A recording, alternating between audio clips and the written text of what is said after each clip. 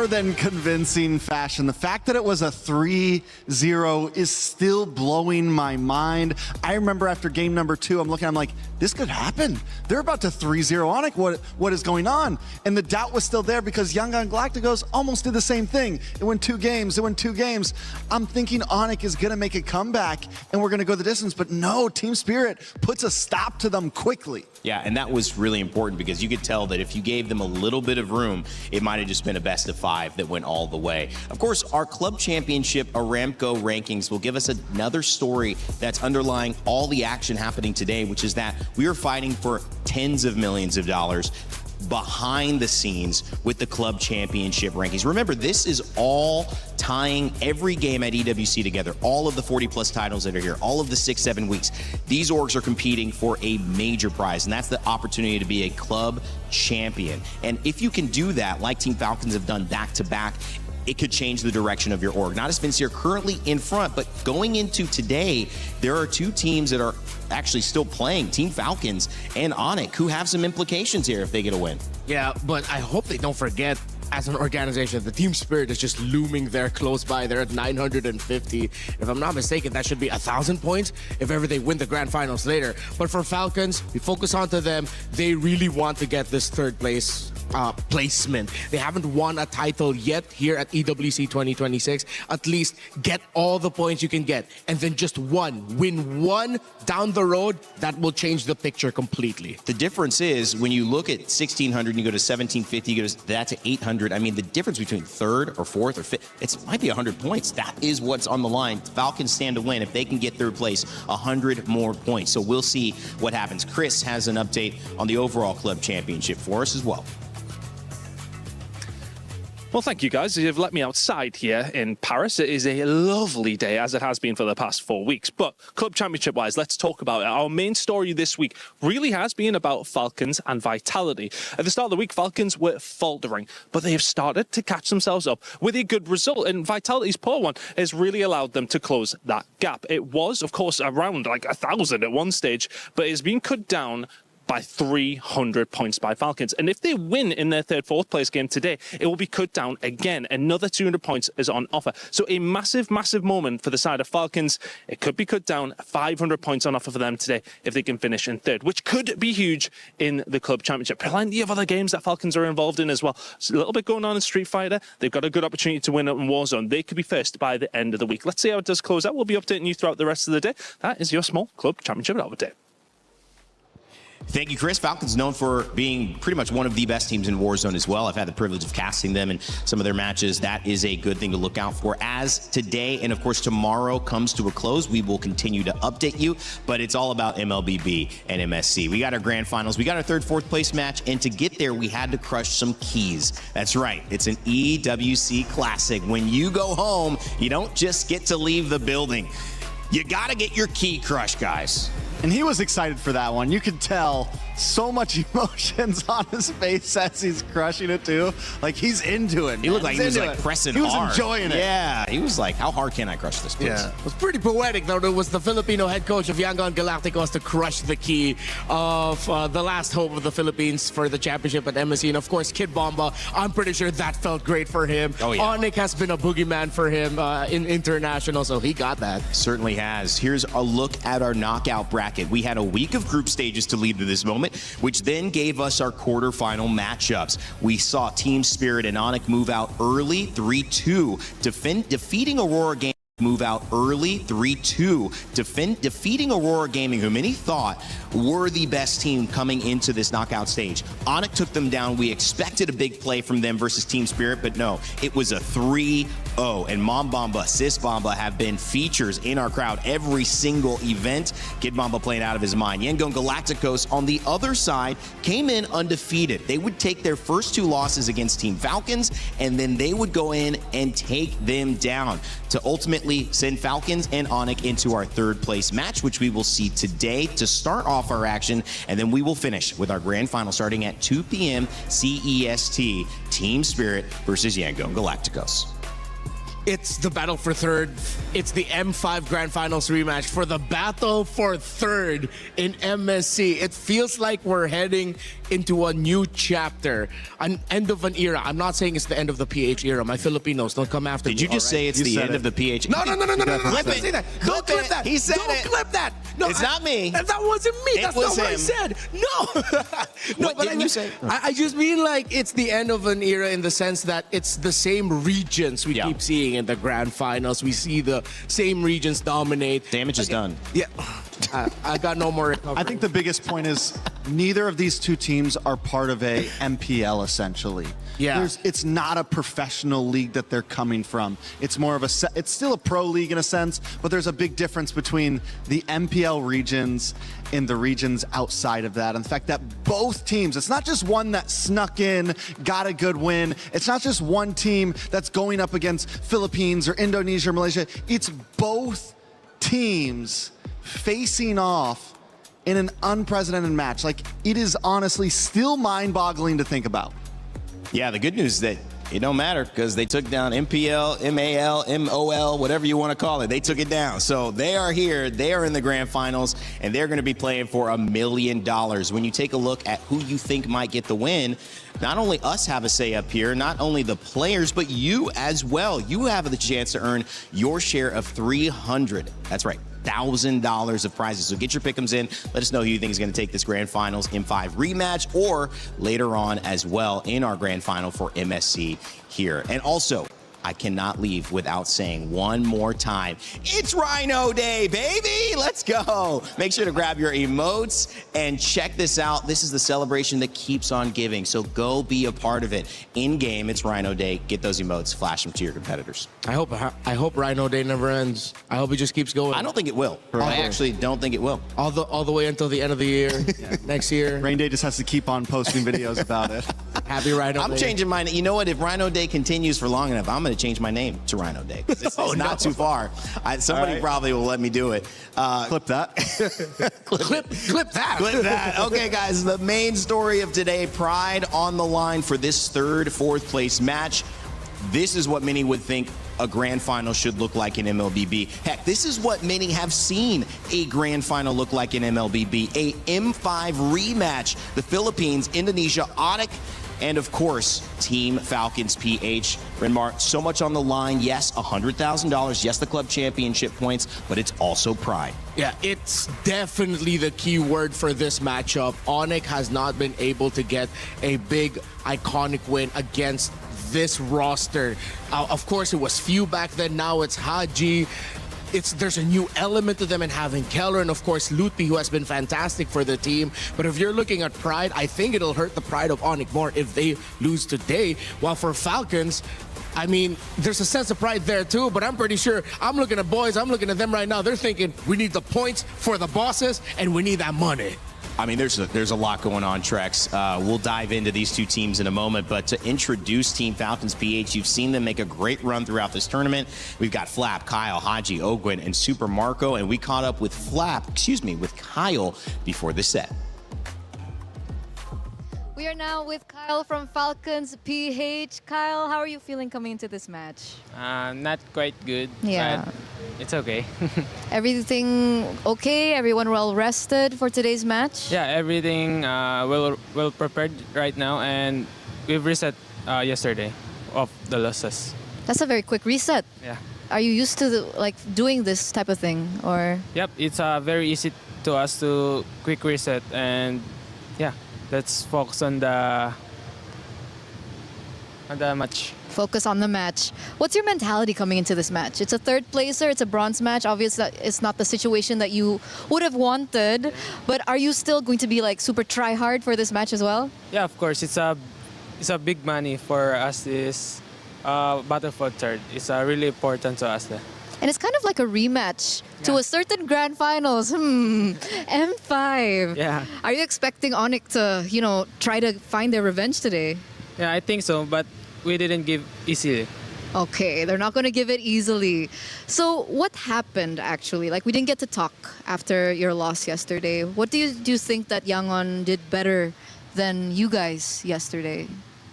I think What happened yesterday? We have a lot of mistake that take our losses, and for sure, we need to bounce back to reset this coming matches. Yeah. So you mentioned about mistakes, Kyle. What mistakes are we talking about? Was it execution that was off? Communication that was off? I think it's the execution. Maybe we have don't we didn't play our game that game 5, and our discipline is not off that game 5. So yeah, that's why we lost. Okay, so the discipline just wasn't there, and I'm sure you had a quick reset last night. And if we're talking about the meta, Kyle, what do you think about the meta? Do you like the meta? For me, I think if I'm gonna rate it, I'm gonna rate 8 out of 10 because it's like a weird meta right now, and it's like heroes that weird heroes, but it's gonna you can execute right that what you call that any teams that you can execute the hero that weird. Yeah. Okay, so it opens up really weird heroes. Yeah. If I had to ask you if there's something you didn't like about the meta, what would you say? I think the hero of the tank. There's so many tank heroes that coming to the tournaments that we didn't see like in our practice. Okay, so you were surprised as well. Yes. And obviously, it sucks to be a jungler in that case, right? So, speaking of jungler, you are going to have a jungler matchup once again against Kyrie. Kyle, give us something. Give us a message to Kyrie. Other than good luck, have fun, give the best show. What else is there? Yeah, I think it's same. I'm going to say to Kyrie, good luck and have fun. And yeah. Nothing else? You don't want to say anything nothing else? Because Kyrie is my good friend, and yeah, we always talk about in outside the game. Yeah, we're friends. Okay, so they're friends outside and in the game, so just good luck and have fun. Onik is our friend and best friend. Oh, it's friend and best friend. Yes. Okay, we're going to see the friends and best friends hit at it in the bronze match. Thank you so much for this interview, Kyle. We're going to throw it over back to you guys. I thought we were going to get some trash talk here. I mean, friends and best friends, I don't need to see you guys skipping together, holding hands to start this third place match. We need pride on the line, baby. Come on, keep it together. No, I love the fact that these two are competing, but also keeping it respectful because they know they didn't get to where they wanted to be, but there's still so much to play for. He mentioned that $100,000. Not just Team Falcons PH are going to be playing for it. It's Onik as well, who yesterday the results did not go the way that they thought. At least Team Falcons clawed it back to a game 5. Onik lost 3-0, so they have yet to get a win in the last 2 days. They will desperately hope to get off to a good start, and the person that might be the most important to make sure they have that stability is Kelra. We caught up with him and Eterna earlier on. We're now with Kelra for our third placer. Kelra, how has everyone reset after yesterday? Just sleep and eat. Sleep and eat, but everyone's okay. No. No, not okay. Because this is the second time we play Battle for Third. Yeah, that's right. But you're under a different banner. How does it feel to be back here again, Kelra? So sad for me because I already said last year, way back EWC 2025, that I don't want to play again in Battle for Third. But here you are. Yeah, no choice. No choice. Are you gonna give everything though? Yeah. Still? You still want to win? Still 100,000 USD. Okay. So money's on the line now. Yeah. Is pride also on the line, Kelra? Yeah. Well, what pride? Can you talk to us about the pride? About the pride, I want to prove that even though we didn't reach the finals, I want to prove that I can still play with PH team. Okay. And I think you can do it. I think. You so. think 100% out of 10? Yeah. Yeah. Still 100%. Still 100%. Okay. But after playing with, an ID team finally here at MSC, what do you think is lacking from the ID region? I think the communication and sometimes communication. So it's just communication. Do you think mentality is an issue for the Indonesian I think teams? no. No. The only lacking is communication. Okay, so the only thing that's lacking is communication. And technically, I know, again, this is kind of weird to ask you, but technically this is a rematch of M5. So did you hear anything about that from the rest of your teammates? Yeah, expectation versus reality. Expectation versus reality, what does that mean? Because it should be the grand finals, not in battle for third. It should be the grand finals, not battle for third. Yeah. But of course, you're coming in with a lot of energy, again, for this battle of third place. You mentioned about your pride as well. So Kelra, with that in mind, do you have a message to your opponents here in the third place match? For my opponent, still good luck and have fun. And let's give the viewers a very good match. I heard you guys are best friends, is it true? Yeah. Best of friends? Best friends Best forever. friends. Thank you, Kelra. Good luck for your third placer. Thank We're you. now going to throw it over back to you guys. Does seem like there's a little bit of more relaxation, although Kelra has always given us those fun responses, and he continues to do so. Battle for third on the line here with Onic and Team Falcons PH, and I think, Renmar, this is a matchup that has a lot of implications. We said it before, but for a third-place match, there is so much to fight for still. Yeah, I hope as we progress into this match, you see the players getting more hyped up, forgetting that it's a battle for third, thinking that it's a grand finals. They bring out the best in each other. They truly do. And I think if we were talking about whether this match is just going to be a show or not, I think no matter what, we're going to have some great games here. Yeah. Whether it's for third, whether it's grand finals, these two teams are always going to bring us some entertainment. Yeah, I mean, I think getting to the knockout stages, having $100,000 guaranteed, but then in third and fourth place, having the ability to double that prize pool, that has got to be motivation. And one of the things I love about MLBB, and we have told stories behind the scenes, what these players have been able to do back in their home countries with this prize money, it's life-changing. Yeah, a bunch of them have their own small businesses, have set up homes for their families, have fulfilled long-held promises of mom, dad, I'm gonna build a house for you, I'm gonna get you a car, extra 100,000 Come G's on. for the team. That means the world. It's huge. I mean, it is, what is it? That's practically 2 MPL championships right there for your Somewhat, team. yeah. That's 2 home league championship wins in just one game. All the work they put in for a whole season essentially is cooked down to this one game right here. Well, so far in this tournament, adaptation has been the test, but it is also now the requirement to move forward. Team Onic and Team Falcons PH have not had the roads they expected. Expectation versus reality is the theme for this third place. But when it comes to the club championship, when it comes to an extra $100,000, there is so much on the line in this third place match. So you got to pay attention. You got to give your best. One series could be the difference between life-changing money or going home still wanting more.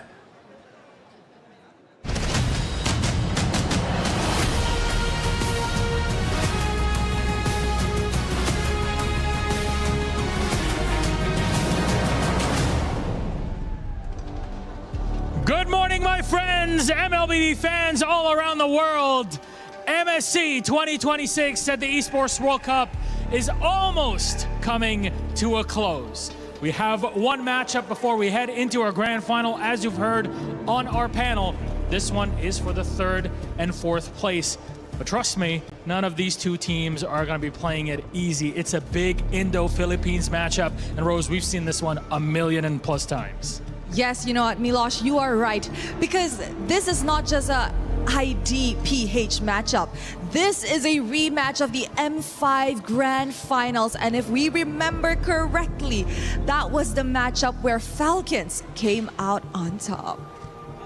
That's some sort of bragging rights to play with, right? You want to continue on with that story, at least here in third place at MSC. And for Onic, they've been here before, even in MSC last year. They want to go beyond that. They want to at least hold on to that third place. Oh yeah, now the question is, who will actually get the bragging right of number 3 here at MSC at EWC? So without further ado, ladies and gentlemen, make some noise for Team Falcons Philippines!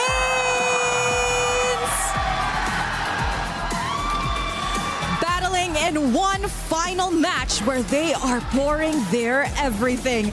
No longer for the trophy nor the championship, but for $250,000 US and all the bragging rights in the world of MLBB. As this is the M5 Grand Finals rematch. Can the Falcons glide their way through the Sky Kings once again? Oh, they're coming in hot and a lot of energy behind it. This is what we want to see here in our third place matchup. So please join me in welcoming their opponents. On it!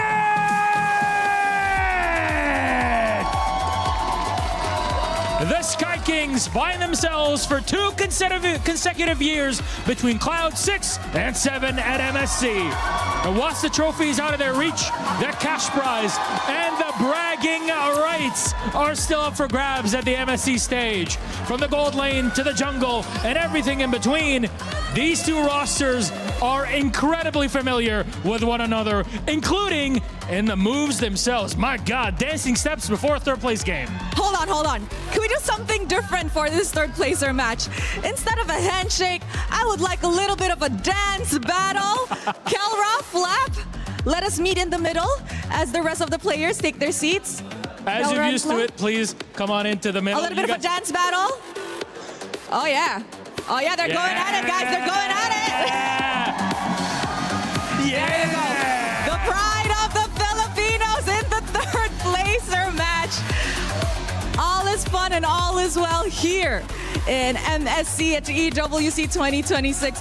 Milosh, this will be one hell of a match and it's gonna be super duper fun. I cannot wait.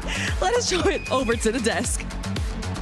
Well, what a pleasant surprise to start our day off with a little dance battle. I didn't know that was a part of the competition at EWC, but I think Kelra, Flap, they might have just won it. Yeah, Trex, you wanted entertainment, we got it right away. We got to start things off a little light before things get intense, obviously. Yeah. Show the love and competition between these two teams. The truth is they're shaking off some emotion. You could tell that they went through the heartbreak yesterday, and now they've got to bounce back. It's like doing the ultimate exit interview.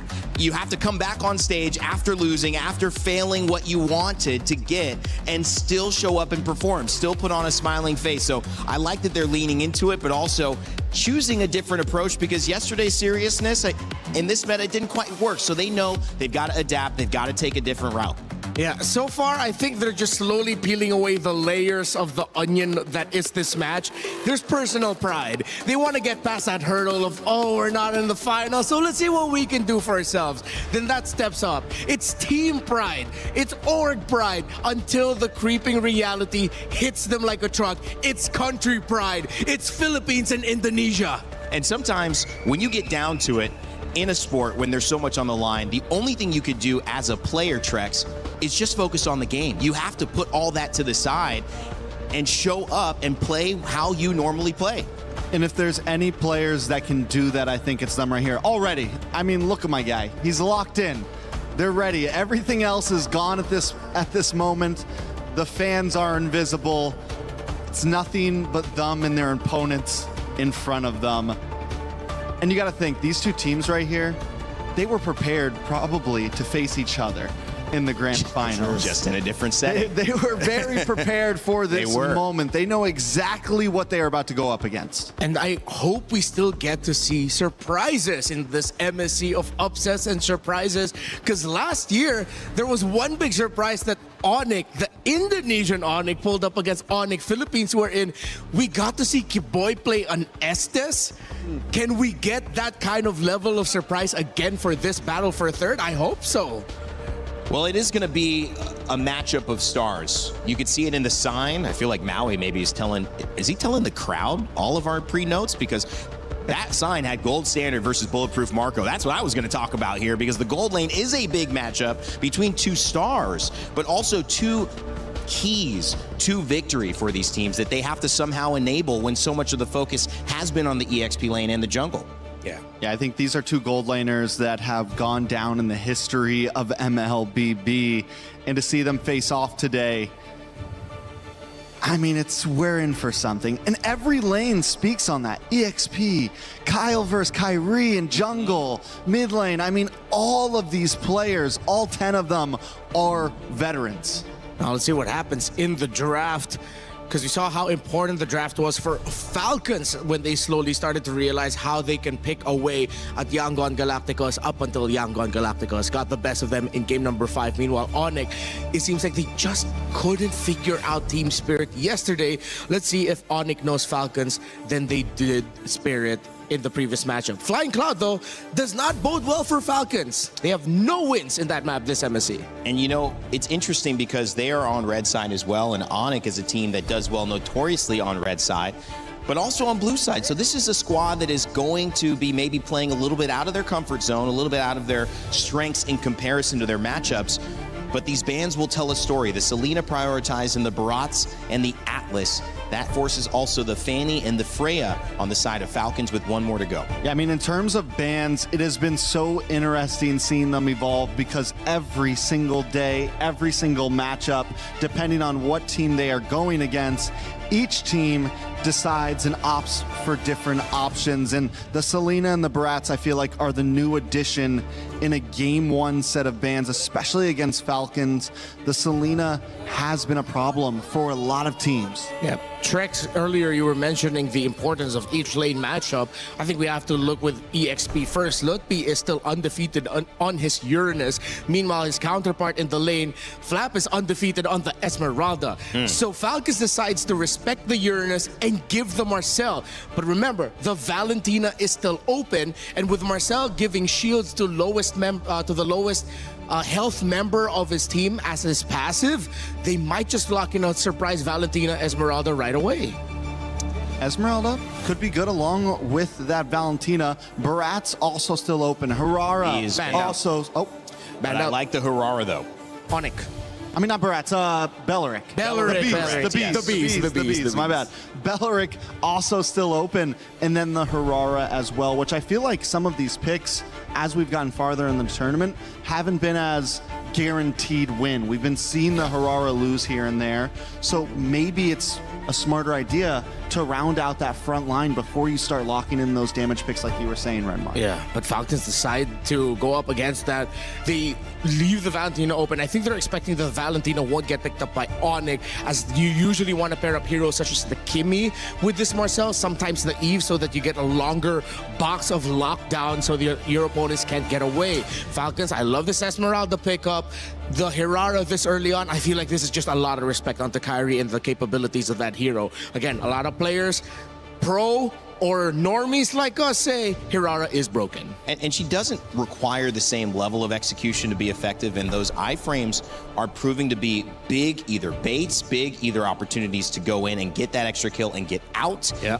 They're things that I feel like now, after an entire tournament of seeing, we thought Ling might compete. Fanny's banned much too often and requires such a high skill ceiling to perform. And Harara seems like by far the most standard best pick, and that's why we're seeing the grab there. But they do take the Valentina away if that was a choice that Falcons wanted to go to later on. And this pick right here with the Harley has become the answer to the Harara. It's become the possibility of defeating it. And the big thing is it can keep its range, right? It can target down. It can go against it in the Turtle or Lord pit. But I do think there's also a big risk with this pick.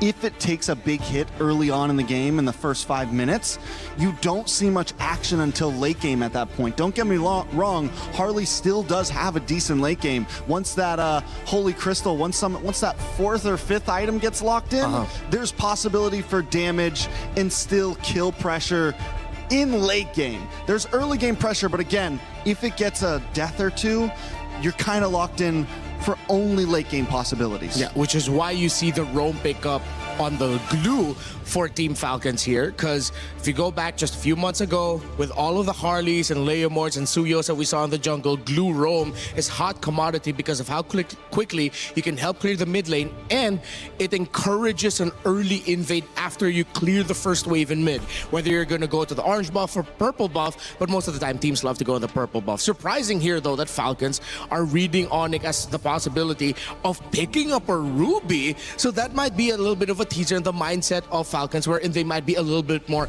close range and clumped up together. One pick they have to watch out for here in the gold lane is the Granger of Kelra. That pairs very well with the Marcel, and together with the Harley scales up way too quick. Well, I think I was first going to ask this question before we saw the ban come out. Claude, do you respect the ban? Because that's what Super Marco did yesterday to start turning the games around. He had that moment where they dove him, got the turtle, got the shield back up, and then turned it back into a 2-0 win, and that won them the game. The ban comes out immediately from Onic. And what makes that so interesting is earlier on in this tournament, the Claude kind of fell off. And it just goes to show how much of a comfort pick this can be for some of the gold laners still in this tournament. Even a hero that a lot of other teams couldn't pull off, Super Marco is just a menace on. So very well done by Onic, I think, calling that out. Eudora also goes down, which could have been a great stiff arm to this Harley. One of the few heroes who can quick stun it still. Falcons now, all bans off the table. They are on the gun for first pick and second phase. I think they save up their mid lane pick for later. They need to see the gold laner of Onic get picked up first. I think just go ahead and pick up your mid... Oh, wait, not mid laner. Excuse me, gold laner. There you go. Clint is the pickup for Falcons. They need a little bit more range. So it makes sense why they ban out the Sora and the Ruby. You get the Glue and the Esmeralda together in the front line. Of course, Herrera always puts herself in the front line. That's just the nature of the assassin hero. And you need something in the back. Now, the mid lane pick of Falcons will either be something static with a strong box, such as an Eve, or some really great crowd control to help out the Clint, like the Lo Yi or the Vexana. We have been seeing Falcons enjoy picking up that Farza.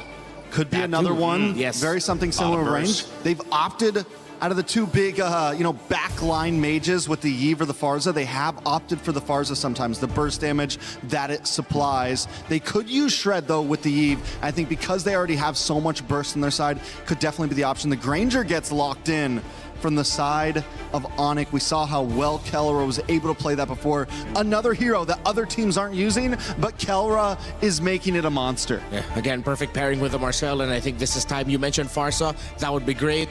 Lo Yi wouldn't be that bad either, but if you're looking at comforts, I think I'm going to have to double down on what you said, Trex. The Farsa looks good here. Lo Yi, I was thinking it. The only risk is the Harley against it, but against with their lineup, the Jushin's still open. Jushin's still open. I thought they'd want to get more long-range burst and poke, but they're doubling down on crowd control in the center of the map. That's interesting. Crowd control has been key in this meta. It's been the thing that has been a menace to so many teams. This is a crowd control meta at its core.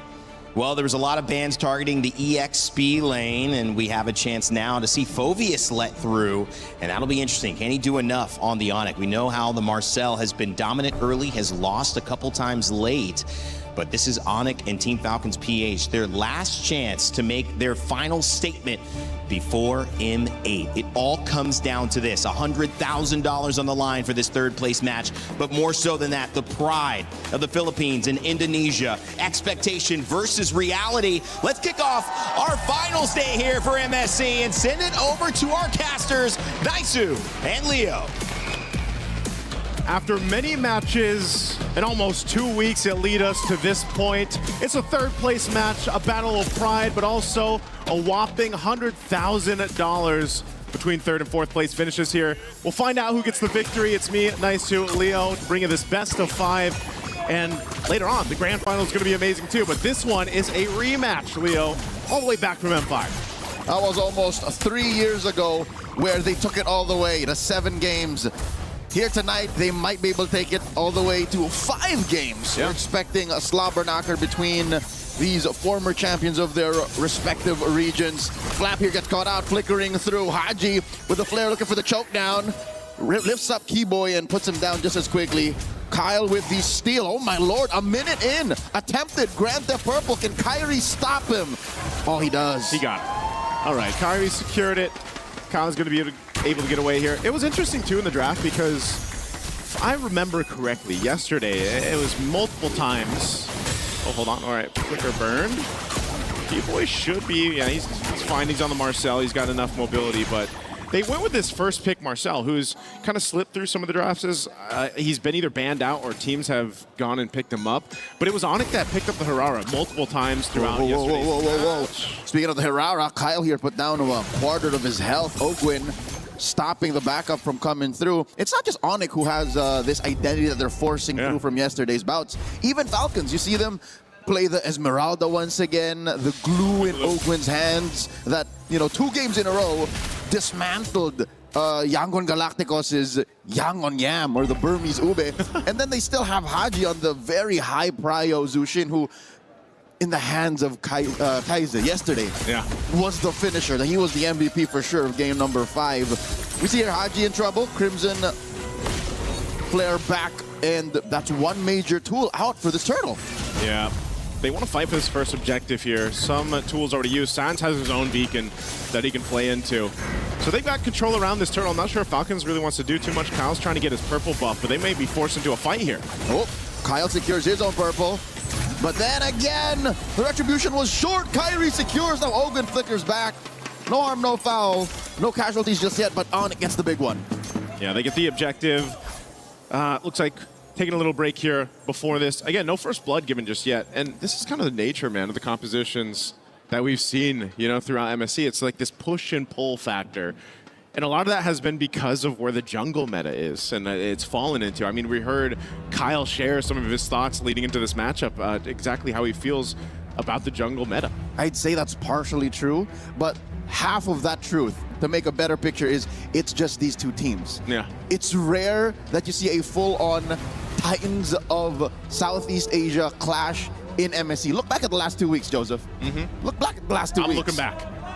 You see Yangon Galacticos with their own little flavor, Team Spirit with their own, with the the Dragon Davai play style, and then you have the likes of Vamos and Pro who are just oh so aggressive. This is the first time we're seeing 2 full-on, I'd say it's safe to say now, macro-centric lineups clash. Yeah. So that's why we're seeing such a surgical first 2 minutes. I mean, again, they came into this matchup in high spirits. Got to see some of the antics on stage as they both came out, of course, but one thing's for sure, in the game, in this best of 5, they're going to lay it on the line here. They're going to give it their all. We already talked about how it's that pride factor, but also the difference in terms of money. I mean, $100,000, man. In Philippine pesos, I think that's around 6 million pesos. In IDR, don't even get me started. I think like almost 2 billion, something like that. It's like almost 2 billion. It's life-changing money. It's life-changing money, even at this point. And the fact that they can keep the brevity, harken back to their brotherhood, harken back to how far they've come and how many times they played with each other.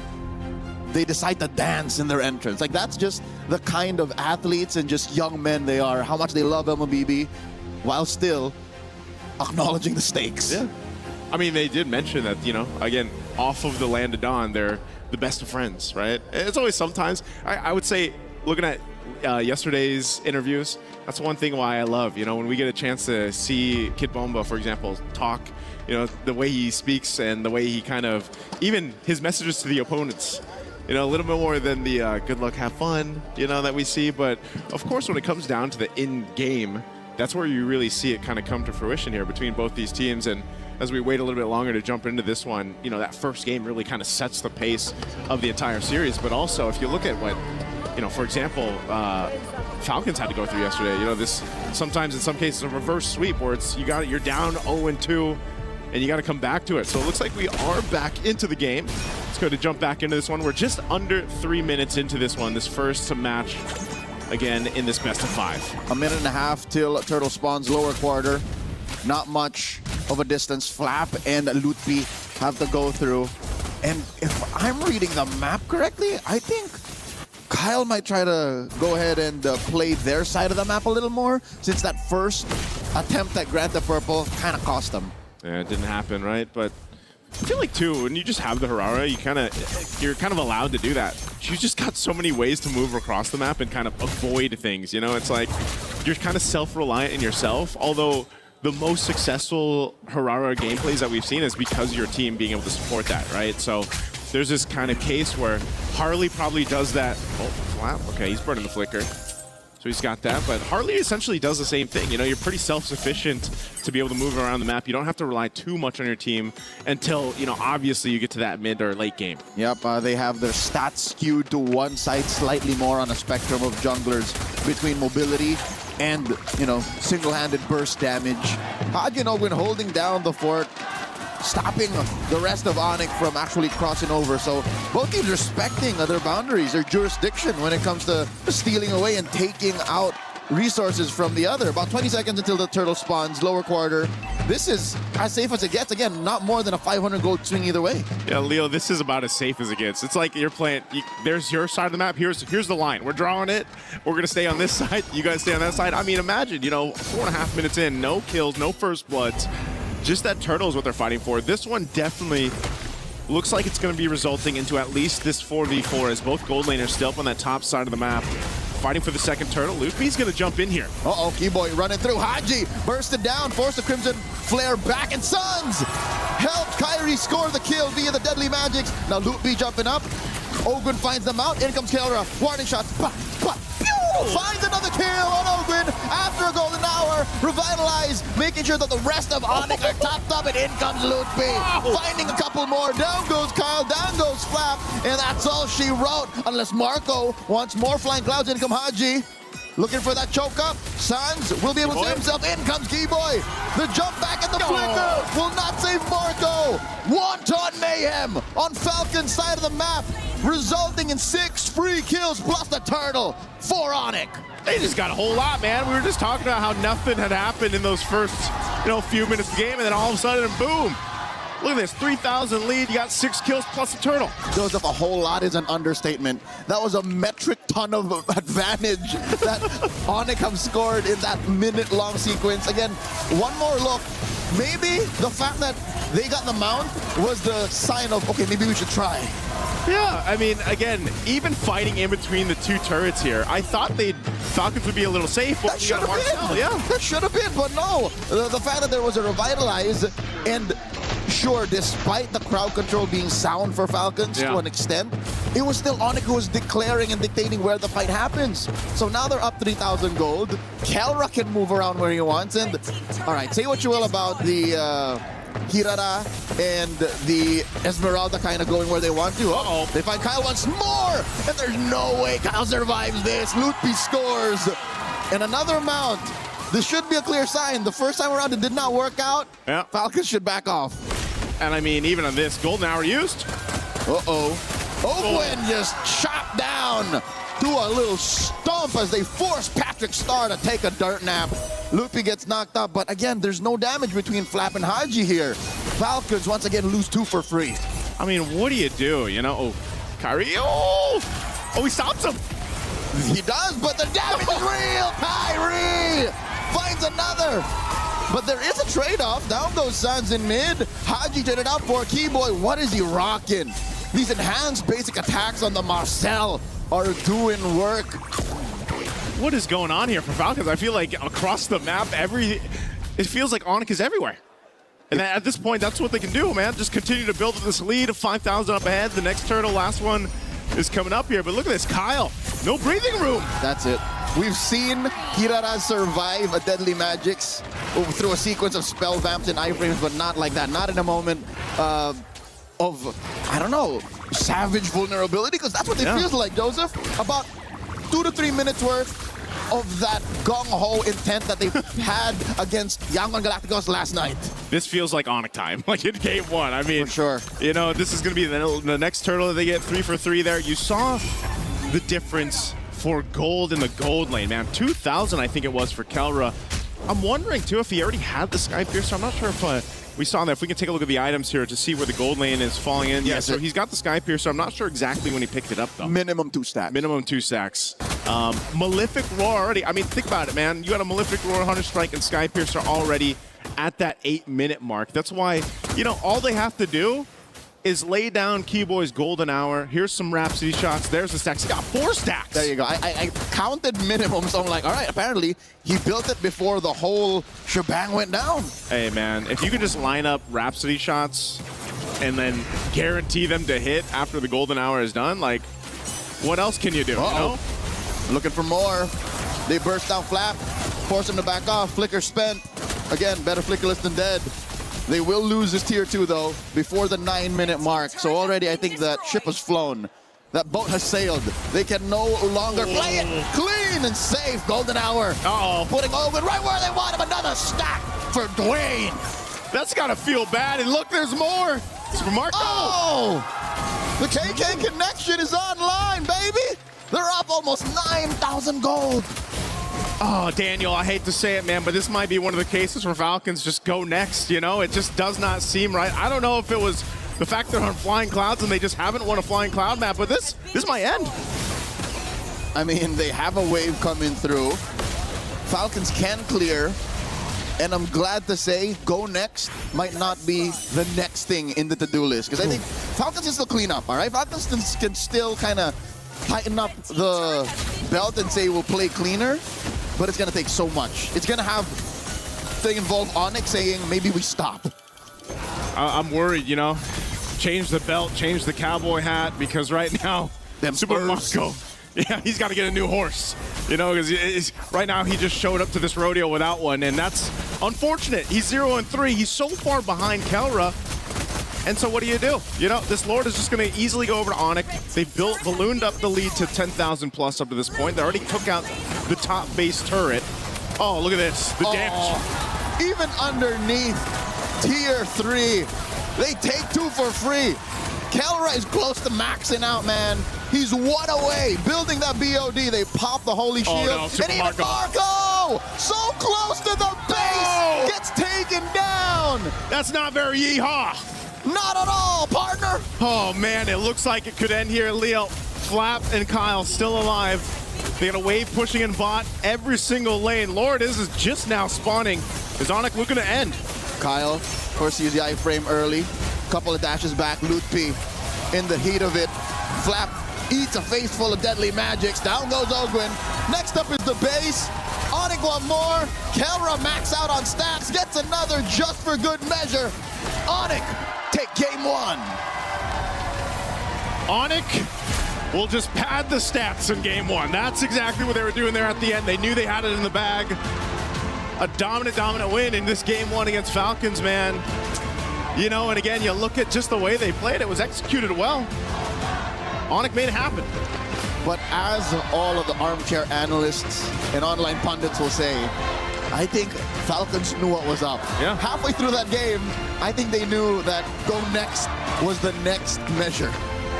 That's at one point, as much as you want to say, you know, they can come back from this, they can make a stand in the base, they can make this happen. There's some cases where that's just not going to happen. And this was one of them, at least for game 1. Again, hopefully we still have 4 games ahead of us, but you know, these highlights brought to us by STC, you're going to see this kind of, it started so slow. Imagine 5 minutes in, you really don't have any action until this fight. It was the first major sequence, 5 minutes. Yeah, and it was off this fight, off that turtle, and then in between the 2 turrets, and then it just did not stop from there. That's about accurate, right? I said halfway through. Yeah. Falcons knew, oh, all right, I think we, how do you say, we dropped the ball. We dropped this one. And again, like, I mean, look at this. Super Mario, this is all he dealt with all game. You know, one of the unfortunate things about going against that Harley is he can just make that happen. I'm pretty sure our panel will mention how the range on Onyx draft is just all the more superior. We'll throw it over. Yep, let's go ahead and throw it over to the panel to break down our game 1. Thanks, guys. Yeah, the range, the kill counts, the lineup, the energy in the Lenovo Legion Gauntlet, all in favor of Onyx here as they take game 1 over Team Falcons PH. Much to the joy of their fans. Rainday, Rimar, and Trex back on the desk after a quick game 1. Sometimes we get a little bit of a longer break in the green room. Not this time around, guys. That was over fast. Yeah, it was pretty much over in the draft. I couldn't believe that the Valentina and Esmeralda didn't go through as the instant lock-in pick right away. But I think at the same time, Onyx took some pages off of the book of Falcons by realizing the importance of the Harley, how good it is, as you mentioned, the small tricks against the Hirara. Yeah, the Harley's a monster. So many things in that draft went in favor of Onyx, I feel like. So many things just kind of worked out. And as we saw, the Harley, I think a lot of teams were searching for an answer for the Hirara throughout the beginning of this tournament. And eventually the Harley popped up, right? And that was kind of the death of the Ling in a sense. We haven't seen one Ling get picked, I don't think, in all of knockout stage so far. And it was one of the most favored picks in the beginning. Well, as you can see here, it was just dominant from start to finish. The other thing, maybe oversights, maybe want to test the waters, was the Marcel and the Phoveus getting through. The Valentina you picked up on and not grabbing the Esmeralda faster. They still ended up getting it, Falcons. but it was not a matchup that she could win at that point. Yeah, that's why I was looking for more poke and more damage through the center of the map for Falcons. We know how great the Juicin as a pick is, but in this scenario, knowing that you're up against a Valentina, Esme, and a Harley in the center, I know teams like to pick up the Juicin as a response to the Harley, so that if ever you're the one that gets focused by the deadly magics, you back away. But you needed that damage. You put too much crowd control and put all of the damage pressure on your jungler against a Marcel. Against one of the things that I think that's the thing with that's the thing with the meta right now. So many picks are overlooked. There was so much counterplay in even. I think we can get a little bit more in depth in the moment, but the reality is there are so many answers to so many picks, and you think you are target banning and draft, and then you forget about, oh wait, this is still a priority that I have to worry about. Yeah, and we're getting deeper into the meta as well, and we're also getting different motivations, different moments of them snapping back into the competition. It feels like Falcons haven't shown up yet. That was too fast of a game for them to be happy about, even with all the smiles and the different approach early on. You know what you're fighting for. There's a lot at stake. Onyx, land the first blow. And now it's time for Falcons to find a response. Yeah, Onyx and Kelra mentioned that for him, some of the one of the biggest things that Indonesian teams could work on, according to Kelra, is communication. That didn't look like the case for Onyx. It looked like their synergy, as even Coach Midnight and Aurora mentioned before, was just really sharp. Their comms sharp. They knew exactly what they needed to do. Well, taking a look at that, kind of hard to break down too much because it was such a short game, but in your eyes, Trex, what went wrong? Let's take a look at the draft.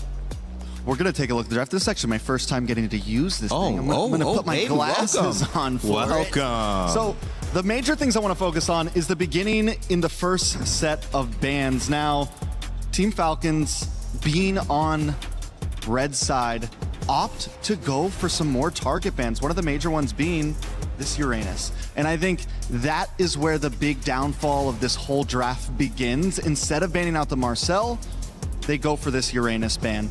And I think the idea was, I don't think they thought the Marcel was going to get picked up. I think they thought Onyx was going to favor into giving Kyrie this Harara, giving Kyrie something that they know he's going to flourish on, because Onyx is a lot of times thought of as Kyrie. They want to make sure he gets something this strong, but instead Onyx goes for the Marcel. And the big problem is Falcon kind of falls right into it. They pick all frontliners in their beginning phase, something that Marcel is going to just stun. And then another thing that ends up getting forgotten, one of the picks that is consistently banned throughout this whole knockout stage, throughout this whole tournament, was the Phobius. And that is the thing that is just kind of the cherry on top of this draft. I know we talked about the Harley, I know we talked about the Valentina, but the reality is the Marcel is what opened everything up.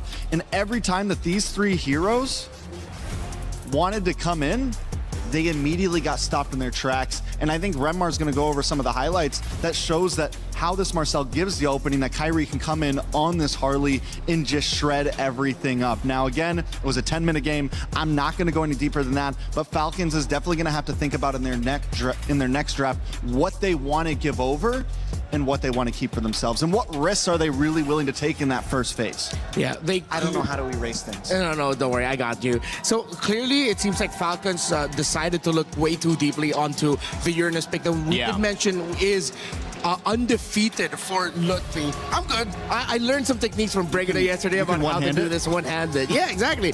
So this is the fight where I was wondering, why is Haji playing this position? You're up against a Harley that would want you to show yourself. I know you pick up this Juicin because, again, it's so much easier for the Juicin to just get away with the Crimson Beacon, but with the Harley so close by, and you know, based on the positioning of Onyx, that Harley is in the orange buff, he's going to be coming there. He wants to get some pokes off onto K-Boy so that they control him. But the problem is also, you already have Lutfi in a really good position to stop any responses, so that if ever Haji gets a crowd control Keyboy, Lutfi's already there to disrupt again on the Phobius. And of course, you have Sans there as well on the Valentina with great poke, crowd control, and with the Juicin ult. in his hands. We play this out, and I'm just gonna be talking over it. You see how quick Kiboy is so quick to just jump on the opportunity and not even using his golden hour yet. He holds onto it for the best moments, which should be somewhere about now, if I'm not mistaken. There you go. Just when Super Marco arrives just in time to deal damage, the other members of Falcons have already fallen. And this gets stretched out to its limit, where Marco would get busted and get caught out. I think you see Kiboy and Sans calling for Kelra to come closer here, knowing that there's a potential play. Marco and Haji decide to go forward. Kiboy yet again going in through the back. Didn't even, I think he just went ahead, raised his movement speed, got that extra bit of crowd control. That just doubles down on the great communication of Onyx. Falcons seemingly lost in the comms and lost in the sauce in the draft. Didn't know how to deal with this. Great breakdown, and again, we have to reiterate how fast this game moves. Sometimes in a tight match like this with two very competent players, people who have won championships on either side, who have been at the best of the best internationally for many years, you know, somebody beats you on a line drive. Like, it's just the way that it goes. When you have great teams, you're going to take a loss, but how well can you bounce back and give it back is going to be what we look for from Team Falcons, who definitely from both of your analysis, but also probably from just the common eye, can see that they maybe thought there would be more to that draft that they were trying to get deeper into, when the reality was you let go of the Phoveus, you let go of the Marcel.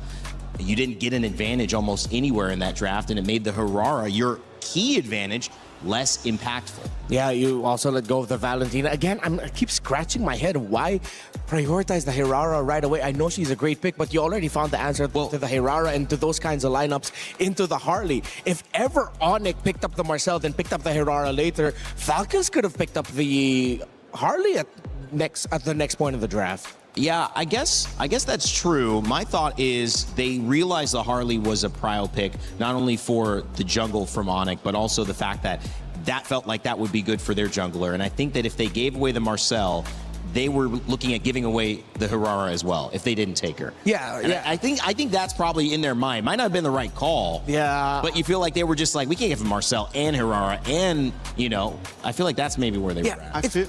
I feel like their draft was more focused on taking things away from Onyx than actually just drafting and trying to counterplay. They ban out the Uranus, they take the Esmeralda, they take the Hirara. It's more of, let's see if we can take away some of these power picks from Onyx, instead of exactly thinking too far ahead, because you're completely correct. They could have given up the Hirara. They would have got the Harley, which probably would have done better against the Marcel because you're not getting up close and personal, which probably would have done better against the Hirara because you're not getting up close and personal. It gives you more kite to pair well with your Jushin that you're possibly going to get.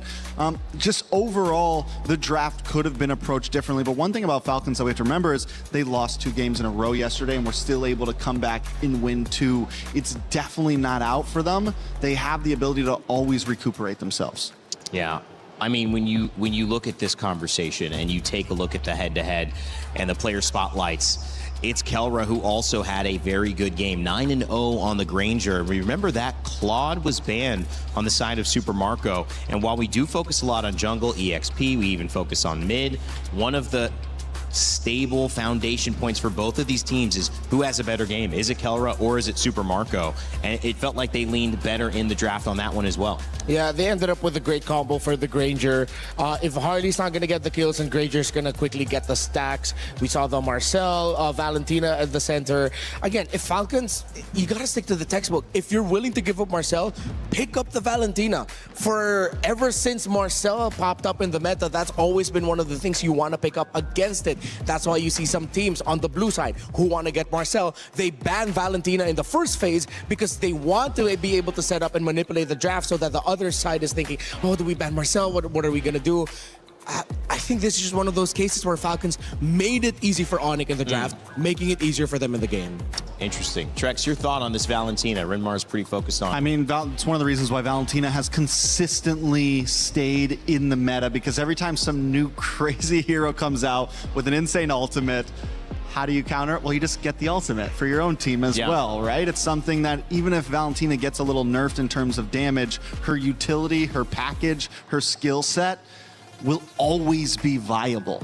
I think I have a little theory as to why they didn't want to get the Harley up against the Marcel, because technically you could also use the golden hour on your own teammates if ever, let's say, Kyle TZ was on the Marcel. Excuse me, Kyle just now.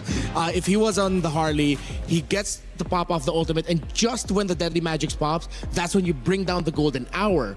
But then in that case, you're going to be using the golden hour in a defensive way, which is good Better for than Falcons. offense. Yeah, better than offense, where Kiboy was just on the offense all the time with that golden hour. Yeah, that's interesting. That's a really interesting thought. All of these are great to hear the opinions on, and obviously the players, they've got their thoughts. I know you do in the chat as well, and if you're streaming, you're definitely already sharing your thoughts with your community. But if you haven't streamed and you thought about it, say, I have something to add to this conversation, not just at MSC, but in all of EWC, join our creator program. You have a chance to earn some cool prizes. You also have a chance to go live and share your thoughts. Get involved in the conversation. We're here for 7 weeks in Paris. We'd love to hear what you think. Scan that QR code and join us.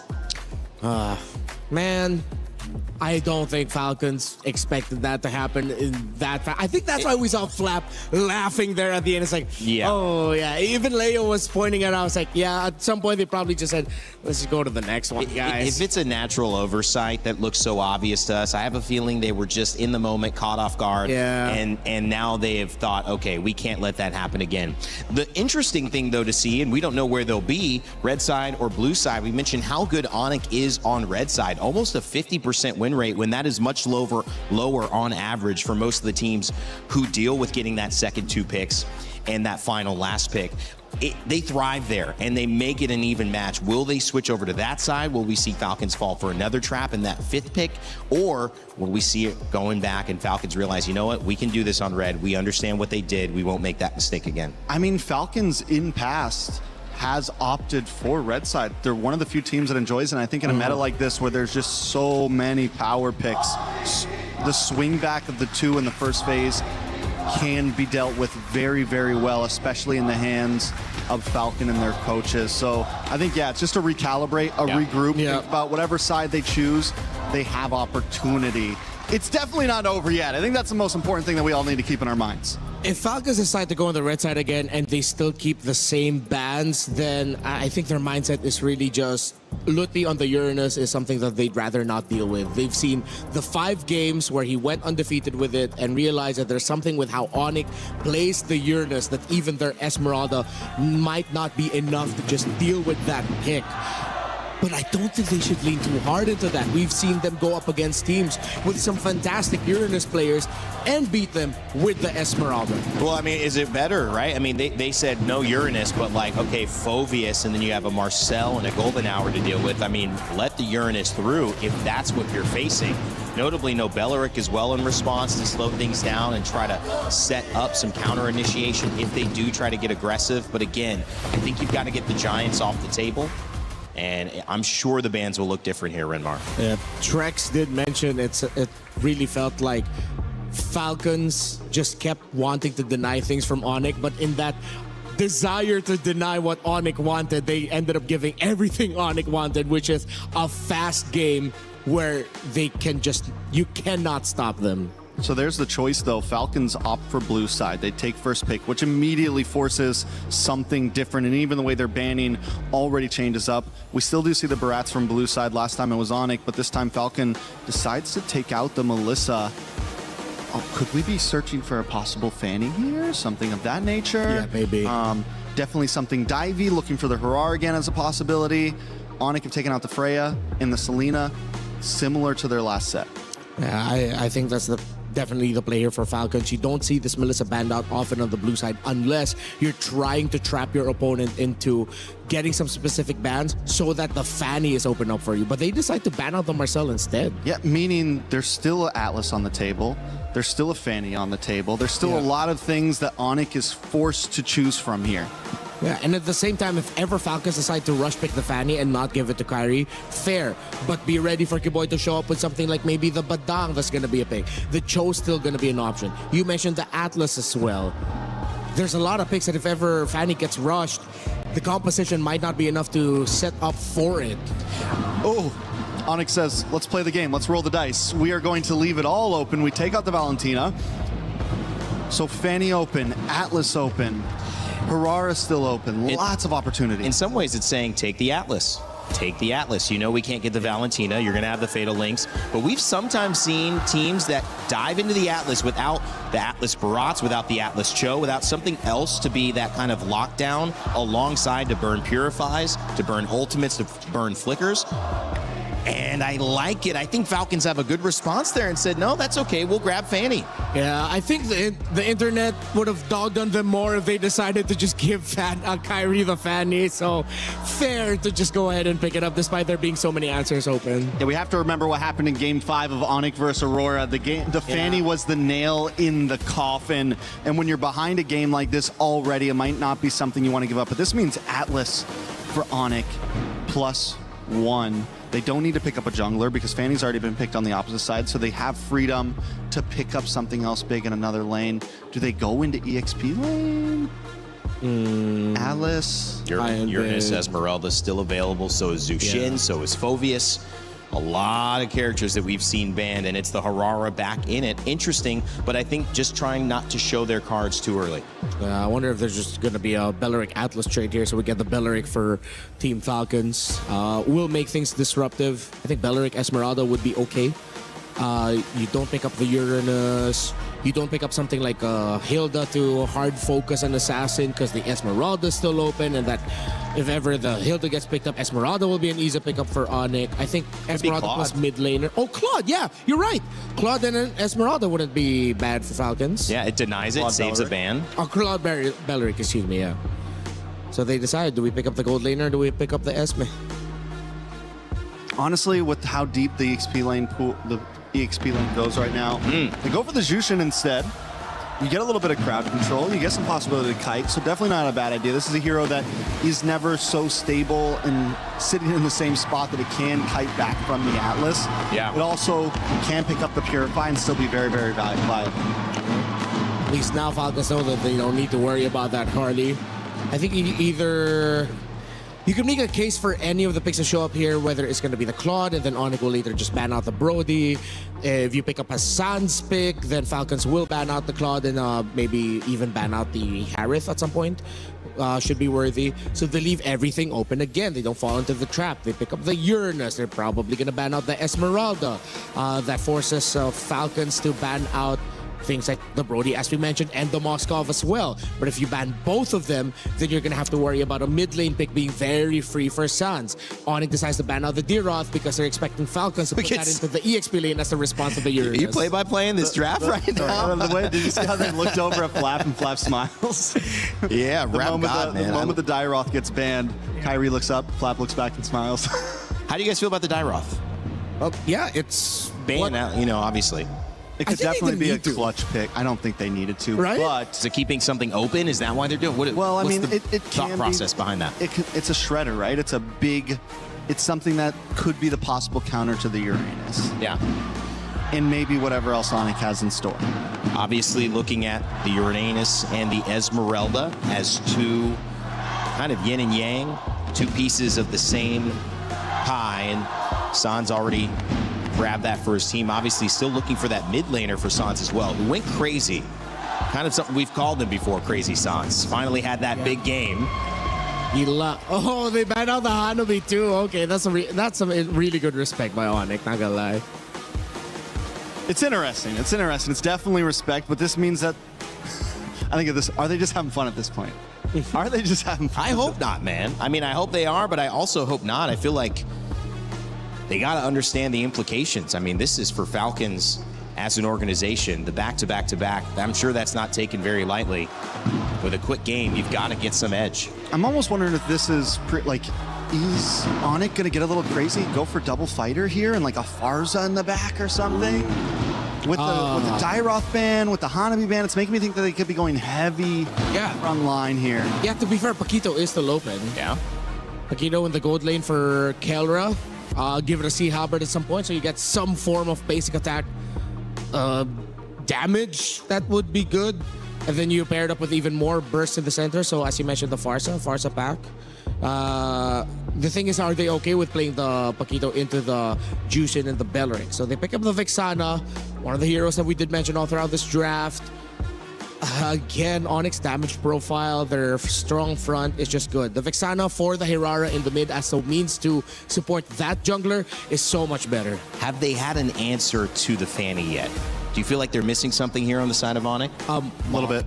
Yeah, could be the Moskov as they end up getting the Claude. Okay. The fact that they locked in this Vexana first, though, means they're definitely still thinking about how they want to round out this draft. But yes, Moskov could be an answer. I mean, it's not exactly an answer, but it doesn't get targeted down as easy. They haven't found any hard crowd control. Picking up the Uranus, also a little bit dangerous, because the reality is he has 0 crowd control as well, and Fanny can just move right by him. The Paquito, and it is the Paquito gold. Yeah, they're willing to play into it despite the presence of the Juice and Esme and Belleric. They're feeling it today. Onyx is feeling it today. Kelra mentioned he's more comfortable on a marksman, but he can play it. Yeah, and this is where that Dairoth ban comes in, right? Knowing we're gonna have this heavy front line where if a Dairoth comes in and shreds down the armor of this Uranus, shreds down the armor of this Paquito, there could be a problem. The Vexana also will be more protected.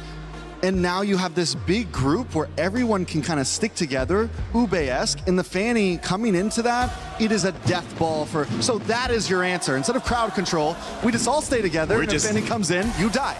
No need to control it. We'll just all stay in a crowd, Onyx says. They try to go back-to-back with wins. Can they take a 2-0 lead over Team Falcon's PH? Naisu, Leo, what do you think about these drafts? I like them, man, you know. Good drafting here for both sides. It makes sense here, and I think for Falcons, after essentially that first game stop that Onyx had, this is what you want to go ahead and, you know, bring in some of your best heroes, make it work. Kyle got his Fanny. But again, this is also Onyx. Right? Remember when they brought up the Fanny, Leo? And so they know the game plan to play against a Fanny here. And that's what I like the most is both teams came in with answers. There are less questions than there are solutions. So I'd like to see Falcons equalize here 1-1. Yeah. Because game one, I think 95% of the community will say that was no game. Yeah. Like in their minds, they want this to be game one, basically. But nonetheless, Onyx, if they do happen to go ahead and secure this game, they'll be at that match point. And again, we've already talked about what's on the line here now for Falcons, specifically, you know, playing into this one.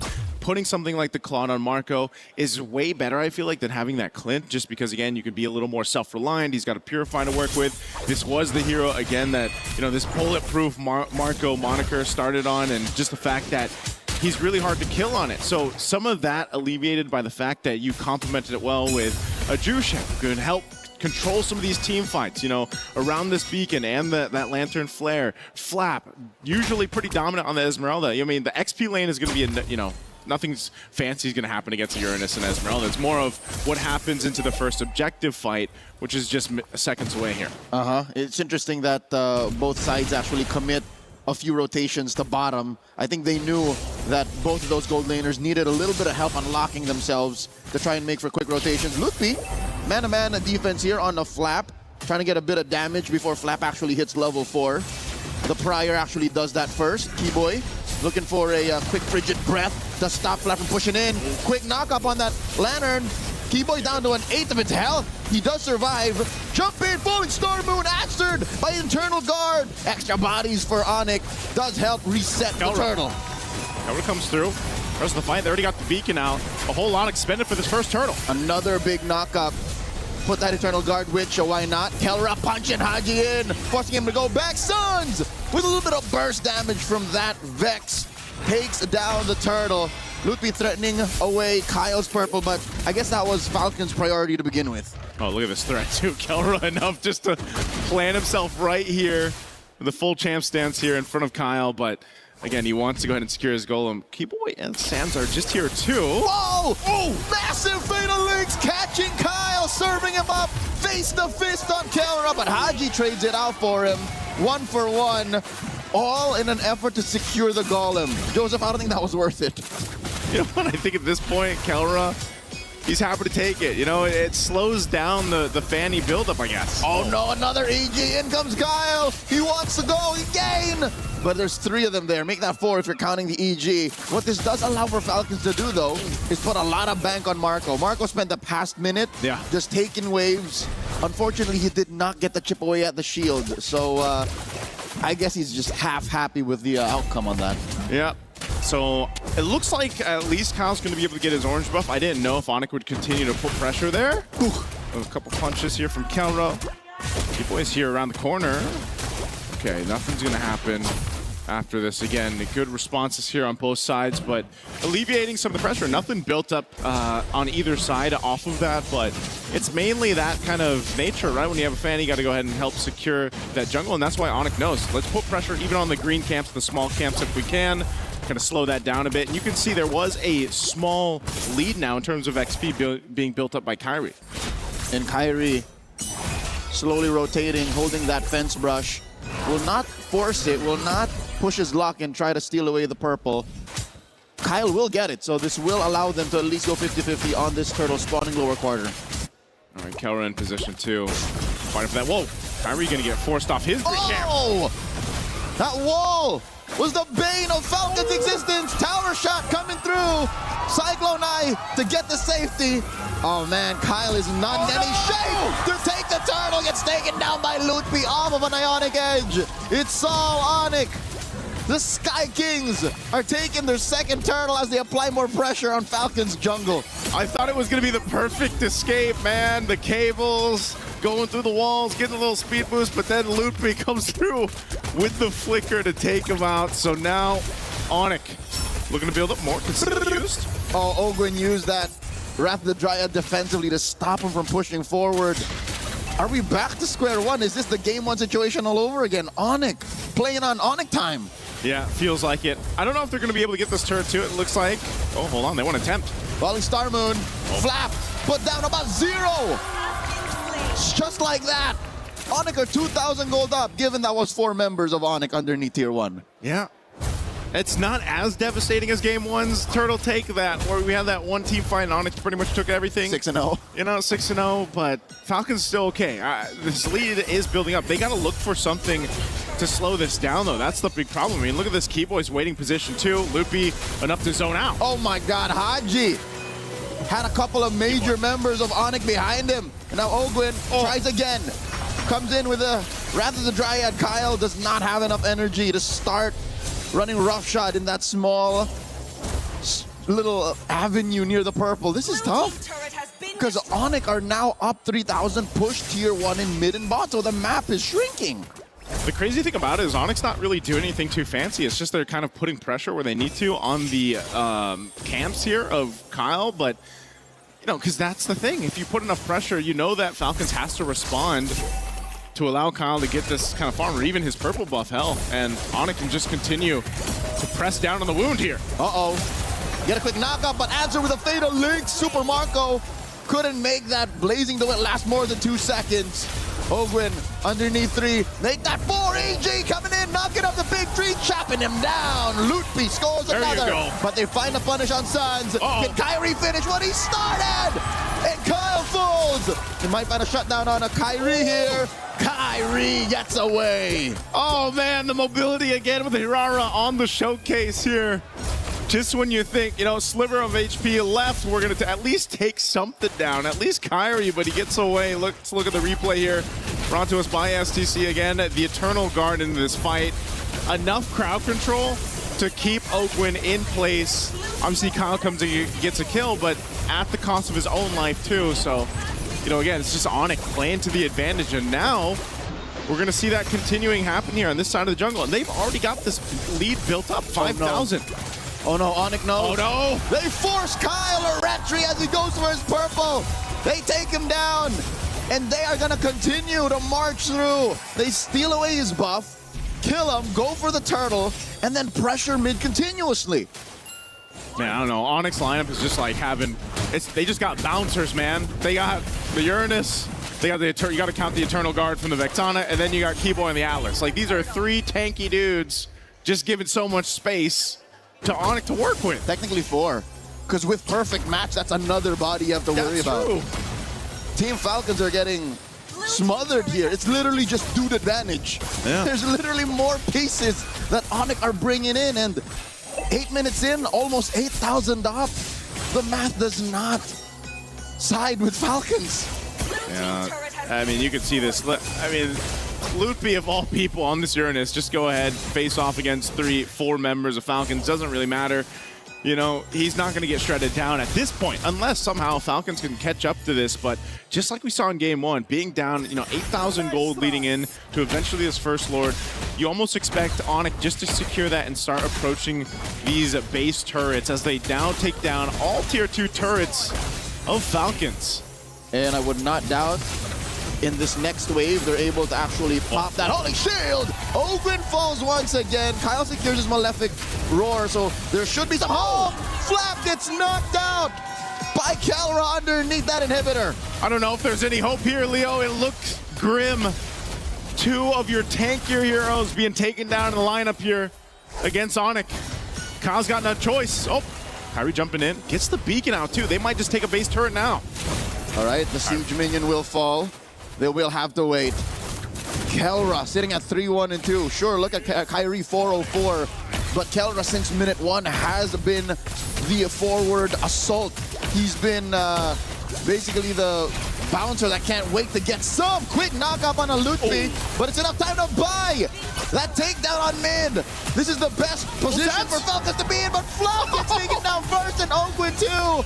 Kyle was dealing with the wave down bottom, and now they have to clear the wave in mid, lest Onyx end it now. No way. Okay, they should be able to clear this. They still have a wave, though. There is still a wave, and Marco's here, waiting for staffs on AOT and Blazing Duet. Onyx are taking game number 2. Match point for the Sky Kings. Back-to-back games of Onyx clipping the Falcons' wings. This was faster than the Game 1. I mean, I didn't think it would end there, but Falcons, it just seemed like they really couldn't do much. Again, that was the nature, that was the story of Game 1. And you took the gamble and bringing in, this kind of lineup, this kind of jungle in the hands of Kyle. We've seen him do it before, but Onyx knows how to solve it. More than just raw time and speed, Joseph. The velocity at which Onyx won this. Looking at their lineup again, 70% of it says we're going forward, that there's no re-engage on us. We literally are in your face and we win fights. And sure, this might have ended, under 11? Yeah. But it felt twice as quick as Game 1. It did. And it was one of those cases, again, where off of maybe, I think it was a second turtle this time, where they just flipped the switch and it became Onyx time again, and you would think they'd have a little bit more difficult time getting into the space with this kind of lineup, but they just had such a lead that they brute forced their way through it. And again, Falcons left kind of wondering what happened here through this one. So just a really tough game, back-to-back games here for Falcons. And for the Falcon fans out there, let's go ahead and throw it over to the studio to break down our Game 2. Well, jubilation continues for Onyx as they go 2-0 up and are only 1 game away from $100,000. It has been less than an hour. It has actually been less than 25 minutes of game time to earn $100,000. In what many people couldn't even go get their Uber Eats or whatever delivered by then. That's a pretty good use of your time, right? Yeah, we've yapped longer on this panel than we've seen actual gameplay in this series. That's Onyx time, man. It feels like this is like years of frustration from Onyx against Team Falcons and their members. Years of frustration from Indonesian players against Filipino players, just going out all with a bang here. Yeah. Because even in the draft, it was good. They had answers for both. Yeah. You can just put it together as Onyx are simply better today. He said, we basically walked back to the Talon room and then ran back here. Yeah. Yeah. That's about how you're right. It was a walk back and it was like a light jog over this way because that's how fast it was. I got to say that the word coming out of my mouth right now feels a little bit of disappointment to start, but that is also the sign of what could be a great comeback story, because I'm sure Filipino fans were watching that originally, and then Falcons started to turn it up against Yangon Galacticos. They brought it back 2 games. They got Super Marco on that Claude, which is yet to happen again and again, and they made made their moment. So guys, I'm not going to continue with the dismay, maybe the doubt that's occurred here. I'm actually going to talk about what if we can see this Team Falcons PH team bounce back yet again, because that's what I know everyone at home is hoping to see. Yeah, at the same time, all right, I might be the voice of the community here. I feel like a lot of people are thinking, do they really want to see that? After years of Filipino domination, and yes, this is a Filipino saying it. You might be right. I gotta be honest, there are probably a lot of members of the community right now watching this game and enjoying the hate watch. You might be right. Listen, you know me. Even I want to see this go to 5 series. Really, Mr. Fear? I feel like you want to see this end now. No. Even I, for the love of esports, want to see this go 5 games. I don't ever want to see a 3-0 sweep like this. 2 20-minute games. I mean, 2 games in essentially under 20 minutes at this point. I want to see this at least go 4 games, and I think Falcons can definitely do it. I know that they've had a rough 2 games so far, but we saw them do it yesterday. It was tough yesterday going up against Yangon for them, and they were able to bring it all the way to Game 5. And I still think a lot of it has to do with possibly draft, maybe a bit of execution, but they got to pull together. They got to play them. The disappointment is in not showing up. It's not showing your identity. It's not claiming a way that you want to approach the game and kind of being on the back foot, saying we didn't even get a chance to be us. That's what the disappointment would be. And if we take this maybe one step further, this is the last statement before M8. We talked about it coming into here. How do you want to leave? What do you want to put on the table and say, yeah, we didn't get where we wanted, but boom, take that, we will be back. That's what I know Team Falcons wants to do. Let's not even talk Club Championship at this point, because they are 3 games in a row away from being able to do that, and that's a tall task against any of these semifinalists, let alone Onyx, who are playing this well. Yeah, I wonder what else they have left in the tank. I feel like Yangon Galacticos brought them to their limit. Yeah. And Game 5 could have been anyone's game. I still clearly remember at the end of that draft, I did utter those words like, this is up to anyone. And we thought it was going to be Falcons. Then they committed those 2 errors. And I feel like those 2 big errors, diving into the base and then taking that one fight, I just can't remember exactly when, is still haunting Falcons. Yeah. Because a lot of their movements are very awkward and they look like they can't decide on what to do. I know we're going to get a Telestrator in a second, but just looking at those notes, it's 22,000 damage for the Fanny, which they first picked, which they set up to be able to be first picked. And then you go on the other side, it's the Harara, who was not performing well in Game 1 when it was prioritized by Falcons. Now on the side of Onyx, it's got 37,000 damage. It's a 15,000 damage increase over the competition. And so that just shows that it might just be more than the draft guys. I do want to break this down, but there is something mentally going on. There's something execution-wise going on for sure. Yeah, it really looks like Falcons are second-guessing themselves a lot in terms of what to do. And in those moments where they're finally decisive, they overlook that one thing that could turn their dive around, that can turn their attempt around. Yeah. Well, let's jump into that telestration. I know, Rinmar, you prepared some clips. What do you have for Game 2? All right, so it's not just me here, Trex. If you want to jump in at any point, especially discussing the clips or the draft, let me know. But we first look, again, the priority of Falcon here is they want to make sure that they take the Fanny away from Kyrie. Good. All right.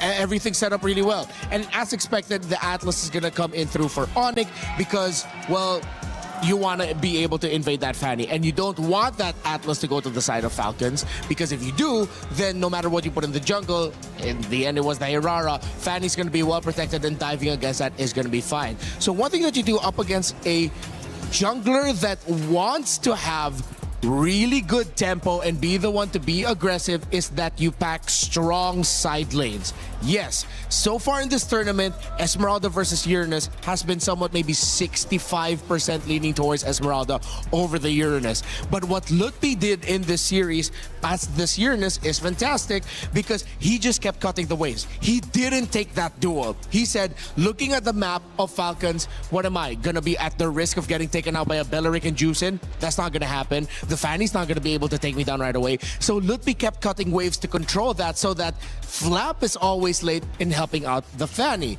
Then you go into the other side of the map and then you get the Paquito in the gold lane for Onyx, which again, adds more to the idea of strong side lanes, faster tempo, so that from the sides and even through the center, because you have an Atlas, the map of the Fanny will feel ridiculously small.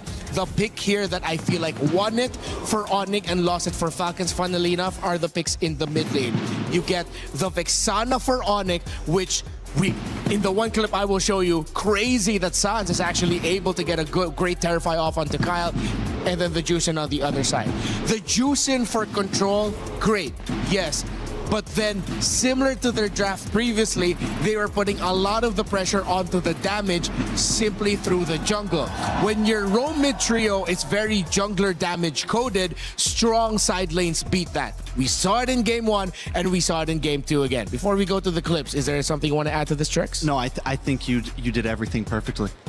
Oh, hey man, Me too. I'm gonna start blushing here, guys. Thank you. So the 2 clips, I'm not gonna take too long with this, but this one was one of the toughest decisions for Falcons, because after Kiboy showed his perfect match, that's usually your go sign to just go ahead and keep fighting. But they have a timer in the arrival of the Paquito through the river.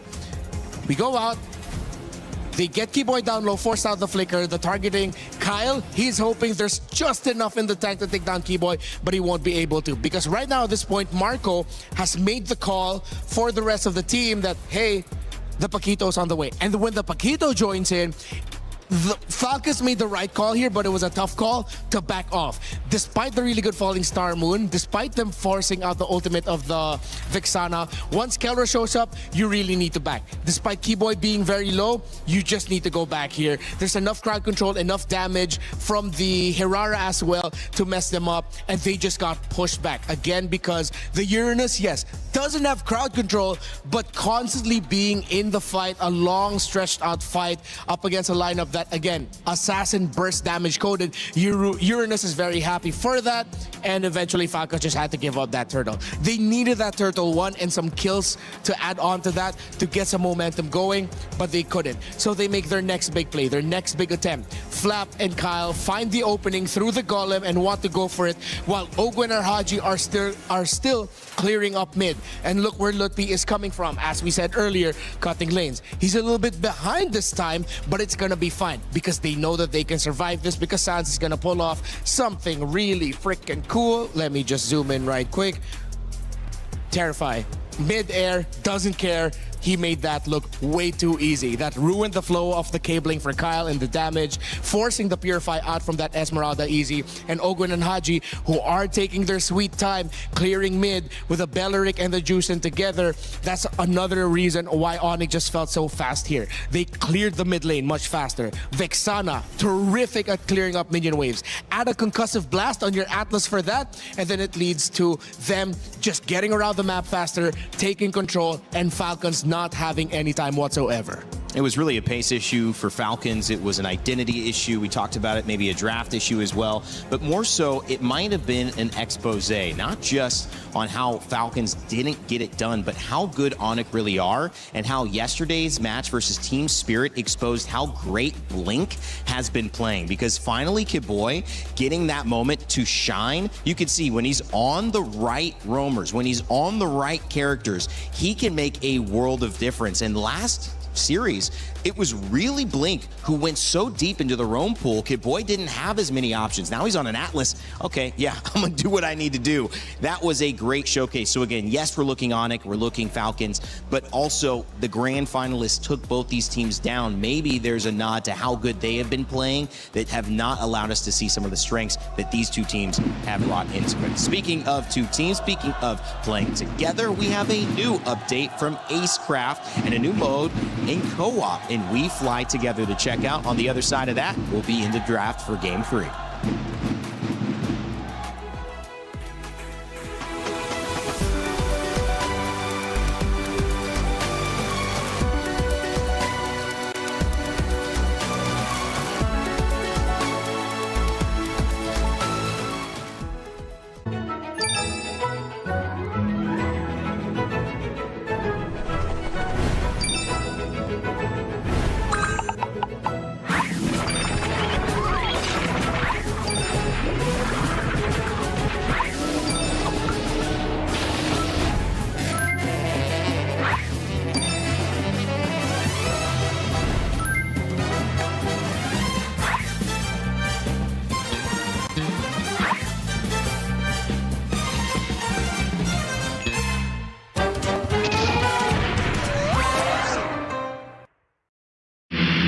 of people are haunted by their past. I'm inspired by it.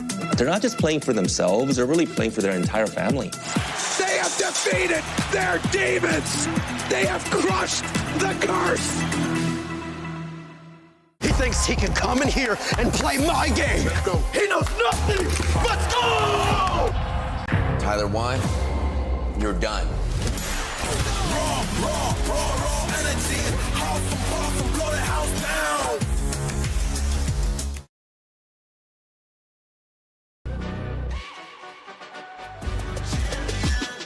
This ain't no regular thing. Came for the ring, you know what I mean.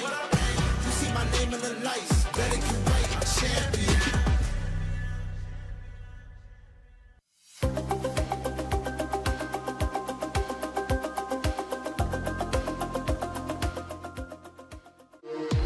We were there. For every click, every clutch, every respawn. We were there for the years of grind. And we're here. Now. The proud founding partner of EWC. Powering the biggest event in gaming. Shoulder to shoulder with the world's best. Making history. Greatness deserves a stage. Lenovo Legion. Reach your impossible.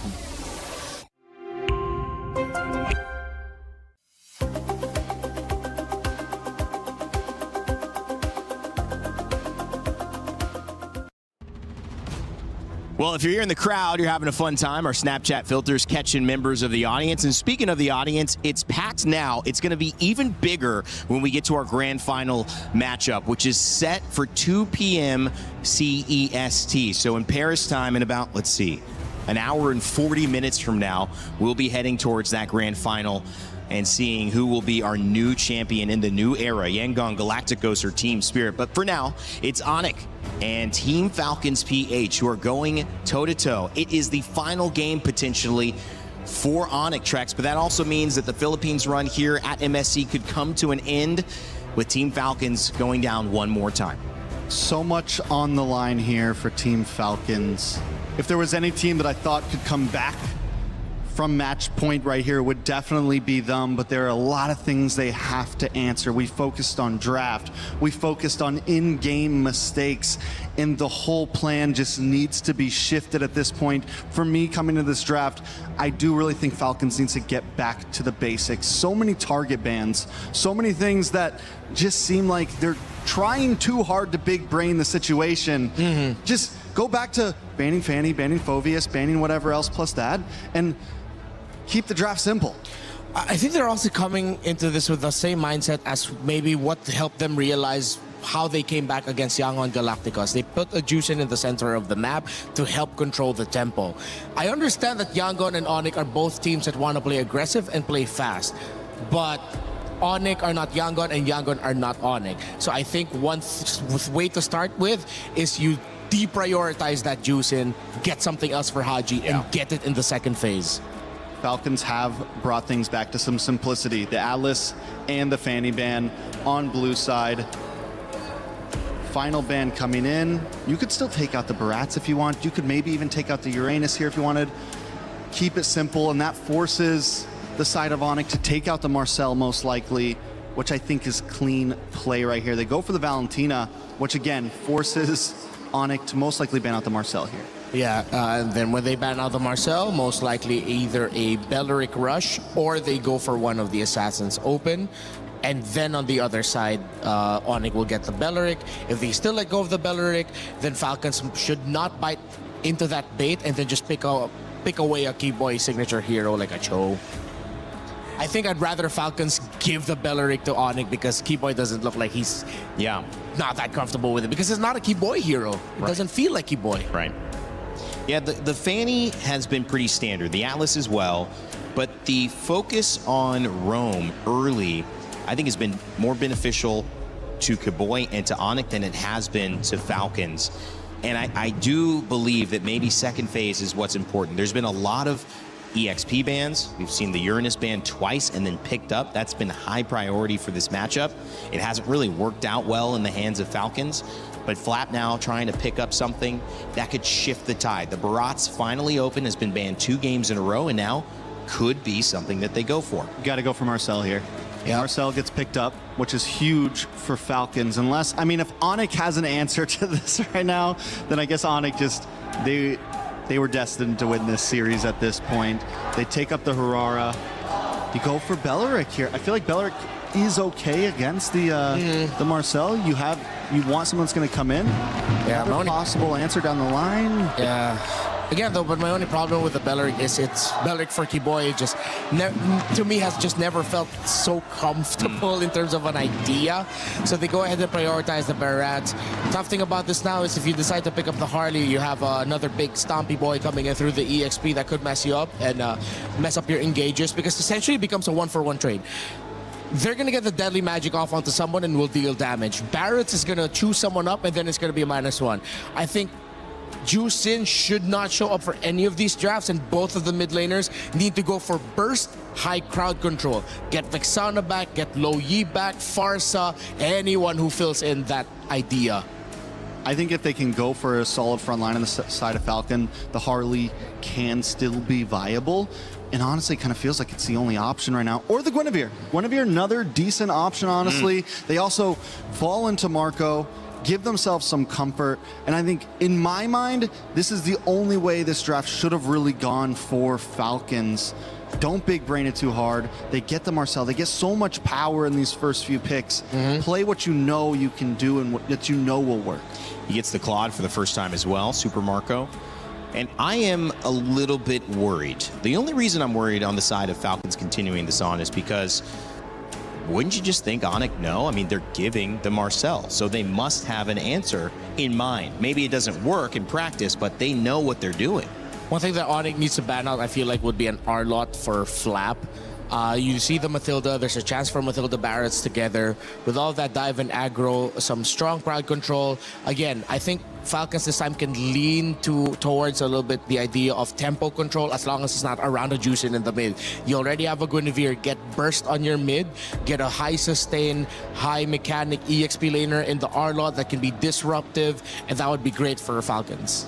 I gotta say, this Matilda is one of the possible answers to that Marcel right there. The thing about the Golden Hour is it's a pretty long animation, right? You have a few seconds, and this Matilda could buy the time. It's also not a roamer that wants to just be in your face. It's not super stable. You get movement, and to pair that all up, you can actually keep up with the Marcel in terms of rotation and moving around the map. So possibly one of the things that Onyx was thinking about when they let this Marcel over. Lapu Lapu and Zushin on the bans so far. We've seen EXP bans focus now shifting a little bit towards the mid lane on the side of Falcons, which is maybe going to open things up for Haji. He's had a tough matchup against Sans. These two have kind of gone back and forth. They were highlighted earlier on before the set. Maybe just taking away a couple of things. And right there, as you guys had mentioned, the Arlet banned out against Falcons. Yeah, very good ban there by Onyx. And let's not turn off the possibility that this Matilda might surprise and go into the mid lane, and then you have a different roamer. Definitely a possibility. Definitely a possibility. I think so many things are open. Falcons for EXP lane. Do we think Esmeralda's a possibility here with the... since they're going up against the Matilda, you have shields. Maybe not the greatest matchup against the Barats, but it's a little bit faster in terms of rotation. Actually, their bans on the Arlot and the Lapu Lapu might already be a tell that this Barats is going into EXP, because those two heroes would be somewhat be dealt with all right, not answered by, but it's a moot point if you get an Esmeralda with you. So I think that Barats is already going to the EXP. I mean, Esmeralda on Falcons. Oh. Be a decent pickup for them. Yeah. Is it enough to mix things up? Eudora feels like a forgotten thought, but should be top of mind with how well she has performed throughout this MSC. Picked up late after the bans from the mid lane have come through. Selena, Valentina, and Zushin. And now we see the Harith band. I mean, it is already, it's not a jungle Barrett, it's an EXP Barrett because you already have the Herrera. They ban out the Uranus. I don't know, man. What else can they put? Onyx really took out the two best ones. I think Phoveus is not going to have a good time with this lineup either. You don't put that Guinevere in the jungle, you just stick it into the EXP. They do need range. or constant damage. They could go Kimmy in mid with the Marcel as a combo. Get a lot of pokes in, but no, they go for the Farsa. I was asking for burst and they got it. Oh, and the Sora. Sometimes I forget he exists. Banned game 1. And I mean, this is a pick that can capitalize on this close. You have the Eudora, who's very close range, not a lot of range. A lot of Onyx is going to want to stick together a bit. Everyone's going to kind of want to huddle around this this Matilda, especially with the Barats, someone that wants to peel for this Eudora, kind of protect. Obviously, Harar's going to be doing her own thing, but the Sora, one big shifting skies, and it could be detrimental to a way that Falcons wins here. You pair that up with a Feathered Airstrike, Violent Requiem, a lot of combo play on the side of Falcons. And I think Onyx were considering something maybe like an Itcha as a surprise idea, but nope, they're still going to lean in towards the damage. They can still play fast. This lineup that they drafted is still very Onyx coded. If Falcons mess up the execution, then it was definitely Onyx Day and Onyx Series to win. Paquito in the gold lane for Kelra one more time. And we'll see if this can be the time that earns them 3rd place. Kelra had a chance against Onyx prior. And this time it was an Onyx matchup. Can he do it against the Philippines, this time representing Indonesia? As Team Falcons and Onyx go up for game 3. Is it going to be a sweep in our 3rd place match? Guys, that would be crazy, but I know some fans that would enjoy it. Let's send it over to Naisu and Leo. Hey, I'm hoping it's not a sweep here. We got to get one on the board for Falcons. They need it, and their fans need it. I think they brought the draft here, though, Leo, to make that happen. I like what they brought to the table just because, again, there's some burst, there's some crowd control, and even the Marcel. I think this all pairs up really well against what Onyx brought to Game 3. Not just that, the fact that they've basically over 3 games changed their identity. They let go of the glue, they let go of the Esmeralda. They're no longer living in the we will fight and die by this kind of rotation. There's a lot of re-engage here, especially to answer Onyx's own re-engage, especially with that Matilda in the hands of Keyboy. Early start here, a little bit of footsies between the mid duos from both sides, and then we eventually just return back to the roamers protecting their junglers from getting their early buffs. Taking a look at the emblems here, too. It's a little scary, as you mentioned, Keyboy, you know, on this Matilda. Not only the mobility, but that focusing mark, you know, the emblem there to go ahead and help. I mean, we already know the Eudora for Sands, like the burst potential there. Just yesterday, we saw Sunset Lover play it pretty much 5 games in a row. And, you know, you pair it up with this, even the emblem interaction, there's a good amount of burst that comes through to almost solidify yourself a kill. So then you get the numbers advantage, and you can work around that, plus mobility. And I think that's what makes the Barretts even scarier here for Lutpi, just because, again, you know, you already cover a lot of grounds with the Flicker, but then now you have a Matilda. Like, that's great. But over on the flip side, with Falcons, I kind of forget about Sora, too. You know, I have to be on the same wavelength here with Renmar. You kind of forget about him. But just as we saw in the hands of Kid Bomba yesterday, you're reminded why he can be so deadly, especially when teams are kind of clumped up together. And Onyx knows best exactly what a good Sora can do. Kyle backing off. They see that there's 3 members of Onyx pushing forth. Down bottom, though, who'd have thought that by bringing a pair of boxing gloves to a gunfight, you could get away with a lot. Kelra's bullying Marco. I doubt that Marco can even double wave as soon as this turtle dance or fight fully breaks out. Yeah, right now Onyx got control of it. We'll see if Falcons is in a position to fight. Kyle's going to be spotted out here, though, by Keyboy. Can they go in? That's a shifting skies started up by Flap, but to no avail as Onyx secures the turtle. Down goes Flap. That Feathered Airstrike may be a league too far out of the fight as Onyx barrels forward 1,000 gold up. Good enough burst, it seemed like, to be the case, but what happened there with Onyx was just able to go ahead and zone out Falcons from the fight. And part of that was just Lutpi. I mean, on the Barretts alone, he just kind of separated the rest of Falcons from that, and they were able to go ahead and capitalize a kill on Flap when he tried to initiate things. And, you know, honestly, that kind of choreography for these objective fights is kind of what I expect, unless somehow Falcons can figure out a different way to go through that. But that's what makes it really difficult. Again, you know, playing around the potential to surprise them with having this Guinevere, with having Ogwin on the Marcel. Now, the Golden Hour can help make that happen. You know, could slow down or kind of make things weird, the rhythm weird for Onyx team fighting, but that first one was not it for Falcons. To be fair, Ogwin wasn't ready quite yet. And that means 3 out of the 4 possible ults that were laid down to help disrupt Onyx form wasn't ready. Or they were lacking one major resource. So going into turtle number 2, spawning in the lower quarter, out in about 30 seconds and change, should be a different story. But again, that is looking at Onyx. They still have all of their resources. That as well, into the wall, plus the better airstrike, but it's Kyle who falls! And Loopy walks away with it. Flap goes down too by Kyrie's blade. Onyx showing no quarter, as even Haji might fall, does not have the wings by wings! Kyrie, bloodthirsty, finds another. Even before that Kyrie play, give it up to Lutfi, man, to be able to go ahead and respond that fast. Again, he saw that Kyle came through. Daytona's welcomed him, flickered defensively to get him closer to the team fight. As we look at the replay, this is what I was talking about. Boom, right there, sets things up. Sans also coming through to make sure that he got that stun off in time to make sure Lutfi survived. And then, of course, Kyrie cleaning things up under a tier 2 this early on. Man, it's not looking good in game 3. Turtle number 2 is looking like a non-starter once more. Lutfi, Detna's welcome. Good amount of nothing he's chomped down, but that's just but a consolation prize for Falcons. They are in no shape to contest. Biggest lead we've seen so far throughout these 3 games. Onyx going to go ahead and stall down a little bit so that Kyrie can go ahead and grab his buff. Again, already sitting at 3-0. You know, this is the power spike already for Harara. It's going to be really difficult to play against, and that's why even your frontliners for Falcons are having such a hard time here, because even if they put themselves in this, I mean, look at that. You either get stunned, you get chomped. Oh, they are going to slow this down a little bit, but, I mean, you buy an extra second or two with the golden hour, and turtle secured for Onyx. They're delaying the inevitable.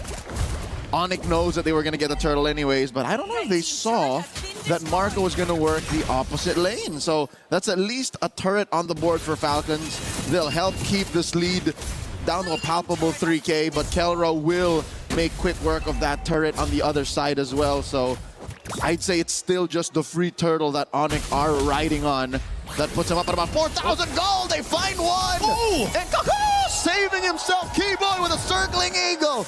Onyx refused to give anything over to Team Falcons. Falcons was so close to at least getting one on the board, and then Keyboy is able to survive, man. That Purify, even if they popped it, he still had the shields to go ahead and keep him alive. Really good usage there. Now they're knocking on this tier 1. Oh, Kelra. Better airstrike. Kelra coming in from the flank. Stop. Flickered in. Hadouken. Might take a Haji, but Haji does get the fly off, even with the flicker from Lutfi, and the punish from Falcons is real. Ogren punches him down. Golden hour will not save him from Sans, though, as it turns into a 1-for-1. All right, the 1-for-1 trade, at least Falcons is on the board, but man, again, you're seeing it. Onyx playing around the lead that they have, and you know, one of the difficult things here as you see these fights break out is just how kind of, hold on, Flap, whoa, burns a flicker. Okay, Sans is gonna be okay. So at least a battle spell expended. But again, it's weaving into these fights. The thing that Onyx lineup does so well, especially with Kelra or Kyrie, is how much they can maneuver around these team fights or around these. Whoa, whoa, whoa, whoa, whoa. Was that a circling eagle leading up to Lutfi underneath tier 1, getting hit with a Requiem, and they get another. Keyboy falls, the punish from Falcons, getting 2 kills on Marco. Yeah, did they just guiding wind into their death? I mean, Onyx tried to make it seemed like he wanted to make a play, and then they got punched in the face. Yes, the only reason why it seems so unbelievable is it happened as we were swinging the camera over, and then it happened. So turtle number 3 might actually be Falcons' way to redemption. And it looks like Onyx are not going to contest, so they accept the folly of their fumble. Falcons on the board when it comes to neutrals. Yeah, that's when you say, you know, that's my bad, that's my bad, right? But MB, go again. MB, go again. Falcons able to get the last turtle. They still have some ground to cover, though. They're down a bit, a few thousand gold up to this point, but they are starting to farm up, and a big part of that is going over to Super Marco. Whoa, whoa, whoa, whoa, whoa. All right, wings by wings out. Marco, can we take a look at the items to see where Super Marco is? Again, okay, so he's got his 2 items. He's working on his 3rd. That golden staff is what he needs to get that Trinity locked in for this Claude. So he's done a really good job, despite how things have kind of fallen apart for the early game for Falcons. You know, your gold laner for Falcons is really what you're leaning towards. Obviously, Haji, too, only having the glowing 1. You can already see when he drops down a feathered airstrike, it's got some damage. So Falcons is waiting. A little bit of a sting there. And he's down a full 1,000 gold up from Sans, so Falcons have to play this very precariously. A minute until Lord spawns lower quarter. Fortunately, the long lane is in control of Falcons, so that's what Marco's been working on. Shifting skies, but he gets answered by that as well. The Failure Strike 2, Golden Hour, compromising the rest of them. Requiem on a Suns, and Falcons get a kill. Now into the back line, circling Eagle, knocking up Kyle. Kyle's not long for this world as Kyrie scores. Killer knocks out Haji. The Blazing the Wet fade away by Marco, pushing them back, but they're not done. Ogwin runs through, recalls back, fight's over. Okay, fight's over. Onyx gets the upper hand in that one. Sans, unfortunately, had to deal with the spatial migration coming through from Kyle. Oh, Kelra with a couple punches. Checking Ogwin here. They're going to take down the tier 1 in mid. So Onyx reestablishing that lead that they had earlier on. You know, but Falcons, they're showing some fight here. They're showing some promise. They've just got to find the upper hand. Again, this Daytona's welcome, locking down Flap.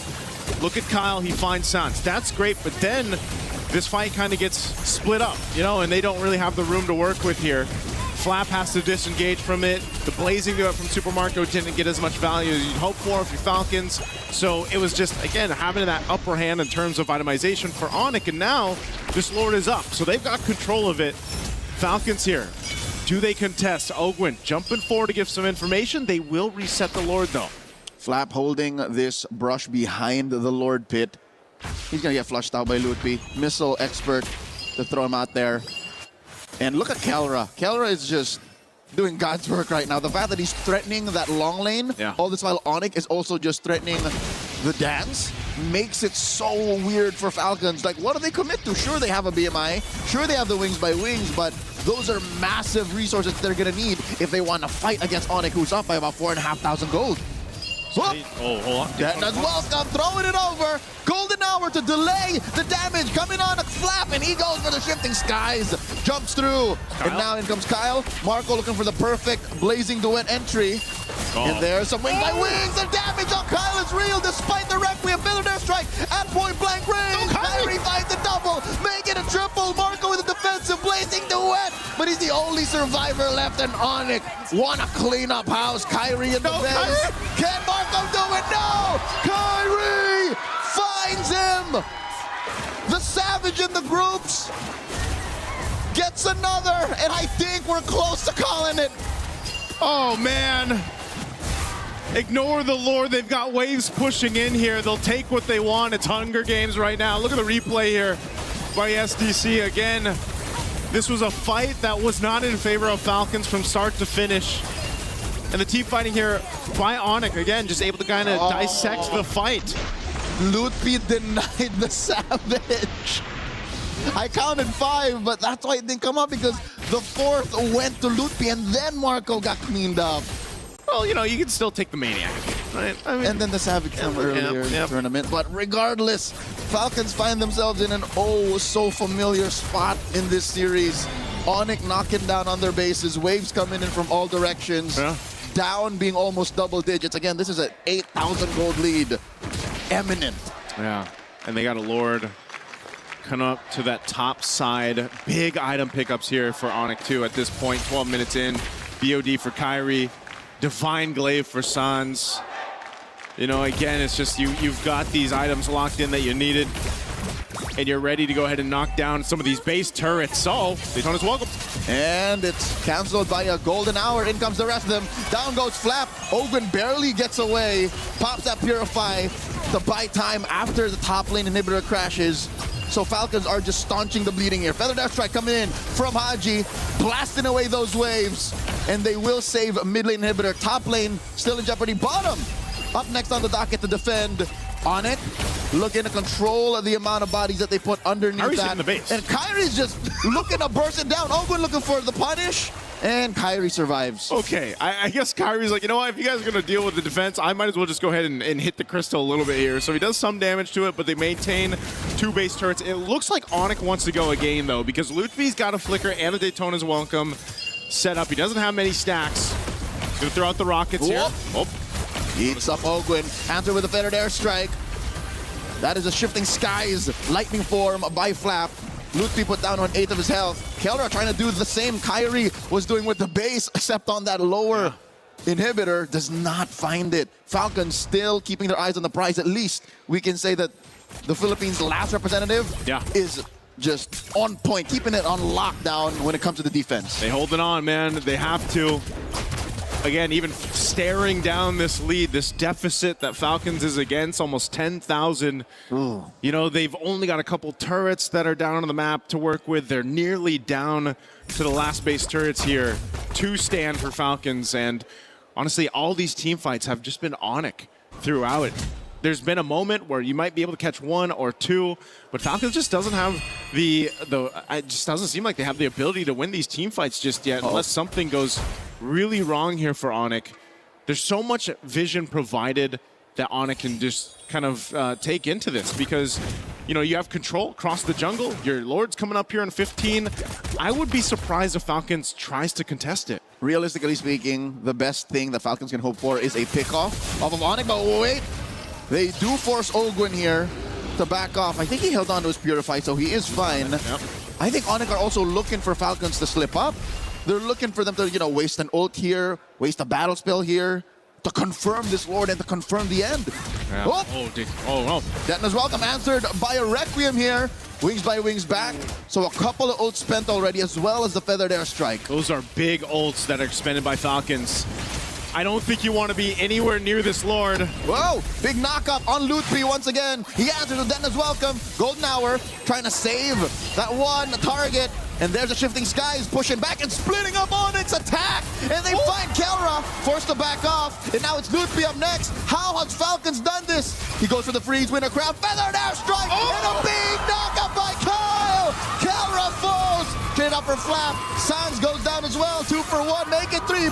Yeah, Marco chasing Kyrie. And the wind of nature saves bulletproof Marco now inside the base. Kyrie wants to end it. He sees the base exposed to a couple minions. Oh, he picks up my mortality. And now we go back to neutral. Ogwin looking to stop Kyrie from taking any more from Falcons. The ending tally 3 for 1, but the Lord is still inside Falcons base. Okay, that was a fight. The Falcons ends up getting under their belt. They got to deal with this Lord. It's going to be cleared out. Good thing for Haji and Super Marco to be up there. Again, they're slowly but surely getting into a fighting position, but man, did that take some work. And also, some mistakes made by Onyx into that one. I mean, I guess they just, the Golden Hour threw them off. Even though the Feathered Airstrike came back off cooldown, that really helped Falcons. They got caught by Kyle's Spatial Migration, Requiem combo. So that'll keep Onyx in check. Joseph, for the first time in about maybe 10 minutes, Kyle was able to taste the purple, and it was one he stole away from Kyrie. What's the most impressive out of this is the fact that no Purifies were spent by Falcons. So that means they were in the right spot at the right time for their positioning to matter and for them to split Onyx up like that. If this happens once more, if this is replicated some way, somehow by Falcons in this Lord pit spawning in the upper quarter about a minute and change from now, then say goodbye to this lead. I think that puts us at deadlock. Yeah, it might just do that, and that's why now Onyx, they need to be a little more cautious on how they approach these fights. Obviously, you can see Super Marco online now on the Claude. You know, the ability to hold on to these Purifies are crucial for Falcons to flip this game over. They've done an amazing job holding on to the 2 base turrets, too, that they had to. Again, even seeing 2 Lords being secured by Onyx. They only lost that 1 base turret they maintain here. Now, they still have some time to go ahead and do something before this next Lord comes up, but that's why Onyx is just kind of playing the patient game. Yep. Onyx are on Overwatch right now. You make the wrong move, get in range in the wrong spot, and it's over. It's a pickoff, and then next thing you know, Falcons can't even contest, can't even leave their base. So they're sending bodies here to try and confirm a slow push on this tier 1 down bottom. Onyx knows this. Onyx knows this. It's just they don't want to risk it yet because it's so close. So what is this? Ogwin. All right, he holds on to his Purify. He did get the Thundering Wrath out here, so ultimate use, but again, that's a short cooldown up to this point too. Sans will have that back up before they maybe commit to this Lord. A Guardian Helm picked up too by Kyrie again. You know, he hasn't died. He's very elusive. 10-0-2. Picked up the Immortality earlier on the runaway, but now this Lord is up. Again, forget the gold lead that Onyx has. Falcons can fight this through. Kyle's going to jump forward, just checking out that bush. He sees Kyrie. So now it's fighting for the space around this Lord here. Here we go. Some warning shots out of Marco on a Lutpi. Lutpi chunked down about a quarter of his health. Sets up. Oh, Lutpi. Finds one. Answered by both. Defender air strike gets them both, but Kyle falls first. Golden hour. In comes the rest of them. Shifting skies, but look at this from the side. Kelra and Marco dueling guns versus fists. Oh. And they are so close taking down Flap. In comes Kyrie. Flap with the dash and back gets taken down. Two out of the picture. For Falcons, Onyx can smell blood in the water. They want to take down the base turrets now. Super Marco had to pop his win in nature with the pressure from Kelra onto that fight. So now backs against the wall. They want to stay in this game. Feather Dare Strike. Finally, mid lane inhibitor falls. Circling Eagle by Keyboy. Minutes away. Oh, seconds, possibly from the end. And there's way too many minions. Onyx have delivered sweet revenge. This one's for M5. Sweeping Falcons. Who would have thought it would have been a sweep for Onyx? But they made it happen. Game 3 took a little bit longer, but still clean as ever. And this one was definitely Onyx time. This confirms Onyx's third place finish and a difference of 100 grand in the bank for both teams. GG well played, the team of Falcons of PH. Man, again, for the Falcons fans out there and the Filipino fans rooting for that last representative of MSC from the Philippines. Tough loss here to see that just kind of unfold the way that it did, but as has been MSC, you know, this year, probably the biggest and most surprising MSC we've had. And even this one, you know, this series, when a lot of people thought this would potentially be the grand final, well, you know, I don't know if Falcons was ready for this. Onyx definitely came in with a game plan. They executed it very well. I feel like even Falcons tried adjusting game to game to game, but unfortunately, it was just a little bit too late in this one. Leo, this one definitely could have been a case where maybe they turned it around enough, maybe they got a game under the belt, but Onyx really responded well. Kelra was a big part of this. Again, getting that one in nature, putting that pressure on Super Marco, as Super Marco was the main point of contention for Falcons in these fights, but it's just too much to deal with, I guess, from Onyx. Onyx just had that much of a lead that they were able to use that space and time to be able to get into better positions to threaten Falcons' imminent comeback. If this game lasted maybe 5 minutes longer, then maybe we would be going into game number 4. But as it stands, Onyx are locked in and they want history to go a certain direction. Already we're entering an age of uncertainty and massive change in MLBB Esports. What more? A flip on the script from the M5 World Championship. And I think, you know, as we saw this one unfold, history will rewrite itself later on. But right now, we're going to throw it over on stage with Rose and I believe Kelra for an interview. In this third placer match, Onyx comes out on top in a sort of rematch up against Team Falcons Philippines. And of course, right now on stage, we are with none other than the gold standard, Kelra. Hello, Kelra. How are you? I'm good. Okay, Kelra, let's talk about this. Last year in Riyadh, you were in the same exact position where you were in the third placer match.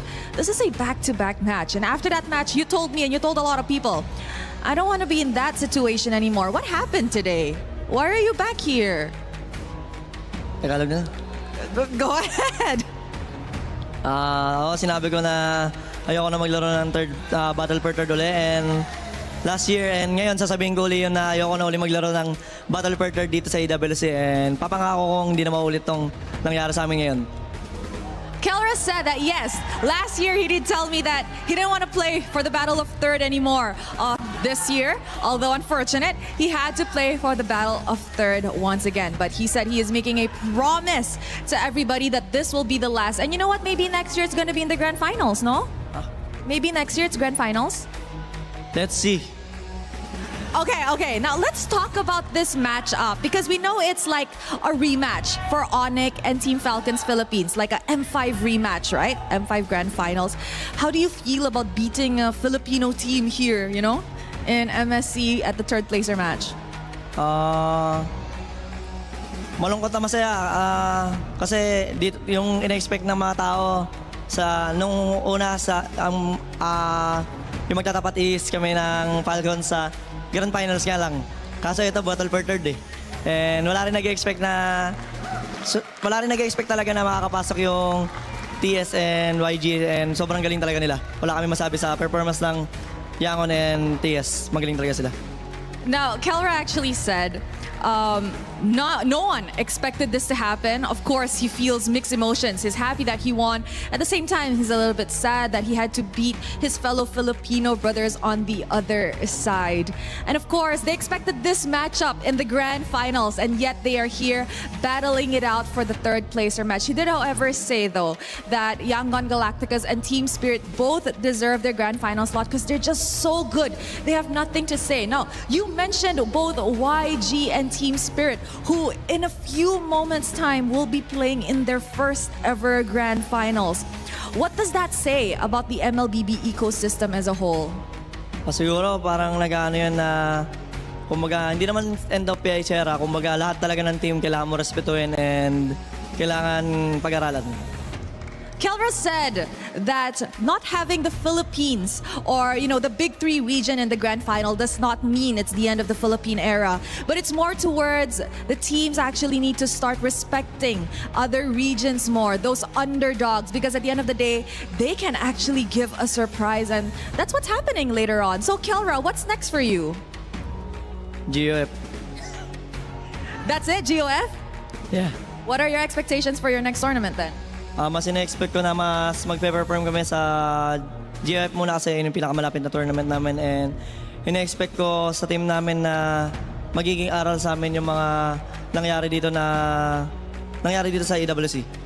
For his next tournament, obviously, he has one coming up really shortly. So he's expecting to learn from their mistakes here and apply to their future tournaments to hopefully gain better results. So Kelra, any message to the fans who are here supporting you guys? I see so many Sonics, Onyx fans here in Paris. It's like home ground for you guys. And of course, those that are supporting you back at home online. Sa mga sumusuporta sa amin, maraming salamat. Sa mga pumunta na mga nag-effort na Indonesia and Pilipinos, sa lahat ng mga pumunta dito ay nag-effort. Maraming salamat sa suporta nyo and yun lang. He said thank you to everybody who came down to the arena, came down to Paris to support, Onyx and of course their journey here at the MSC at EWC 2026. Thank you as well to those who are supporting online. And any words for your family? For my family, I really miss na ko na kayo. He misses them. Thank you so much, Kelra. I hope to see you on the next tournament once again. Ladies and gentlemen, once again, Onyx finishes at the third place here at MSC at EWC 2026, ending their journey. Thank you very much. With that, let us show it to the panel. The Sonic representation here in Paris. It's been electric, as it should. The yellow and black have filled our stands at the Lenovo Legion Gauntlets, and now they've fully got something to celebrate. $100,000 in the pocket for Kelra and his squad. The gold standard earn a little bit more money when it comes to standardized gold prices, that's for sure. Heading back to our panel, guys, it's a third place match that doesn't give us too much drama, doesn't give us too many storylines to, throw in, but it just makes it very clear. It was a day for Indonesia, it was a day for Kelra and Onyx, and I think this is a nice kind of close for Kelra, having faced that Onyx third place match as well, to switch sides from the Philippines and now do it for Indonesia. Yeah, it's long-term storytelling if you look at it. If you look at it in just a singular tournament, it makes no sense. But then if you look back at previous years, if you take it all the way back to 2023 in the M5 World Championship, and of course all the other times that Filipino teams have beat Indonesian teams, it's a great day for the Indonesian fans. It's a great day for Onyx fans, great day for Kelra. Pretty sure Kyrie, Keyboy, and Son just went, finally. So this is what it feels like. So very happy for them. Very happy for them. It's definitely a new chapter, right? And I think in a way, the fact that it was for a third place match is a little bit poetic, and maybe them realizing that they weren't enemies all along. Maybe there was bigger fish to fry, bigger problems in this bracket that they both should have been focusing on.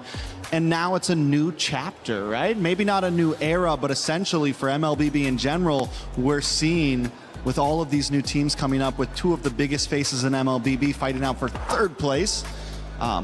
we have to start looking at the ecosystem a little bit differently.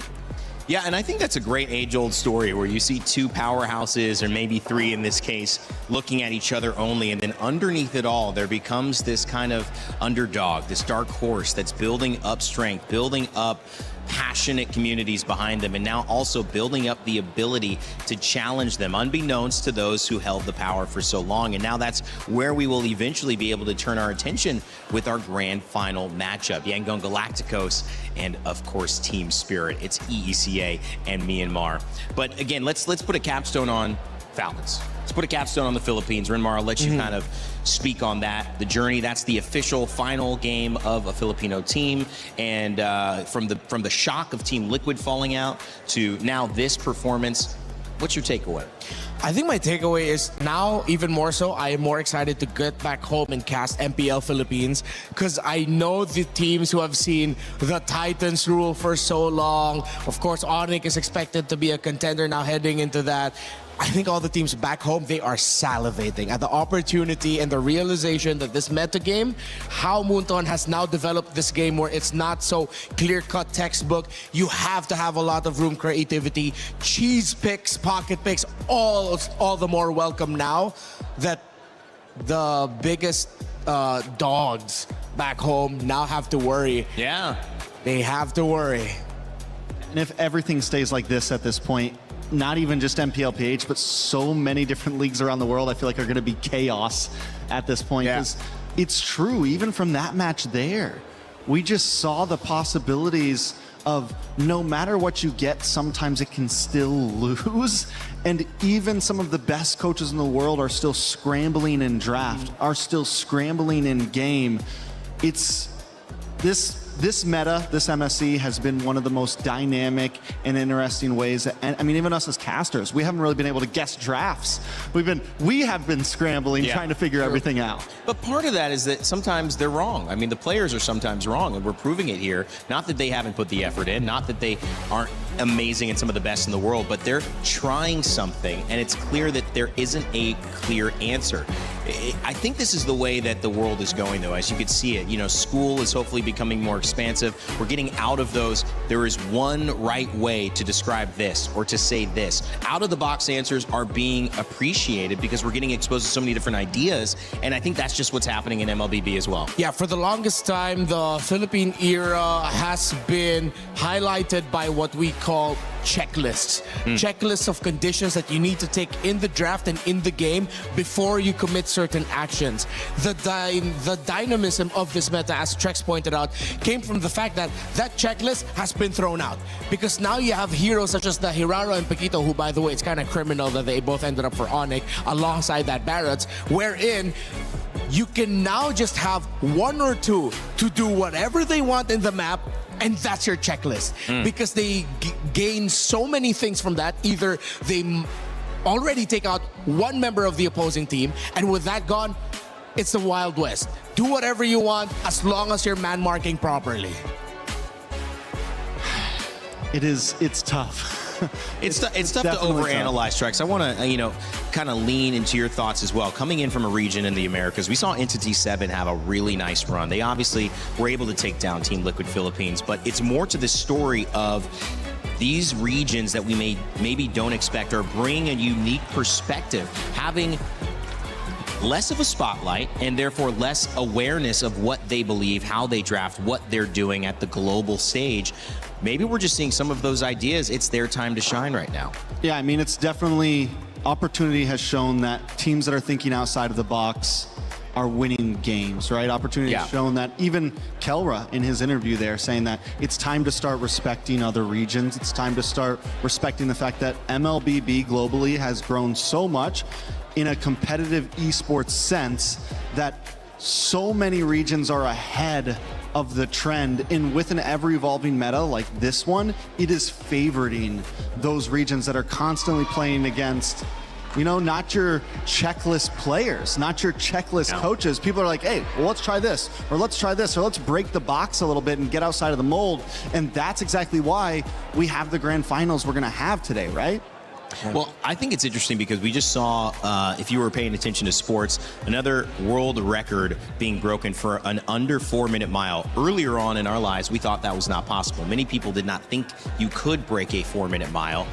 But now that we've seen it happen and we've seen a world record broken again with that, you now can train for a 4-minute mile because you know it's possible. Before then, Rimar, no one's training to get a sub 4-minute mile because they don't think you can do it. And that's kind of the thing here. A lot of these teams, I feel like, and again, this is the eye test. This is me not knowing MLBB and coming in.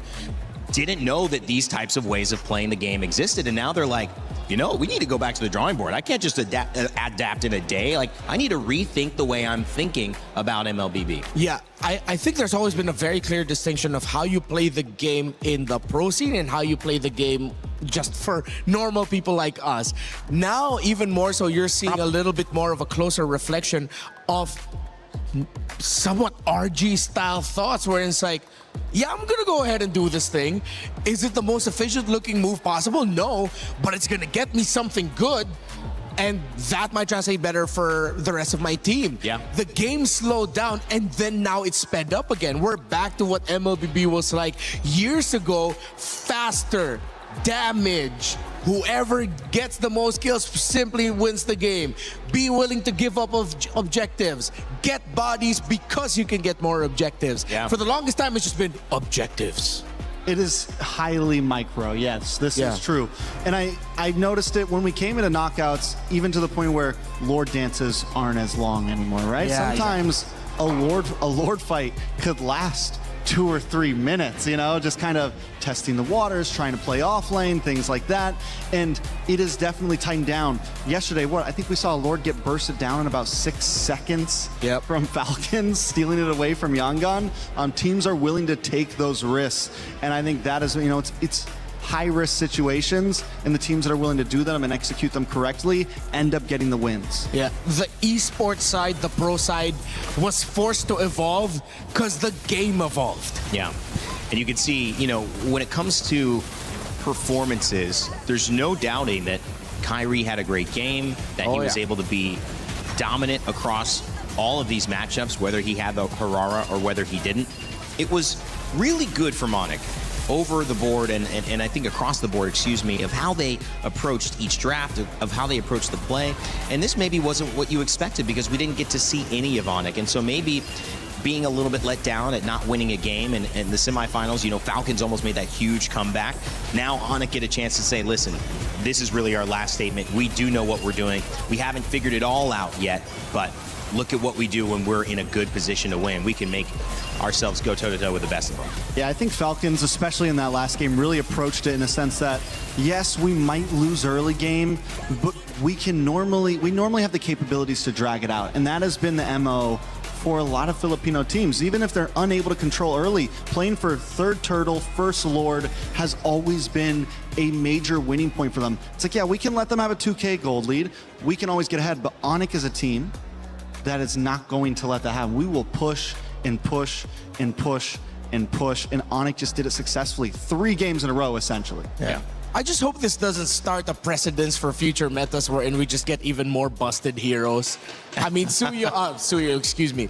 Hirara and Paquito has changed the game so much. It brought Barrett's back. It brought Eudora back. What a world we live in. You mean for the first time, right?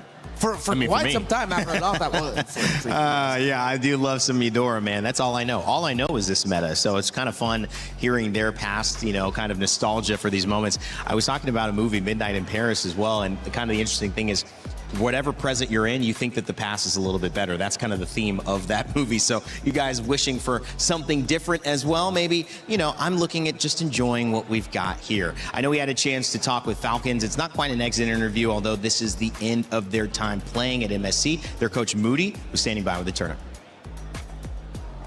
We are now backstage with Coach Moody from Falcons Philippines. Hello. Coach, what happened? I guess for this series, based on what happened yesterday, Onic was the better team today. Like, they did the reset better.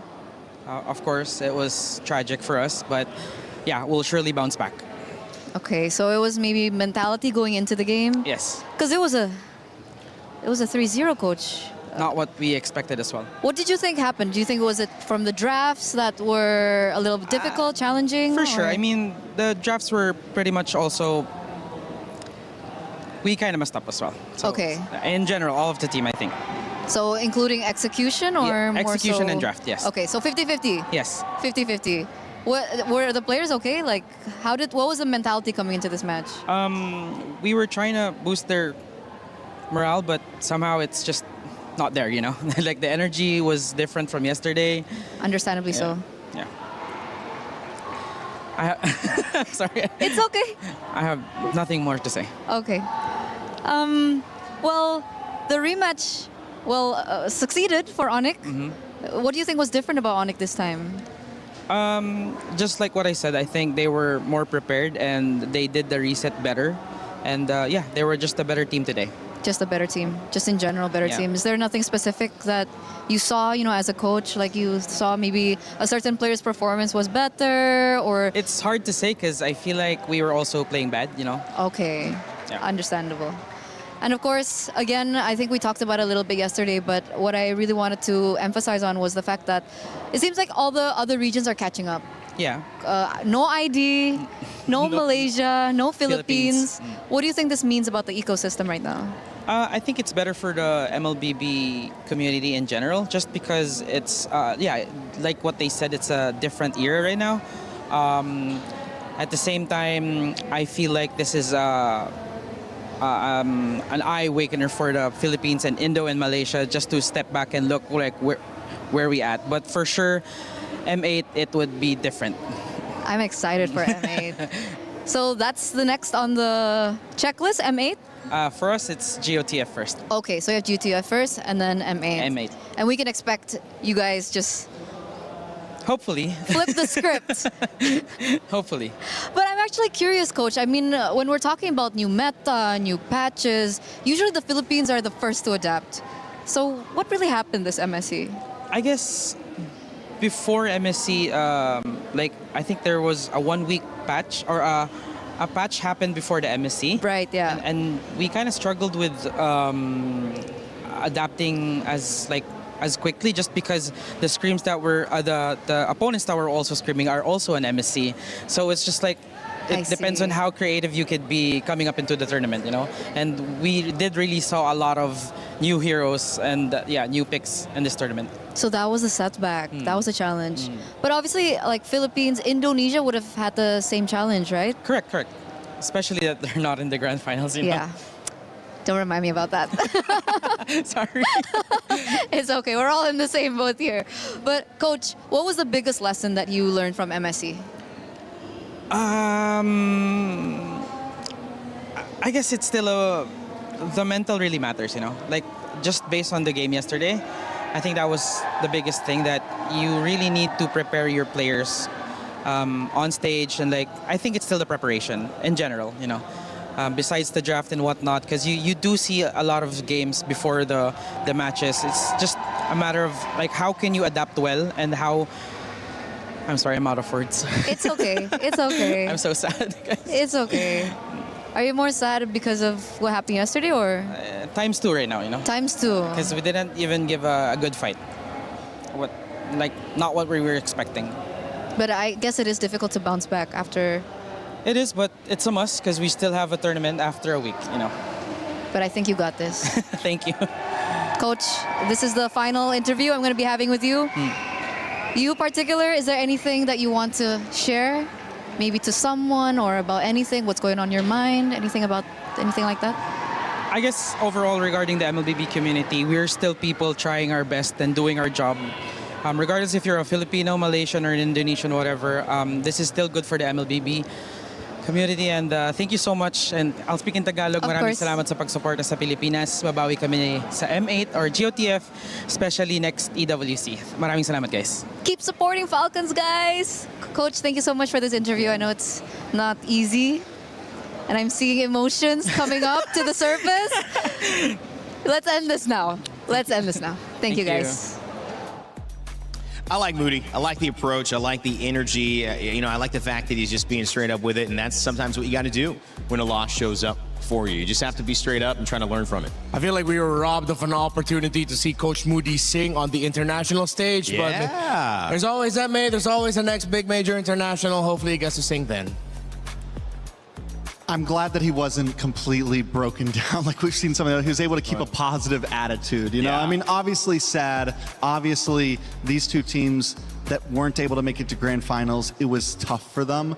But I think he was able to hold his composure well and knows that there's still a lot ahead for his team. Yeah. I mean, you've got games of the future coming up. You have more tournaments. You have M8 around the corner as well. And this is not a team that's going to just take this loss and we never see them again. And also, they're still walking away with a decent chunk of change. Yeah, they're still walking away with a decent chunk of change. That's for sure.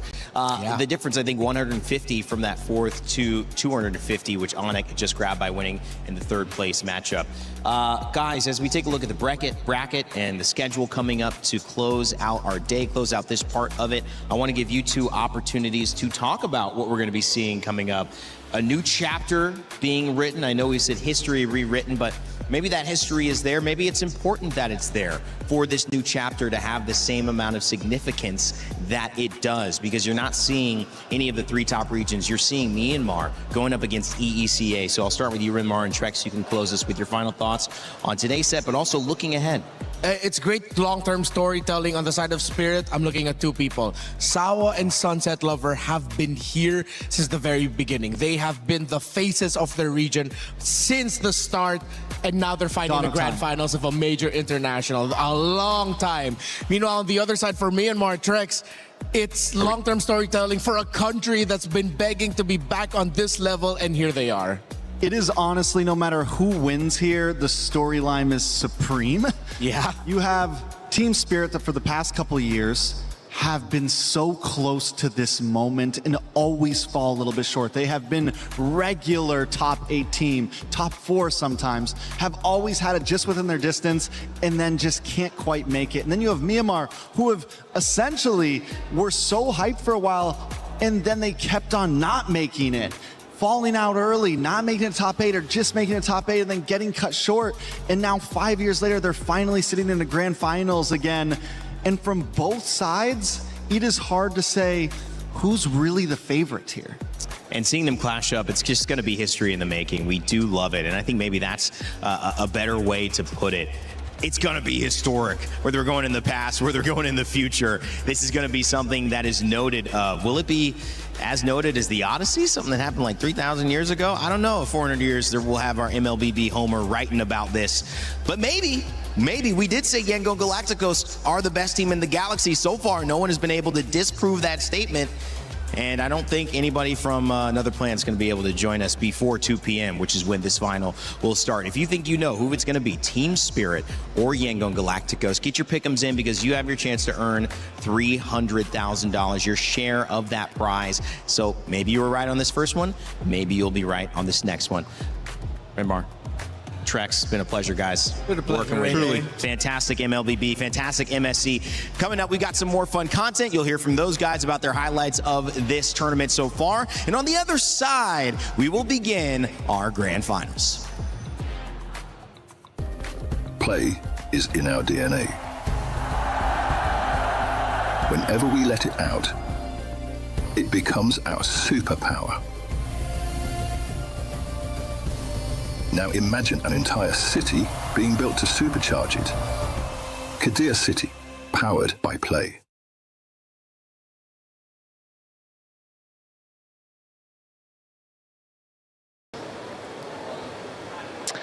This is the talent show with Rachel, of course. Hello. Look, we've only been doing intros and stuff together, but we haven't actually had a chance to do this kind of thing. What are we doing? But I am gonna ask you some questions. Okay. Who is most likely to get arrested by the police out of the talent team? Mirko. Maybe be careful with this one. Mirko? Mirko. Okay. No reason why, right? No reason? We don't have to give a reason, right? Well, you can, I'd prefer if you give a reason. Actually, sorry, we're not doing this at all. What? Brother, you can't do this to me, brother. I can do what I want. Brother. Hello. What? What is this? Would you like to take a seat? I would love to take a seat. No, you know. Oh, am I moving? I'm being. Oh, okay, I you know would love what? to take a seat. Brother, whoa. Okay, everyone calm down. What's Hey, how's the hot seat feel? I feel like we're surrounding her. I heard that you've been the mole lately. No? Yeah, it's been discovered, Eterna. I feel so betrayed right now. I feel so betrayed right now. So nice. I think you've got a specific question. Oh, I've got plenty to ask you, but I'm just going to ask you this one. You know, we have heard, Eterna, that you are a record-breaking international recording artist on Spotify. What's the latest single that everybody watching right now might be able to go ahead and find you at? Like, where can they find you? What's the latest single? This is so much. What is the latest single? I mean, You and I. You and I. You and I. Can we get a sample? No. I'm so shy about this. No, well, I'm sorry. So another thing, actually, these are more questions from me. You have a very supportive and creative family. What's it like to have a Jedi dad and a younger sister that's more popular than you? Weird walks in malls. Mm. Weird walks in malls. That's all I can say. Is that all you can say? Yeah, it's like walk into a mall. She gets her pictures taken, and Really? me and my Actually, sister, for real? me and my other sister were just NPCs. Like, yeah, Your sister's famous, huh? yeah. She has to wear a hoodie and like a mask everywhere. Oh, yeah? Okay. I didn't know that. Well, we got Oh man. Oh, hey, there, your Renmar. questions were nice. Your questions were nice. I know, yeah, my questions were nice. They were nice. So I have a very nice question. May I? You may. So I really need to ask. I mean, you promised me, and I think we should all know, whatever happened to the limited edition Eterna shirts? Where's mine? Low key, that actually kind of go. That kind of. It has 3 pictures of you. What happened to them? Do you still sell them? Don't look at me. Your questions were nice. This is nice too. I love the shirt. I wanted one. I used to cosplay. I used to cosplay. Is that the when I was younger? That does kind of go hard though.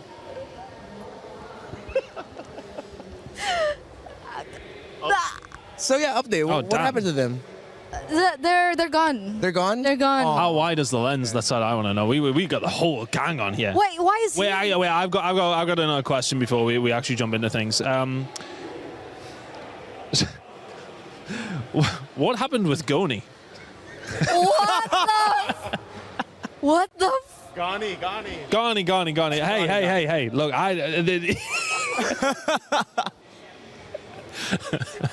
Hey, my questions weren't this bad.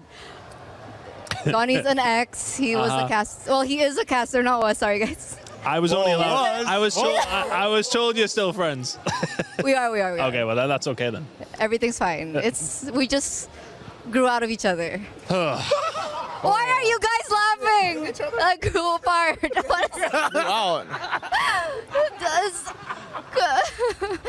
America, I believe we have another question from you. Eterna, you questioned my goats and who are my goats. Well, I don't know if you did that, but I want to test your knowledge. If you're a plastic fan or a real fan, wow. You say you're a liquid fan, you say they're your goats. Can you mention 5 Aura players? 5 Aura players? Yeah. Godiva. Hi. Fluffy. Wait. This is part of the game. I'm pressuring you. I know you don't deal well. We know that you don't deal well with pressure. Kabuki. That's 4. One more Aura player. Palevi, coach. I said member, I said player. Palevi ain't no player. Who am I missing? They're mid laner. It's not Yeheskiel, right? No. Okay, I'll give it that. But Okay. I can't believe you forgot your favorite face hugger. Oh my god, my goat face hugger! I love him so much. All right. I love him. We'll end it with one more question that I have. That we know that you can find love online, but can you find love in online role-playing games?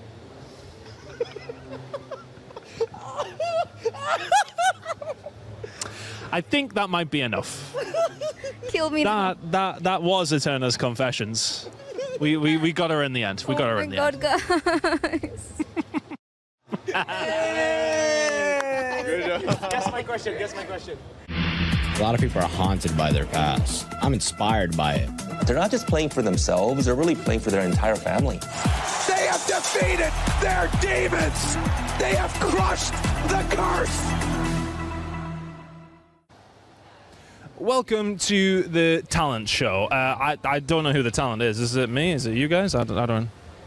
I don't know. No, I don't know. There's no talent here. Do you ever find it weird that we get called talent? Does it ick you out a little bit? It makes me feel a bit weird. Yeah. No, I love it. We're all talented. We're all very talented. We're special. So you say. All right, speaking of talent, let's talk some questions. So we want you to answer these questions, write them down on your, I was about to say piece of paper, on your cue card, and then reveal to the camera your answer. Some ever so slightly embarrassing questions. Rachel, this is not another... Okay. Don't worry, we're not sabotaging. Nervous. All right, verse 1. Out of the talent, who is most likely to get arrested by the police? You started writing before I even finished. When you said arrested, bro. All right. I'm done. 3, 2, 1. LaFell? Oh, damn. You're cool. What? Wait, no, it's LaFell for sure. You remember the airport? No, but if it didn't have him, Okay. it would be you. It would be. I kind of feel like LaFell's an acceptable LaFell, answer. right? I've known him for 2 weeks, and I can see it. Chat agrees, LaFell. It's Mirko's mouth. Okay. All right. Yeah. Throw them away. Throw them away. Go on, yeet them. Yeah, do what you want. There you go. We'll go on to the next one. Okay, who is most likely to get deported from Paris? Oh. Brother. Oh, God. Well, I mean, I feel like this is low-hanging fruit. Yeah. Okay, I'm done. I feel like I have the same answer for most. Yeah, let's get it. Let's see it. Same answer for mine. Oh, wow. Same.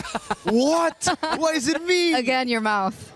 Okay, LaFell. It's LaFell, 100%. Okay, yeah, no. I mean, it nearly happened to LaFell full stop anyway, I suppose. Okay. There's a couple of people who this could be. Who is most likely to fall in love with a player? Oh, God. Well.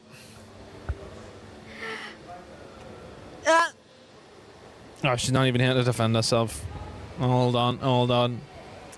Does that say me? Okay. No, that didn't. Okay. All right, 3, 2, 1. Let's see. So we went Brigida Oh. and yourself. Yes, okay. Oh, but I mean, like. Yeah, well, I that's mean- yeah, that's yeah. Well, you got eyes on anyone, Turner? Or? No, Whoa. no, Multiple, not just one. that is true. I'm kidding. Okay. Who's most likely to fall in love with a fellow caster? You might as well have just kept that same one, Turner. Where is it? No. I mean, based on the track record, No, brother. no. Based on the track record. No. Yeah, let's see it. Let's see it. No. I choose Renmar. I mean, someone is. I mean, yeah. Who does track Renmar? record. Who does Renmar love? Oh, is this? He loves me. Renmar loves me. Renmar loves Mirko. Renmar loves me. Okay, we'll keep it at that. Who's most likely to get ready? Take the longest to get ready for a broadcast. Oh, the talent pool here, right? Yes. Okay. Now, the fact that both of you didn't take very long. Oh, There we go. chemistry. I can kind of see that. Right? I can kind of see that. And she's not being late yet, though. We're not late. No. We just wake up earlier. No, she's not being late. We did have somebody be very late yesterday, but We did. kind of remotely the same. Who's most likely to fall asleep during a game? Who's a sleepy boy? He's not here, but I gotta write his name, bro. Do it. It's my boy. I'll choose from this talent pool. Oh, that's actually pretty good. All right, Gideon and Arash. He's not here, but hey, shout out to Rashi. Is he a snoozy boy? He's a snoozy boy. Okay. Gideon as well. Who is most likely to get blacklisted from a broadcast? Well, be careful how you answer. Dude. Because you never know. Yeah. I misspelled his name. I'm seeing Mirko. Yeah, I mean, that's just without question. 100%. Without He'll question. never be blacklisted, though. No, I honestly What's think God's that favorite? he's that crazy that it's kind of just like It's his branding. he's untouchable. That's true. It's his brand. He's yeah, he's untouchable. fine. Identity. All right, who's most likely to survive in a zombie apocalypse? Hey. Ooh. Pause. Okay. Okay, let's see it. Again. Naisu, yeah, I mean, I wouldn't want to take a punch off Naisu. I'm just going to put Exactly, it I out think there. I that's feel right. like he'd kill me. He's a runner. He's athletic. He runs? Like that? Yeah. I feel as if like a slightly bigger guy running is quite difficult. So if he runs like that, It's the endurance, bro. okay, fair. Who's most likely to spend the most during an international event? Us. Spend the most. This is the easiest one. I know the answer to this. Oh, really? Okay. For real? Okay, let's see it. Ah. Yeah. Oh, actually, This event. this event is it being bad? Okay, that's true. I know you guys run the But outlets. traditionally, I would say this one. Yeah, probably. Room Wait, service. what have we been spending on, bro? I don't. Hey, it's for the girlfriend. Oh, okay, fair. For the lady. For the lady. Who is most likely to crack under pressure? Who is not very icy? Dang, this one's Ooh. crack under pressure. Ah.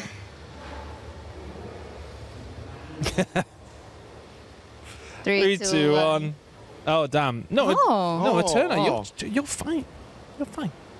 I think I cry more than Brigida. You cry? Oh, cry, No, but crack. crack under pressure. Yeah, but like to crack under pressure, I cry. Dude, when you should have when seen I crack, her I reaction when like Oh, the but- I love you things and adults. Okay, okay. That's also a valid answer. Okay. That's a very valid answer.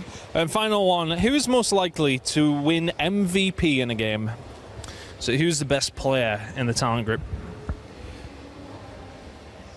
I can't believe I'm doing this. Damn. So We've been disgusting. very nice to each other on this last one. So disgusting. I'm disgusted. Is he nasty? The boy's nasty at it. Nasty. Pretty good at video games. All right, man. Well, thank you very much, guys. There were some expected and some unexpected answers. We might drag some other people onto the talent show. Thank you. Throw them away. Be dramatic. Go on. Yeet.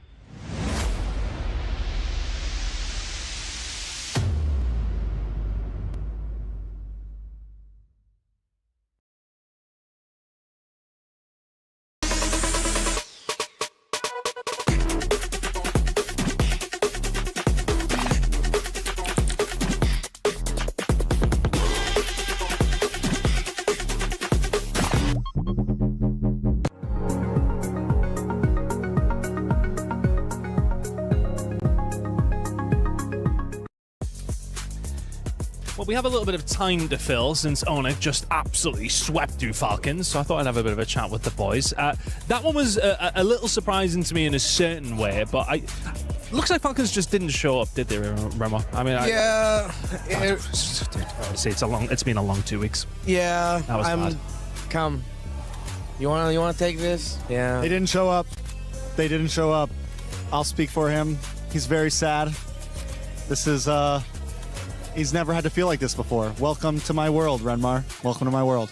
In the world of everyone else, apparently. But you know what? It's again, I can't help but also feel happy for the Onyx boys because it's like a huge sigh of relief from them. Even Kyrie, the way he celebrated, I don't know what he said, but it felt like it was something along the lines of, "Oh, finally, I got to beat these dudes." And I think for them as well, there's sometimes you see these third, fourth games, and you're a little bit like, okay, well, it's it's a bit of a rubber match, if you like, but it was $100,000 difference. So that's a huge difference for these guys as well. I mean, if I'm coming from my point of view as well, club championship points, Falcons really needed those. To be honest with you, to see that happen is going to be a massive disappointment. I think I've kind of been saying along the lines, though, for Falcons overall, today will be extremely disappointing. But how would you say their tournament overall has kind of went? Would you have said that fourth was an acceptable position for them kind of coming into this? I know they would have said all the time they want to win it, of course, but would you said fourth is acceptable? I think globally fourth is not acceptable. From a unbiased, just outlook point of view, the way that they came into this tournament to how well they played in the top 8, I think coming into the top 8, a lot of us thought that they might not even win their first match. A lot of us thought that they might secure something lower than that. So the fact that they got where they got, definitely not a horrible finish for them. For the rest of the world, there's always going to be high hopes for any Filipino team, any Falcons organization at that as well. They're a dominant organization in the club championship. So yes, they fell short. But if you look at the whole picture, it's not as bad as maybe everyone thinks. I mean, let's be honest, it could have been as bad as Liquid, right? I mean, that. Ooh, yeah. I mean, not to. How to bring that up? You know, well, you know, they already don't like me, so I might as well.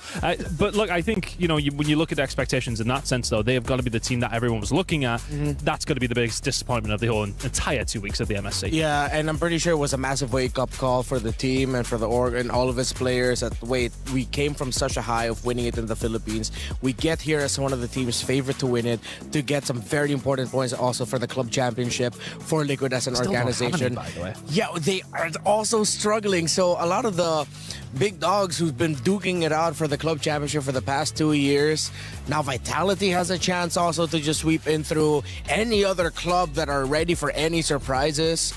It makes the story of MLBB, this MSC, actually made the story of club championship even crazier. I mean, it was massive for us, especially when Falcons beaten Vitality. That was one of the biggest games of the entirety of EWC over the last 4 weeks, as far as the club championship is concerned.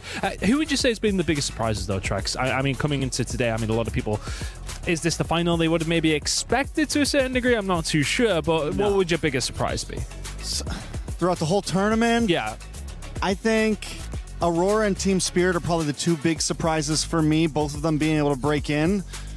And not just break in, but show up as possible favorites. I mean, we had Aurora literally labeled on Instagram as the new big boss. So overall across the map, MSC in general has just been a huge surprise. Yeah, Young God Galacticos, though I know a lot of people are saying they are surprising, especially the road that they had to go through.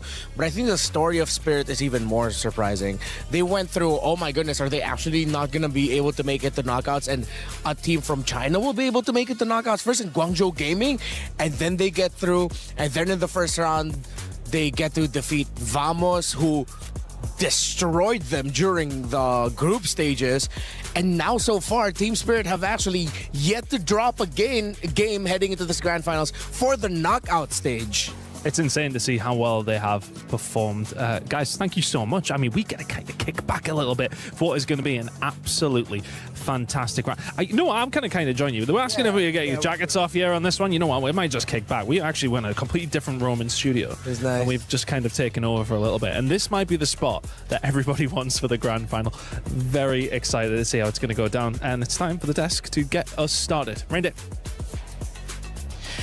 Thank you, Chris. It's an amazing time to be an MLBB fan, especially with how this MSC, the tournament of upsets we have declared it, has been going. You can expect the unexpected, and you can be sure that watching today will give you a chance to see history as it unfolds, as it is newly written, with a new team raising the trophy here in the middle of the Lenovo Legion Gauntlet. This is going to be an amazing one, and of course, I have the pleasure of introducing my panel who will be alongside me in this best of 7, the first time doing what they have done all of these 2 weeks, which is keep the energy high.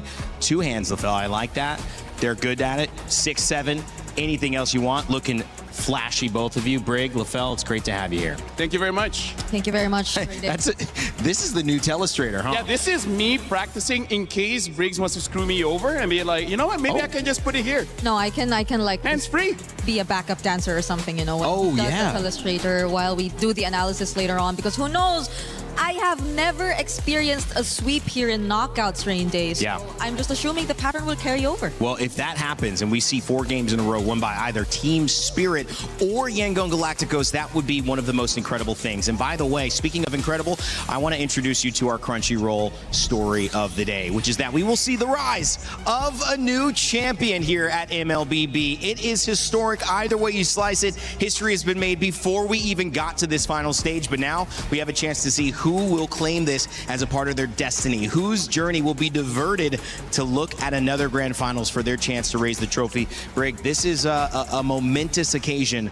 across the board. Yep, I know we are all probably still in shock over the fact that there's no region from the big regions actually partaking in the grand finals, but more so when you'd like to look at it based on or from a perspective of what history could be made.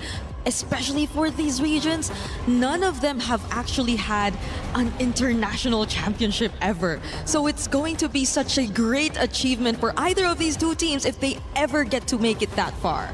I do have to say, though, Myanmar got very close. M2, that was back in Singapore during COVID times.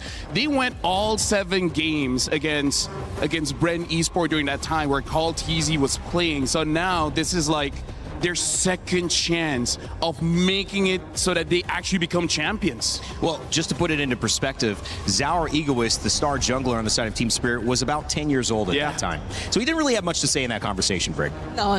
But look at him now. He wasn't really able to partake in the most recent one just because of, again, he was yet to actually he was born too early. Yes, he was born too early. Yeah, so yeah. He couldn't be part of it. But now that he is, I still see and you could feel the hunger and how his mechanics. Everyone's been looking forward to it, and he did not disappoint. Sup, Hello. Sao. Hello. Sup, Coach. See, they're all saying hi. They're all so nice. You think that's live? This can't be live. It's Bro. live. I Wow. think it is. Look at that. It is. Hey, guys. Hey, Yangon. So they have different preparations. Go. Team Spirit had like a, what's that, a tennis ball? They're not listening to me.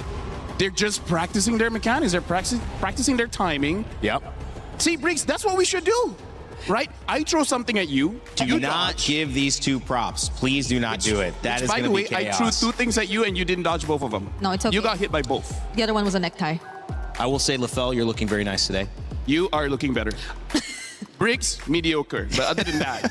I agree. Yo. No, because everyone keeps saying she looks good. So Brig obviously is looking great. She's mogging both of us. However, I will say that, LaFell, I know you might have taken my comment yesterday to heart, and I just love your hair, buddy. I just got to say, I love your hair. Hey. No, Either for way me, you style it, I like it. for me- I didn't know if you were sensitive. No. I just shower, take my shirt, do whatever, and then how it sets, it sets. Like, I have so much to think, Ray, and how my hair looks is just not on the list. It's just not on the list, so that means that it's just naturally looking It's that RNG. good today. It's love RNG. that. It's RNG. The gods have been with you today. Will the Galaxy be with Yangon as well? And will Spirit be with Team Spirit?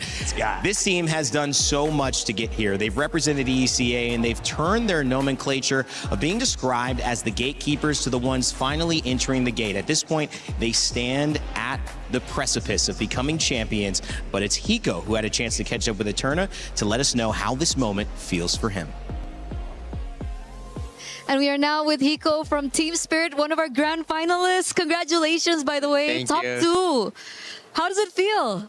It's such a great result and it means a lot for me. I would imagine. Yeah. Hiko, coming into this, we've been seeing a lot of, journeys. And then, of course, 2 years ago, you were here as well at MSC, but you never made it to the grand finals, and here you are 2 years later. Yeah. It is such a great result. I am feeling very good and I have such a great feelings for me and my team. Yeah. You're very close. You're very close. Hiko, if we had to ask you, what is the difference between Hiko in 2024 and Hiko in 2026? I grew a lot as a person, I think a lot, and my gameplay improved so much, and I have much more connection with the team before. So yeah, I grew up. You grew up. Yeah. 2 years later. Yeah. Because I think back in the day, like during your debut, you were one of the youngest. Yes, at MSC. youngest one in MSC, I think. And now you're in the grand finals. Yeah. It's such an amazing journey. Hiko, talk to us about that maturity, that mentality. Like, what did you learn specifically, as a player, and how it could affect your performance here in the grand finals? I learned a lot. Worst thing to me, what happened in my journey was lose to Onyx Page in MSC 2025. It was such a I have such a bad feelings about this match and. Many talks that I'm a bad gold winner and something like that. And here we go. We meet again with Kevra in MSC and we shut him down with the team. So it means a lot for me.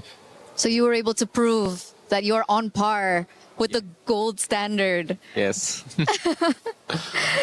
Hiko, how did you expect this? Did you expect to be here right now? Because I think we talked to Kid Bomba, and then he said, he had a good feeling that they'll make it all the way to the grand finals and even maybe win this.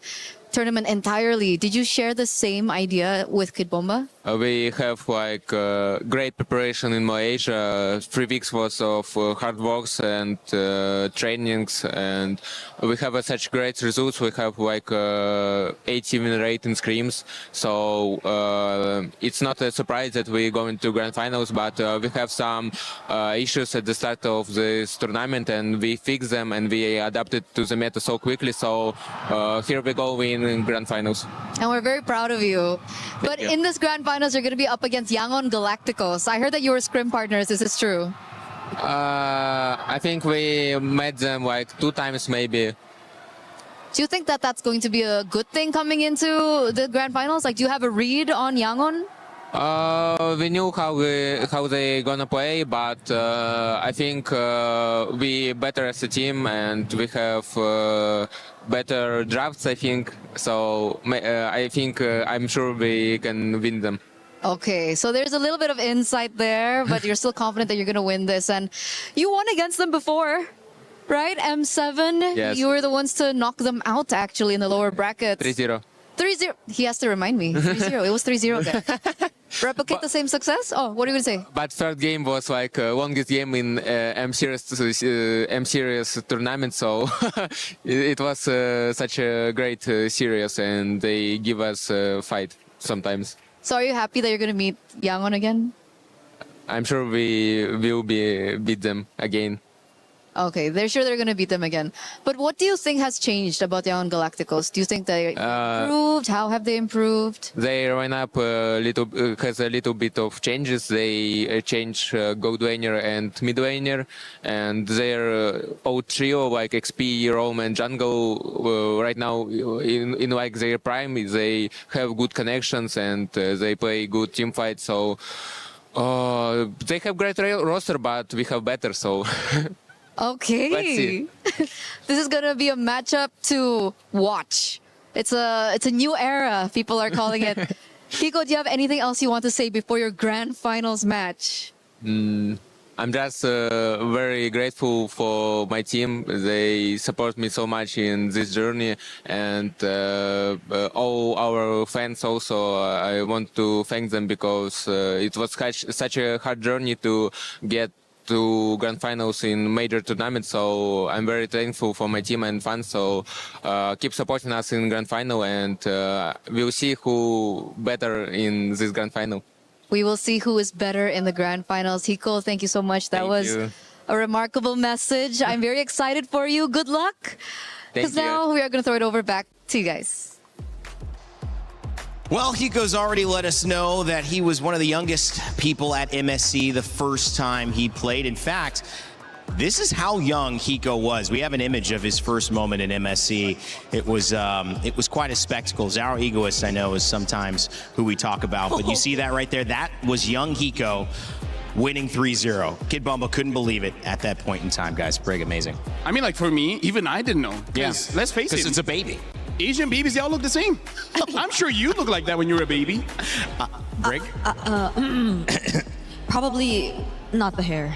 Not the hair. Okay, you didn't have as much hair as he. If I'm not mistaken, I look very different as a baby. I almost got disowned as a baby because they thought I was the wrong kid. Oh no. Okay. Yeah. Wow. We're getting to awkward conversation with my parents. Yeah. As well as the nurses and the doctors. But hey, I grew up normal. So you had that convo as a baby? Because you said the nurses were involved. Mom? Oh, LaFell. Mom, it's me, LaFell. Brig, are you sometimes like just fascinated by the life LaFell has lived or is living? A bit too fascinated, honestly. We spend too much time together, and I feel like we're like brothers and sisters at this point. We always fight, but we can't get rid of each other. Well, and we're going to keep you here for a best of 7 as well. It's the longest time we're going to have to spend together this entire tournament. And of course, Hiko feeling confident as well. All those jokes aside, as being one of the youngest players, when he first entered, he actually now has the youngest player in MSC on his team in Our Egoist. We'll see what they can do against, of course, Yangon Galacticos, who I have been saying is maybe the best team in the galaxy because no one has been able to do anything against them. You look at the way Ying is playing. We're coining the undying today because he has been so good at the bottom of the KDA or at the top. Either way you look at it, he's not dying very often. Han, Kaizi, Blink, and Sanji. He talked about that roam, that XP, that jungle synergy that they have. They said they're a great team, Hiko, but we're better. We'll see what the coach of Yangon has to say about that. We are now here with our grand finalist, coach from Yangon Galacticos. Welcome, M-God. Hello. How is everything? How are the players doing coming to the grand finals? They are so excited. They are excited. Yeah. Yesterday we had a chat with Coach Marvs and he mentioned that everyone is such a positive bunch. Is it the same thing going to the grand finals as well? Yeah, sure, because we have a good result in screen also. Yeah. Oh, okay. So good results in the scrims, boosting confidence. Yeah. But what's the mentality coming into this, coach? Initially, did you think that you would come this far, all the way to the grand finals? Actually, yes, because before we start off the EWC, whenever we are playing screen, we win a lot of the good team. And then even if we don't win it, we have like an equal attempt. So we know that we're gonna be something in this EWC, where we didn't just sure that we're gonna make it to the final or not, but we already know that we're gonna be at least top 3. That's for sure. We already know that. Okay, so even initially going into it, you already thought that you would go top 3. Yes. Now top 2. Yeah. How about top 1? Yes. Yes. I'm hoping that. I'm hoping that. Yeah. It was really, I would say, heartwarming to see the winner's interview with Coach Marvs yesterday. Could you talk to us a little bit about how you guys met? Actually, I'm already leaving the Mobile Legends sense. I'm resting. I don't want to come back to this anymore. And then the player from the former YG, Stitch, and then Blink is my friend. So they asked me, Coach Amgo, we need a coach, and that kind of, we need a coach. So you have a coach, Marv, and then Coach Marv also doing the draft. I only know how to draft. I don't know how to be a lifestyle coach. I don't know how to be a lifestyle coach. So and then we chat. I chat with the coach Ma, and then I'm willing to be a lifestyle coach as long as you can do your job really well. Oh, then okay, let me try. I'm gonna try my best and watch it. If we walk out, we're gonna do it. If it doesn't, yeah, I'm gonna go back to my resting area. So even with that, you're now top 2. Was that something that you expected when you made that decision to come back?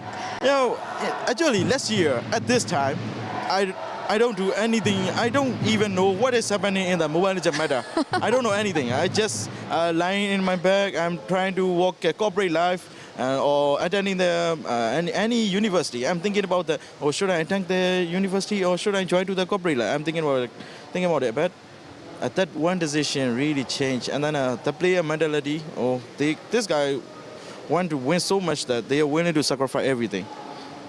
There's a thing that take us here. We heard about Marv's journey. Now we're hearing a little bit about yours. How was it like, though, working with Coach Marvs? I heard that initially you weren't as great with English, like you had to learn the language. I can speak a little bit, but not as good as that. And then we have to learn through. And then Coach Ma have a really good English, so he only uses simple English. In that way, we can communicate. Yeah. Is it better now, though? Yeah, it's better. It's better now. That's good. That's good. And now you guys are working together. You're made it all the way to the grand finals, and a lot of people are saying that this is a big rematch. Yes. M7 Yangon Galacticos was knocked out by Team Spirit. Yeah. 3-0. 3-0, yeah. 3-0. So, what's going to be different today, Coach? Our mentality. Mentality? Our mentality, yeah. We are How? different because at the time we are like a first time in the international. So if we saw something, we are like, oh, that is huge, that is huge. Everything is different for us, but we have enough experience. So right now, we're like, oh, they're just a thing, we can win it. So was it experience on your part, or was it more experience on the player's part? Both. Both. Yeah. Both. So what mentality shifted for the players particularly? Like, are they a little more confident? Does the stage not affect them anymore? Stage also affected, and then they became a lot more confident because of before that. Whenever we try to do something new, they want to go with the comfort. But right now, if you want this, we're gonna do it no matter what. We trust you, like something like that. So it's a lot easier to work with, and then like I mentioned, they willing to sacrifice everything just to win it. I heard a lot about Kai's as well. Is he still boosting everyone's mentality? I heard he's a really, you know, nice kid, very positive. He's the youngest among us, and somehow he is a positive one among us, and then he always boosting other people's mentality. Like, oh, it's okay, I will do it. If you don't want to do it, I will do it. Don't worry. Just play the game or something like that. Yeah. I'm getting so much positivity from you guys. I'm getting so much positivity from the players as well. And I'm seeing a lot of positivity from the community. Yes. The watch parties viral. I mean, I'm not sure about in other country. Like there will be like only 1 or 2 watch party, right? We have watch party in every city in Myanmar. We have a watch party. Even like in Yangon, I think there were 3 to 4 to 5 watch party even in the one city, and then there are a lot more in the other city also. That's amazing. Yeah. How does it feel to have that much support? Oh, I mean, it feels so good because you're trusted by the people that you didn't even know. Yeah. Yeah, and you're carrying their hopes, so it feels so good. And now it's time for you to give a message to them. Thank you for supporting us, and then we're gonna try our best to take the trophy to Myanmar. I don't want to like spoil it, but I'm gonna do some aggressive movement. Ooh, do some aggressive movement. I'm gonna let the panel break that down. Maybe they have, you know, an idea of what you're talking about, but it's been remarkable being with you, Coach. I had a great time as well with Coach Mars yesterday. Good luck for the grand finals. Thank you. Wish you all the best. Yeah, wish we win. Wish you win. Yeah. We're gonna throw it over back to you guys. Aggressive movement. Punch him in the face. Is that what you guys saw? Which, by the way, we were talking and we're brothers and sisters. You know what? Rain Day? Yeah. You're my brother. You're our brother. Dude, I always wanted a brother, man. Come on, man. Come always wanted a Come brother. on, man. Come on, Brick. Wow. I was trying to... Here we go, Brick. Yeah, handshake. Hey, man, we're a We got family. him as a 2 weeks of brother. any show will, you know, bring people together. It'll bring people together. I've loved this experience of this game as well, guys, and I think I got lucky because I got to see what many of you have said is maybe the wildest international tournament that you can remember. I mean, and definitely in recent memory, and it's ushered in a new era of MLBB here. We're about to see it, and coming off of the back of that interview with Yangon Galacticos, I know we joked about making an aggressive move, but there is something about seizing the opportunity, and for me and Mar, this is an opportunity. 5 Myanmar players, a coach that is driven, that is emotional yesterday after the win, Brig. And speaking of just that, you could see the photos on Facebook. Yangon Galacticos posting photos of young, up-and-coming students and fans looking at the games with pride, saying, that's us. We're represented up there. How special is that? Yeah, because in a way, this win and this achievement has brought together more and more of the Myanmar community together in support of Yangon Galacticos, who prior this tournament already had a very decent fan base, I'd say. But because of this, I think more and more of the support and the community has become alive again in terms of MLBB, because it took a while for them to get back on the stage. It took a while for them to make it this far all over again. And at the same time, it was also a result of certain changes here and there, as highlighted in the interview. There were players they had to replace, and there were people they had to take in. But all in all, you're seeing how everything's just worth it. For me, Rain Day, the way that I see the world is a place not a lot of people want to be. And esports is a good way to escape reality, because everyone is going through a tough time in their own daily lives. And then seeing people achieving their dreams, especially people that are close to you, whether it's in terms of country or their stories is similar to your stories, I would say the fact that all the favorites are out, and now Myanmar as well as EECA, they're here at the grand finals. Every single player brings their own story from their own region, from their own personal life. And I feel like the reason why we see so many people invested in tournaments like this is because they give hope. And sometimes that's all that people need. They just need hope to live one more day.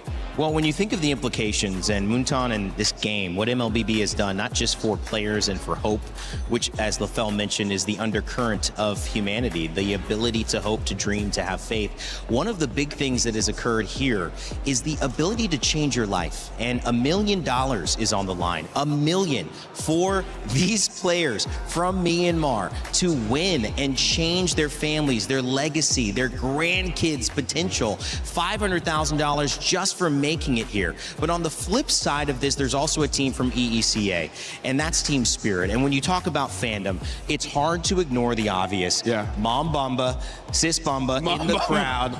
For Kid Bamba, the tears, the passion. Team Spirit also is bringing just as much motivation and just as much impact with their win and potential that they have here, Brig. Yeah, that time where you saw Kid Bomba's mom Bob on stage. yeah, that was probably one of the most, or one of the highlights of this tournament. Let me just say, the referees didn't know what to do, by the way. They were like, "What, do we let her cut?" I mean, just it's happening. It's happening. I gotta say, if I win $1 million, you can change your family, but I think you can keep some of the family and then change out the rest. I feel like you can keep Mom Bamba and then Sis Bamba, and then if Kid Bamba wants to change the other members of the family, I can.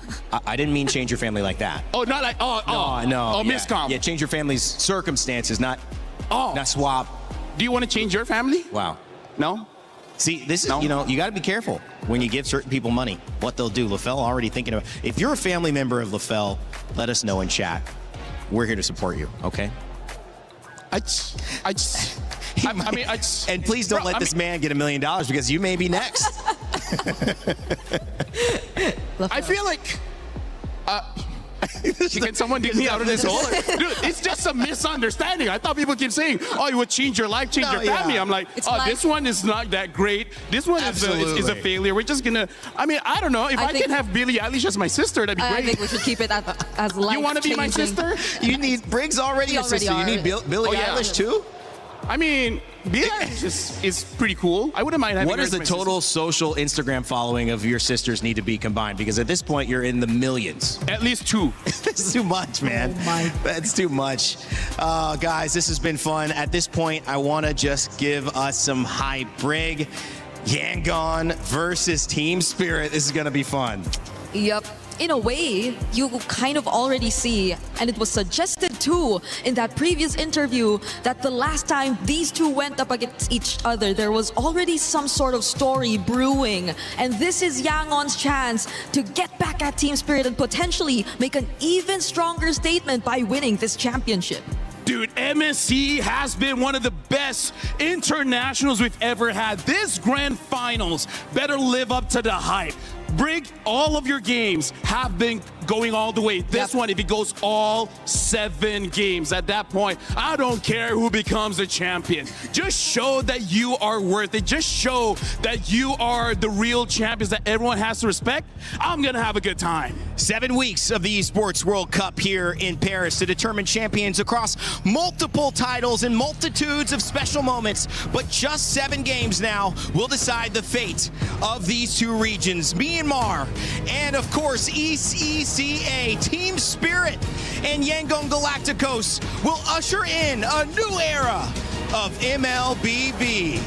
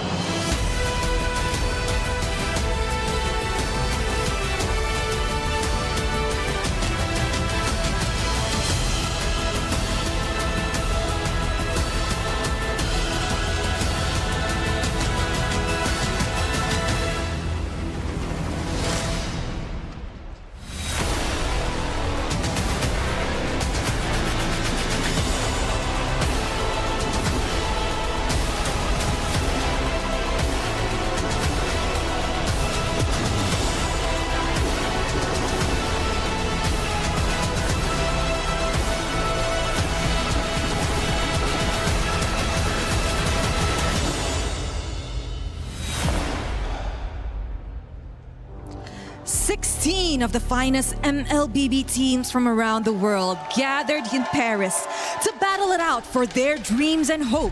But now, only 2 remain. 9 days of grueling competition, from 9-minute one-sided affairs to half-hour slobber knockers and everything in between. We've had a taste of it all here at MSC at EWC 2026. This year, we bid goodbye to the top contenders. We witnessed the rise of the underdogs. And for the very first time in the history of MLBB, we head into the grand finals without any of the big 3. It just shows you that even 10 years into the long lifetime of our beautiful game, the esports scene keeps reinventing and reinvigorating itself. That just means you get an even longer life to witness greatness like today. You know what, Milosh? This grand finals is one for the books. It is history in the making. Myanmar coming back to the grand finals after 5 years. And of course, EECA making their international final debut after 7 years. What a day for it then, ladies and gentlemen. Please join me in welcoming our MSC at EWC 2026 Grand Finalists, Yangon Galacticos and Team Spirit!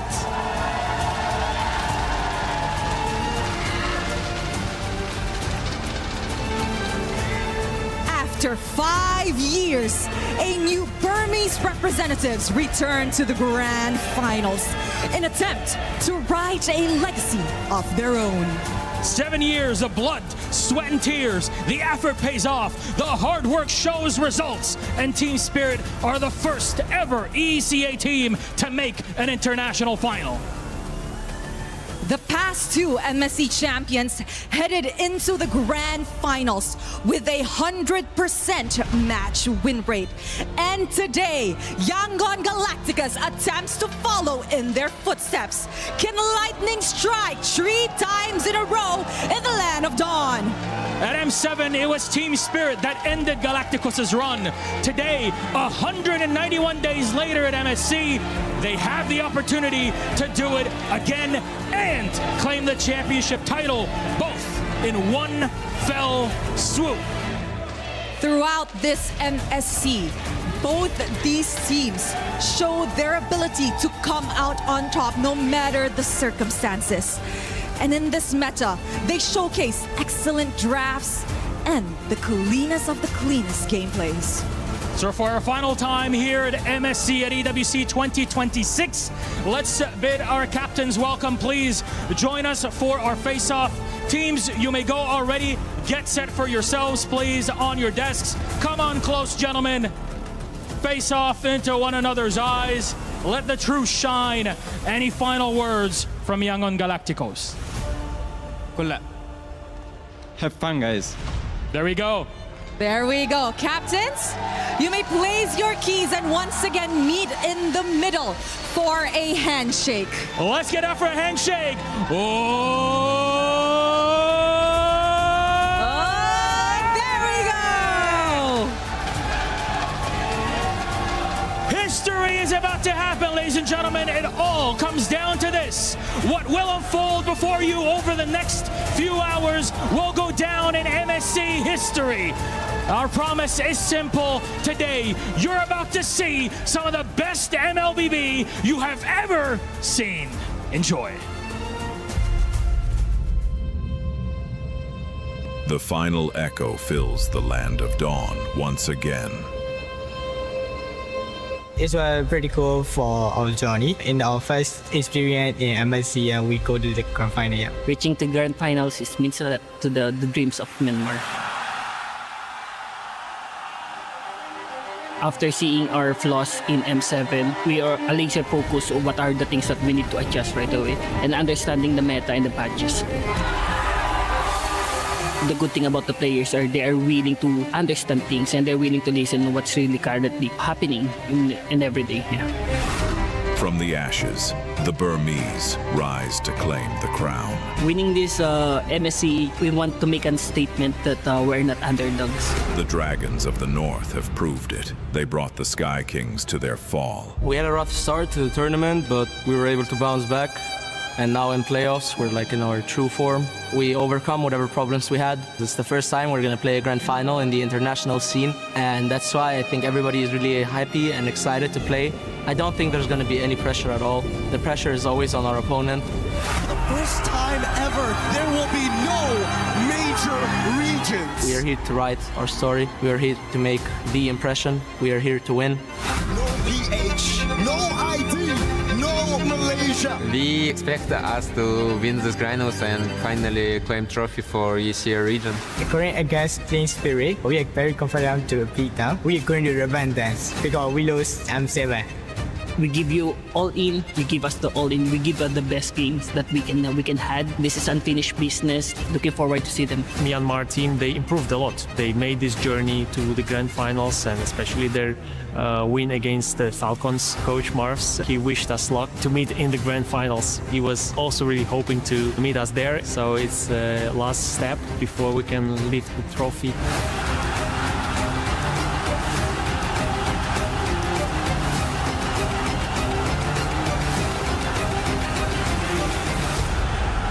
Esports can change life if you grind harder in each day. Don't let anyone destroy your dreams.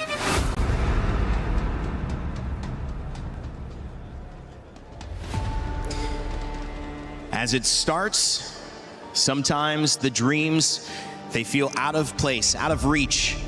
It was for the Sky Kings, it was for the Philippines, and even Indonesia couldn't get to this moment where Myanmar and ECA climbed to the top of the mountain. And one thing about championships, I've been in my fair share, it's lonely at the top. Everyone else has gone home. It's just you, what you've prepared, who you are, and especially who you are when the lights are bright, LaFell, because that's a different version of us that's asked from our game, from the world. When things matter most, and you can't shrug off defeat, when you have given it all and you've gotten here, how do you show up? Without doubts, without reservation. Yep. That's what these teams are set to answer in these 7-game series. To answer that, we got to look at the fans, man, because again, both Yangon Galacticos as well as Team Spirit, they're far away from their homes, and yet people made this sacrifice. People came here. You can hear the chants. They're giving their energy.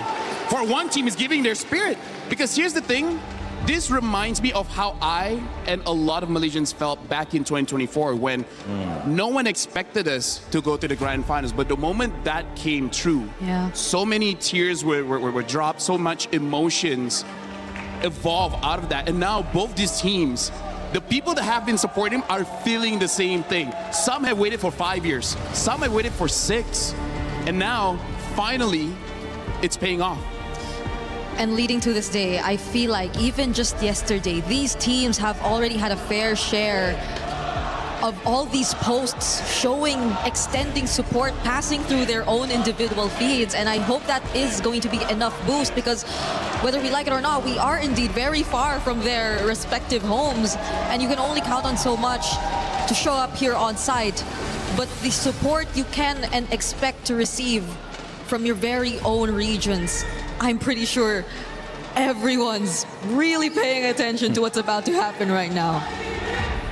It tells a bigger story, and maybe that story is still just a glimpse of what can happen here. The ripple effects of $1 million passing between the 6 or 7 people on either side of the stage with the coach and these 5 young men facing off. It will have implications for their grandchildren. It will have implication for their grandparents. It will have implications for life. And as we do that and we set the stage, we have to focus down now into the micro, the draft, how these two teams who are so good and have played different ways now come in and try to work that strategy to get the edge here in the draft. Well, right now we've got to talk about Yangon here. They're batting out the Valentina, very early ban, showcases that their first pick might be something that Valentina can I would say, counter something like an Atlas, as well as I like this Harley ban, because so far, Team Spirit, when they do get that Harley, it enables them to play this double fighters. Something that I do have to look out for is that Barats, because again, when Kit Bomba gets the Barats, it's a little bit too much. So I don't know whether they're going to answer that or they're going to steal it away. And at the same time, I feel like they just really want to secure Kaize and his stability in mid, because I feel like the Harley will make things so much more difficult for him positioning-wise. And he's been very fluent in heroes like the Eudora, Gord, heroes that would really just want to have an easier time finding position. Apart from that, it's maybe the juice in, but considering the amount of heroes that are actually open, I agree. But they actually take out the Atlas alongside the Valentina, so there could be a different game plan here for Yangon in first pick. I think they are opening up the draft just a little bit here. Either they're going to take away the Belleric, making it so that they have the only S-tier roamer there. But I like that you shout out the Zushin, because the Zushin might actually work out, considering that Team Spirit, they might still go for 4 melee heroes and just 1 range hero. So that's a good shout, Brig. Now the Zushin gets banned out. Team Spirit was able to read out the draft. Yeah, so at this point, the Marcel is going to be left open for Yangon, which I feel is going to be real great if Spirit want to focus on their teamfight prowess. As the Poketo is actually still open for Hiko to pick up here in this part. We've seen Blink have, I mean, just one of the best performances on Roam that I can remember in my only 2 weeks of watching MLBB. But I do think that this Marcel is a different approach. We saw the depth of his ability to go to different stages and really force the Roam bans and make the other Roam on the other side uncomfortable. Now he's just taking the best one. And I feel like because there's a chance that Team Spirit is going to have 4 melee heroes, it does make it so that Marcel can actually get maximum value. There's a good chance, even if he doesn't catch all of them with the golden hour, even the Platinum Snapshot is just going to be good for that small stun. But now the Barats as well as the Hirara. Team Spirit is already starting off very strong in their ban. Yeah, I don't know if part of them is just really complacent that Yangon is likely not going to pull off a Paquito Gold anyway, because I don't think Sanji has ever gotten his hands on a fighter gold lane. So the possibility of them still getting that is very high, and you see it right now. Claude is going to be locked in by Yangon, so the Paquito possibility is again still available for Spirit if they want to lock in their side lanes right now. It's a very good composition in the Uranus and Marcel. You've got Lockdown, you've got Comfort for Sanji, Blink's on a top tier hero, but you got to look at this Paquito, Hirara, and the Barats. I mean, it's arguable that the Barats might be the most contested, most valued pick between these two teams. Oh yeah, for sure. Speaking of, Brig, today you can, be the analyst, you can do the tellers, or you've been calling this picks very well. So now for Team Spirit, either they get rid of the mid laners or get rid of the junglers, because as of right now, I kind of feel like there's no real threat in the jungle for now, so they might just go for mid. The only question is, what are they going for? Instead, they're batting out the Guinevere, trying to make it very difficult for Han to really get a good pick. So they're looking at YG just probably playing around the Claude instead, if that were to be the case, because it feels like a Guinevere is a more futility. No, because I like this ban because they understand if YG pick up something like a Yi Sun Shin, a Ling, that's going to take so long and they're going to lose so much pressure. And the meta right now, you need immediate pressure in the map. Which I think will accelerate what Spirit could do with their lineup, because they're all on fighters. They have pretty much a very decent lane matchup for the sides, at least based on the first 3 picks that we're seeing from them. So if they just really want to limit the options for Yangon to at least spread out and create the space for Sanji here, I think it really works. I do have to say, if Team Spirit just wants to go much faster, they can even go for something like a Selena. Oh yeah. The bad thing about that is that their wave clear isn't going to be great unless they pick up a gold laner that can, basically clear faster. But here's the thing, if they do pick up a Selena, I think Team Spirit is just going to end the game pretty quickly. And now even the Lucas gets banned. Now, we've only seen one Lucas so far. Didn't actually do that well, but hey, maybe in scrims it's just something different. Yeah, and they're probably digging deep because of the Valentina ban again.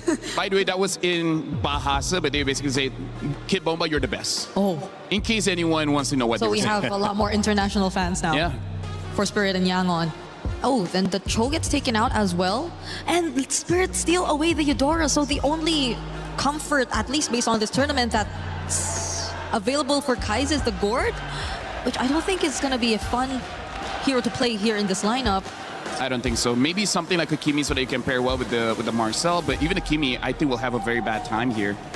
Do they want to play range? Because if they do, something like a Farsa might still be okay, because the Hirara can jump onto you, but hey, you cross that bridge when you get there. Yeah. But speaking of the Eudora pick, I'm 50-50 just because there is a Uranus there, so you can basically make it so that Eudora makes a mistake. But at the same time, you can time it whenever the Claw wants to go in and then just stun them up and then kill them very, very fast. I guess Spirit are just relying on their combo burst damage because at this point you're looking at a Eudora, Paquito, Hirara. They can pretty much deal with any tanky hero if they get to a point where they've scaled enough in the game. But they do indeed lock in the Gord alongside a Suyo. Yangon, it's always a Suyo last pick that you feel is kind of just them being forced to pick it up. But if they make it work this time, that's a great start for Yangon. Well, here's the thing. As the draft progresses, we remember in the interview with Eterna where he could basically say that we have better drafts. And for now, I kind of got to agree with it. How do they get Barats, Paquito, Hirara in the first 3 picks, and then pick number 4, they still get the Eudora? Like, this is an insane draft to get for this current meta. This is like what Onyx got in the last game. In the last game against series. Falcons, yeah. And even we were like, wait, how did Onyx get that? That was no way another team is going to get that. But hey, c'est la vie, here we are. And the last pick is going to be Chip. Whoa. So talk about trying to accelerate the game. Okay. This is kind of like almost no range. Eudora has range, but it's mid-range. I'm liking Spirit's draft. This is the kind of draft that says like, you know what, Grand Finals, we're going all in. Yeah. I love it, guys. This is a big one. Marcel giving up. You see the Claude early pick, the Suyo, the Gord for Kaize. Something that just feels familiar for YG. And if it ain't broke, don't fix it. And of course, Team Spirit say, we'll give you those. We got what we want. We're bombastic over here. Kid Bamba trying to lead them into a Game 1 win. But Undying might have something to say about that in the EXP lane. It's your grand finals here at MSC, a best of 7. And it's time to send it over to our casters, Mirko and Gideon, to get us started. Thanks so much, Rain Day. Today, we bear witness to history in Mobile Legends. For the first time ever, 2 regions, not from a major, have made it all the way to the grand finals here at EWC for the Mid-Season Cup 2026. And by God, this is some life-changing moments. The money that's on the line, the series of full BO7. It's a Cinderella story for both sides. YG finding a way to make it back to that top 2 after seems to be forever. Sunset Lover and Team Spirit, though, with Sao. The journey started all the way at M1. So, hey, we have that first blood rate comparison. We know that Spirit love to get it going quicker. But Yangon, they're actually still the ones that actually are the more active teams when it comes to just brawling. TS want to keep it hot and heavy as naturally as they do because of the way that they play the game. Not to mention, they're running the double fighters. So far, Hiko's had an outstanding win rate here as his secondary fighter Gold. But I think this game really just boils down to how does Yangon Galacticos wombo combo with each other. We've seen many times where Gord, even within the early stages of the game, if the combo ain't clean, you're not going to be able to find anything. And that's going to be an early flicker coming out from Sawo's side. No punish here for Yangon, but that's a big resource down. Absolutely, man. We gotta also take into account the fact that Marcel has been left open, picked up by YG. And we saw in the 3rd place match earlier how big this Marcel could play into the game. Was able to stop a lot of these slow-ranged opponents.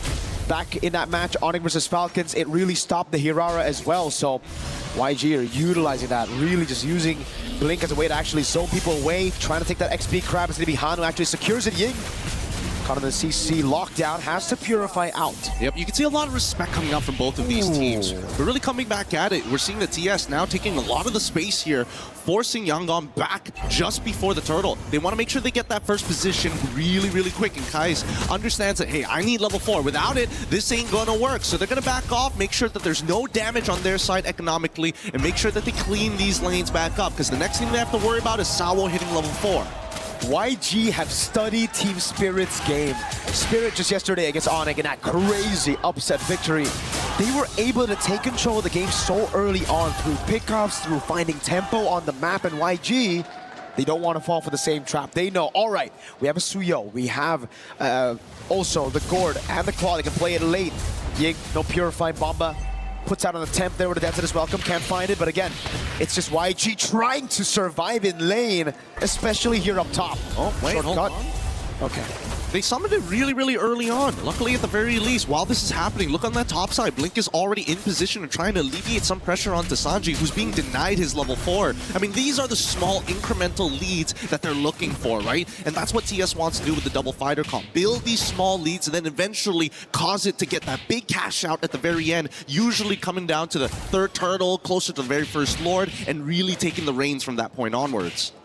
Sunset also had a fantastic performance just yesterday on the Eudora, on all the mages actually. Flickering out of some crucial sets away from Onyx.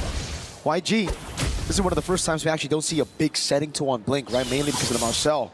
So it's also going to be a big question mark because the only other time we've seen Blink on this Marcel was all the way in the group stage. It's been a while. It's true. If we're looking at it, you know, in boxing terms, I think the best way to describe it, it's Southpaw versus Orthodox, right? And Yangon, they understand where they need to play defensively, make sure that they don't set up potential dives to their gold laners. But in the meantime, because of their defense, now the dive. Purifier with the Blazing Duet actually gets away with the BMI as well. Now it's the Golden Hour plays down. I'm going to go for the Blade Surge and the Soul 7, but it's misplaced because the Golden Hour Blink taken low, is taken out. Straight up by Sunset Lover. Zaur's able to get the untargetable dive frames, and he gets away in time as look at Sawo.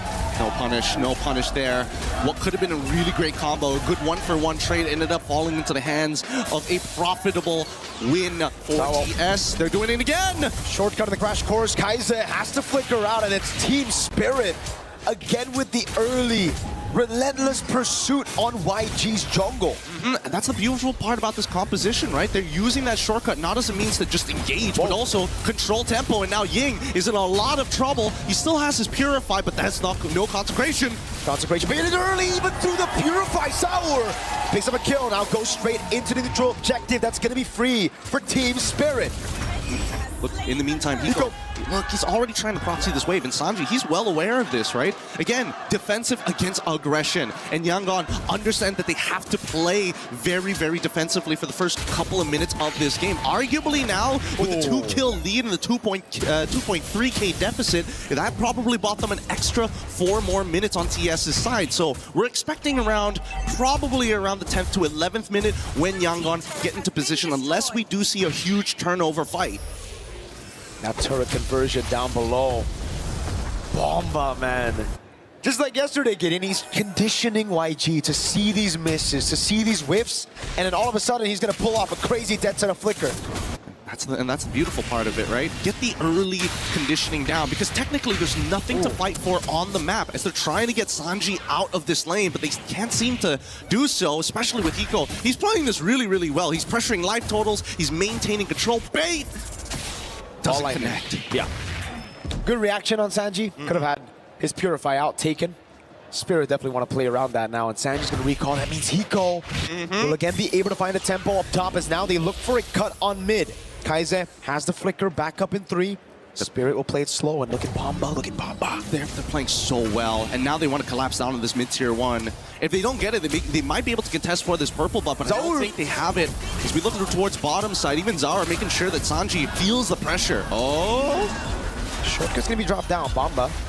Okay. Goes for the chop. Purify out. Golden Hour catches 3.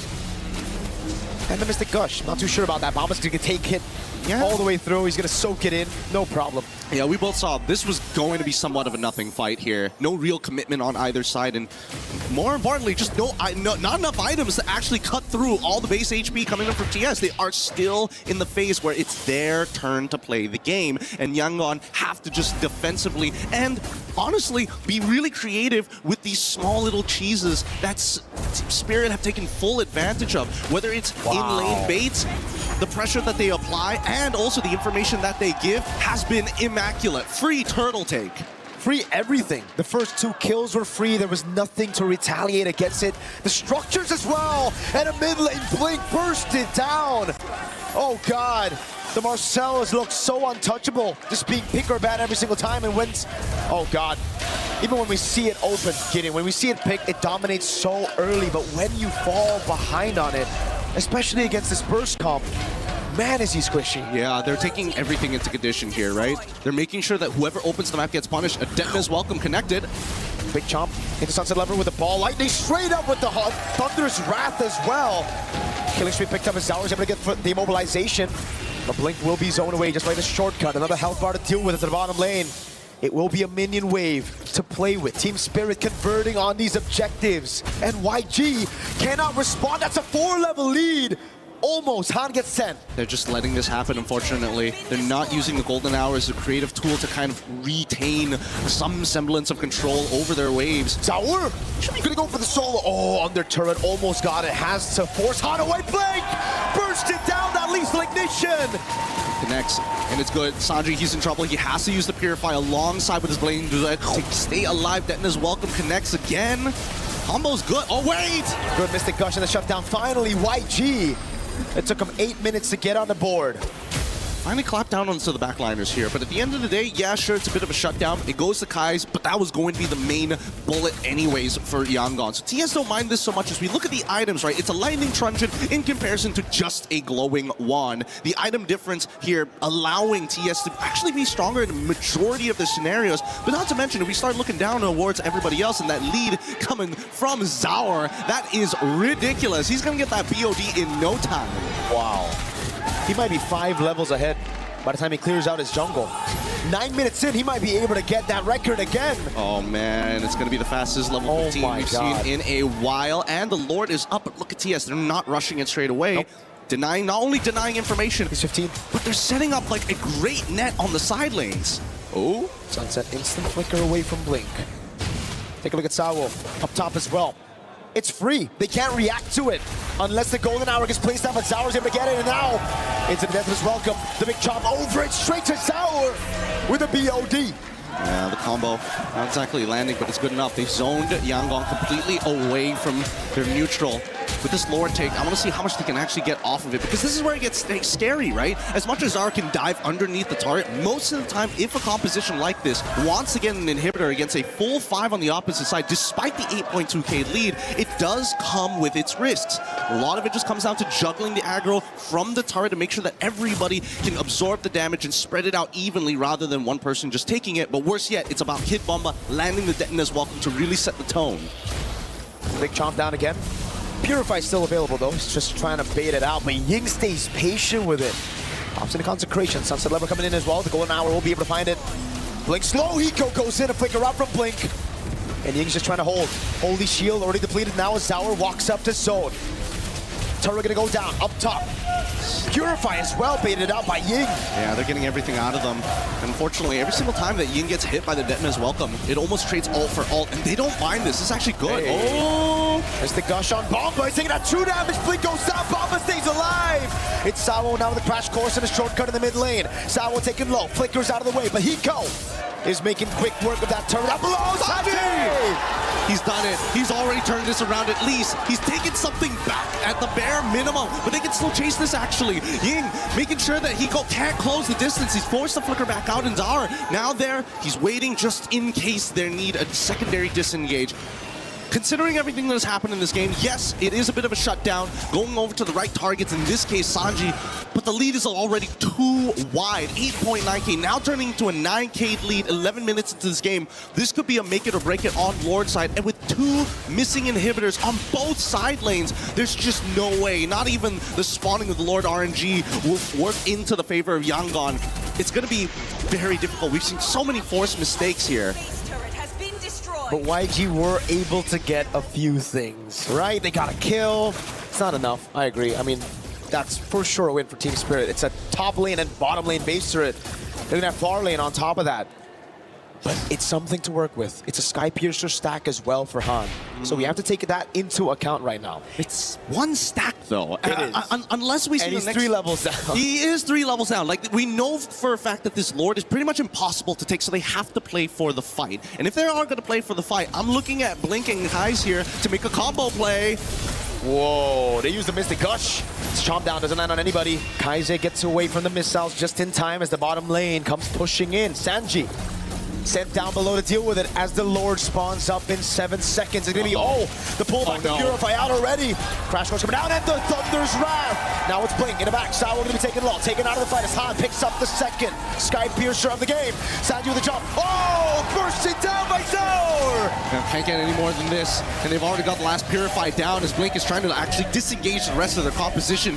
But Team Spirit played that well. And unfortunately for Ying, just a little too early on that Purify. If he held it just a little bit longer, he might have survived it, but it's a difficult composition to deal with right now. Just look at this, right? As everybody's able to get their damage down, as soon as that Purify is timed out, that's when Sunset Lover is going to let that ball lightning rip. The rest of the composition here also very ready for Sanji's re-engagement as well. So TS, they've covered all their bases. They are playing very good game one. So clean. And YG, you can clearly see they're getting desperate. They're making these plays happen. They think they have their power spike, which is true. But the thing is, Team Spirit with the 10,000 gold lead, they kind of built past that power spike, the initial power spike. Yeah, and the worst part about it is the frontliners have opted to go for the Chastised Pauldron to ensure that it's really, really difficult to actually chunk them out in key critical moments here. And now they've got that lore pushing on that top side. They're synchronizing the waves as well, and they want to have a delayed wave down on bot side. TS now on the attack. Into the mid lane they go. Zaur knows there's no Purify on Ying. 8 seconds for it to come back as the Rose Gold Beater gets built up by Zaur. The winner crown is ready. Hiko with jumping forward. Sanji doing some damage over on Hiko. Bomba's still there. Golden Hour catches Sunset Lover just in the brink of it now as the Mystic Gush comes around. It's good, and they want to go for a little bit further. Hiko wants to get right on top of Han, but they cleared the waves already. They need to reset. They have one more opportunity and one more wave to deal with. Massive Mystic projectile landed on Sunset and Bomba.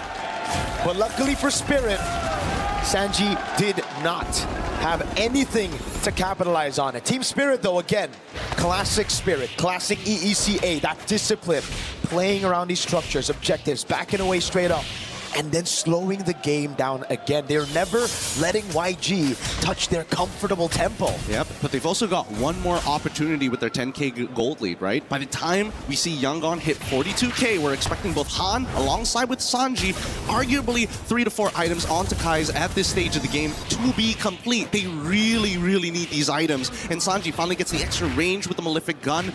He needs that crown, unfortunately. We've seen many plays where he actually gets really deep with the Blazing Duet onto multiple targets, but without that winner crown, he is going to trade himself off, which is not something Yangon can accept right now. And to win the crown from Kaize as well there. Picked up for him. Radiant armor for Ying. So a little bit more defense, but you could clearly see that big diff in gold between the XP laners. Bomba is just a big chunky boy. He's thick. He is thick. And he's also taking the winner crown as well, just in case a scenario like that happens again, right? They gotta be careful, because at the end of the day, it's still going to be up to Kai's to land that Mystic Projectile. If it hits on multiple targets, that's great, but the setup really just comes down to Blink. Han, at this stage of the game, has to be the finisher, and Ying needs to start peeling, but we see every single time the sequence is the same. TS will start to target Ying first, get his ult out. Maybe if he doesn't have the Chastised Pauldron ready to go, even better. Then immediately start moving towards Kai's position. Disrupt the anchor. Once the anchor has unhooked from the bottom of the ocean, the whole ship is going to start going out of whack. Still going to be difficult, though, again, for... Wait a second, Blink. No. There's a projectile thrown out as well. YG, they really got to get control over this top side. TS have done such a good job at denying it away from them, and now it really just seems like Team Spirit will be able to take this one for free with Sanji showing up in the top lane. They're trying to punish this. Uh-oh, Blink. But the conceal in the back is able to find two with the golden hour. Now the chomp down comes in, the shortcut in the back line is able to get Zaur in a good place. Hiko with the jump. Bomba with a crown. Blazing coming around, and Zaur is able to get the targetable 2 iframes as Hiko walks up again. And now Ying trying to at least delay them. Sanji is on the run, but Han should be able to go down here. Zaur in the 1v1 and wins it out. He gets immortality, still able to chase away right now. Can he get Sanji down? He walks up, base the BMI back again, and Sanji's thrown away from the base. Team Spirit secure game number 1. Woo! Clean, tactical, all beautiful plays coming out for the side of TS Yangon in the southpaw stance. Cannot just play defensive against them. I don't know. It might be a moment where their drafting has to force a scramble. They have to. It seems like the only way Yangon Galacticos can actually start to get the tempo and start falling into these positions, because if they are going to be playing for really difficult wombo combos and power spikes against a team like TS and what we've been seeing so far, either you disrupt them on that red side, take it away from them, or you're going to have to keep it real simple. And it's as LaFell said in the panel, right? He mentioned it already. How are you going to give the Barats, Irara, and Paquito all to Spirit in the first phase? They need to be able to take some of these heroes away. I understand the Marcel's Prio. Yup. But that's where you have to go back to the drafts again and the bans. YG, I think, put too much respect on Team Spirit's picks that beat Onyx. Valentina was banned out. The Atlas and even the Harley, they need to try to open up some of these picks. Yes, those picks are great, but I think there are picks to deal with it. Absolutely. And let's also not forget that second half of the match. It's very telling for both of these teams what they are genuinely worried about. They are genuinely worried for the side of Team Spirit. Hey, we're getting rid of things like chill, things that can force us to change our battle spells. We want to always have flickers in our double fighter composition so that nobody feels safe at any point in the game. And as we see these combos get dropped down, that shortcut really allowed them, giving them multiple access points into these fights. But we'll let our panel break it down for y'all here for game number 1. Thank you, Gideon. Mirko, that was a game that set the tone for what this best of 7 could look like. And not only did it showcase how valuable it is to have seen these semifinals and seen the way these teams came into it. Team Spirit with a 3-0, continuing now 4 games in a row that they have won.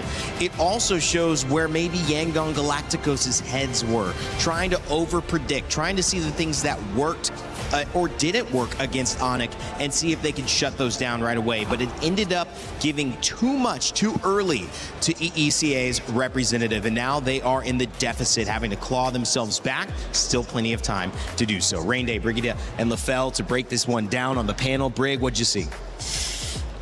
I still cannot get over the fact that we saw the Paquito Hirara, and why are you copying me? You always copy me. Why can't I copy you? Okay, you can. The Hirara, Paquito, and everything else. Even the chip came in as a surprise, but it complemented the idea of the lineup so well. It took time. It took time for Yangon to actually hit their spikes, and at this point, if this keeps going, it might be Spirit with a much cleaner record in the knockouts finishing off this tournament. I mean, honestly, this is a good showcase of the new and old, because what Spirit is showing is the new meta, the current meta. But honestly, what YG showed is reminiscent of metas of the past, right? Where we got the Suyo, the Gort, as well as the Marcel, even the Claude. This is all good in the previous patch. But now they gotta, speed things up, where honestly, like, our illustration moment is just gonna be about how big of a difference the new style of playing against the old style of playing. Well, sometimes the Marcel shows up and it's, whoa, you let us get Marcel. And sometimes it shows up and it says, well, you get Marcel, we get Paquito and Barats and Hirara. And, at this point, it doesn't even matter that you have Marcel. And that's what happened in this game. I would say the draft that YG has a very bad relationship with Team Spirit. It looks like Team Spirit, they got like abusive parents, and then Yangon, they just got the abused kids. Oh my God. That's how mismatch it was. That's one way to put it. Wouldn't be my metaphor off the top of my head. It wasn't the first one that I came up with, but it's the funniest one. Okay, yeah, it is funny. Again, not the first word I used to describe that. It wouldn't be I off think the you gotta top change of my your head. description for it. It's the one that grabs people's attention. Okay. I wouldn't mention grabbing off that as well, because that feels like you can get into the same. This is just the story of my life. Everything I say. Damn. Okay, so guys, you have a lot to break down. Game 1 gave us a lot of answers on the side of Team Spirit. They're the real deal. Zauer, Egoist, Kid Bamba, you mentioned Sunset Lover and Sawo, of course, Hiko, trying to make a statement here. LaFell, what was the statement you saw that was made by Team Spirit in Game 1? Now, hold it. You could do it if you want. Yeah. Bawaski. All right, thank you very much. It's nice that you understand Malay now. So we got to look at the draft, because there's a whole lot wrong here. And let me explain as well, first things first, what I mean by having bad relationships with each other. Because we're going to start with one of the more important picks here, which is the Suyo. The Suyo being the jungler is definitely one of those picks where it's going to move the map. It's going to move the tempo, right? Now, one of the problems is Suyo has been adjusted before, where he had armor as well as magic resist when he is in his immortal form, but they removed the magic resist. Now, the problem is we got one of the best mage bursters here, which is the Eudora. It makes it so that if he goes in, he dies. That's why we don't see him really do much. And it's honestly the same with the Claude. The Claude goes up against the Eudora. Also, he goes in, gets stunned, and then the damage is just going to be too much, and then he's gone. And that's not over yet. We got to talk about the Marcel. I play the Marcel. Here's the thing. He gets stronger when the Thunderbelt stacks actually gets to stack up. But before that, he don't want to deal with burst. He don't want to deal with anyone that can stop him. Now let's look at how many people can do that. So Eudora could do that. Probably just Paquito one. could do that. Barats two. could do that. So there's three members that can deal with the Marcel. One of the reasons why they don't really mind letting the Marcel go. So right now, it does seem that Team Spirit, they just get all of the answers before some of the problems even existed, right? Because Suyu came out late. And then, well, the Marcel's first, but again, they were able to answer that. So let's see how it translates in game. And in this current meta, it's all about map pressure. Let's look at what happens when there's no map pressure here. We're going to be seeing, this is, by the way, look at this, it's 2:43 in the game. This is fairly early on. And we can see that the goal lane here, Hiko is winning by a lot. And then we're going to go to the EXP lane, and look, three members of Team Spirit is already in the jungle, and it's already like, look at this. This is the second tier turret of Yangon, and they're able to go in. This is 2 minutes, right? This shows how much domination they got with the Barats as well as the Paquito, which, by the way, I feel like Barats is #1 EXP laner, and I would say Paquito is sharing that spot with Freya in terms of the best gold leader right now. And then we'll be looking at what one of the problem is here, where we see that Team Spirit, they overcommit, and yet there's not enough damage, there's not enough instant crowd control, and that's part of the problem that we have if we look at the draft here coming in from YG, where Ying can be a frontline, that's great, but not immediately. He needs time to set it up. Kaize can kind of stun, but only if he hits his skill shot. And then Blink kind of stun, but here's the thing. In the golden hour, some abilities go through, some don't. And we're going to be looking at this clip here, how it has been stunned up, and then Han tries to attack, but the guy's frozen, so no damage is going through. So this draft honestly doesn't really harmonize together all that well. I guess the clips that I also... Yeah, Okay, speaking of harmonizing. We are trying to harmonize right now. I guess the clips that I also picked up are just to further complement the idea that we're trying to put out about the bad relationship. I still don't completely understand the metaphor that he put out, by the way. Yeah, me neither. I think it's deep in his past. Yeah, but I think this will really kind of establish how within the team and within the lineup, it hasn't been really that great. And at the same time, against these opponents, against this lineup, it hasn't been as great. So where's the play button? Oh, there. Okay.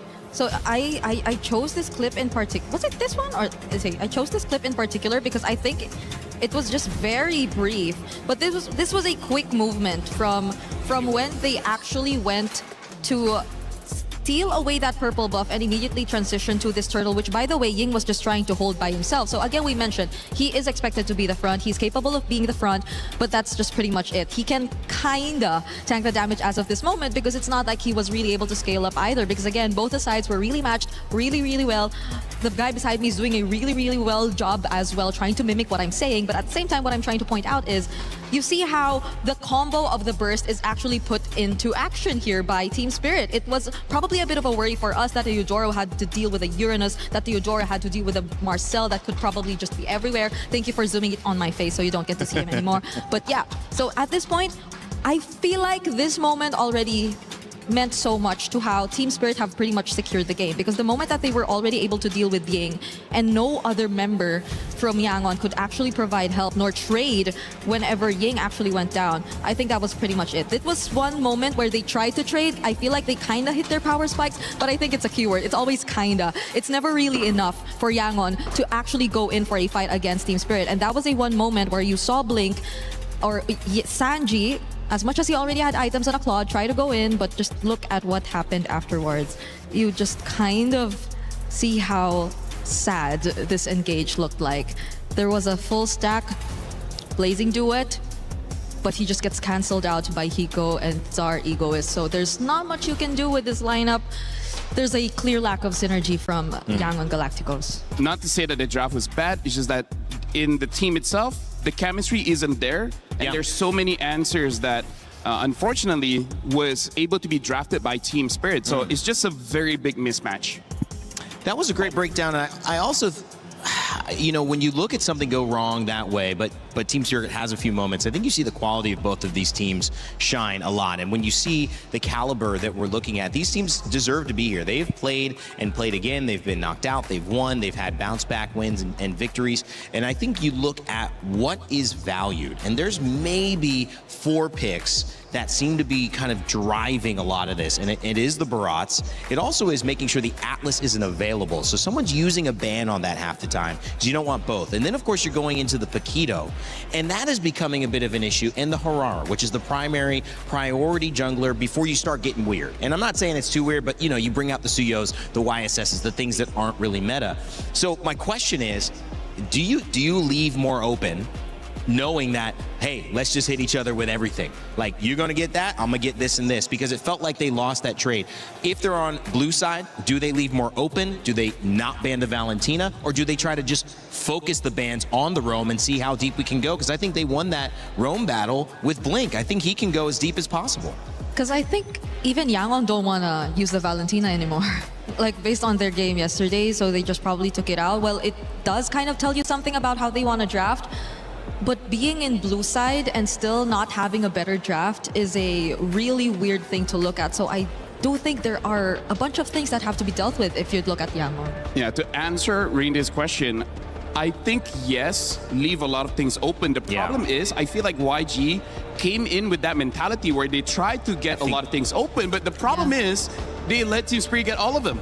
I actually agree with you. I think that's why we saw the Valentina. I think they actually left Valentina, Harley, as well as Atlas. I think they were trying to make sure they could get Atlas and Barats, or at least get something like that. But they just, I don't know, they were late to the game. Maybe they just need another crack at it.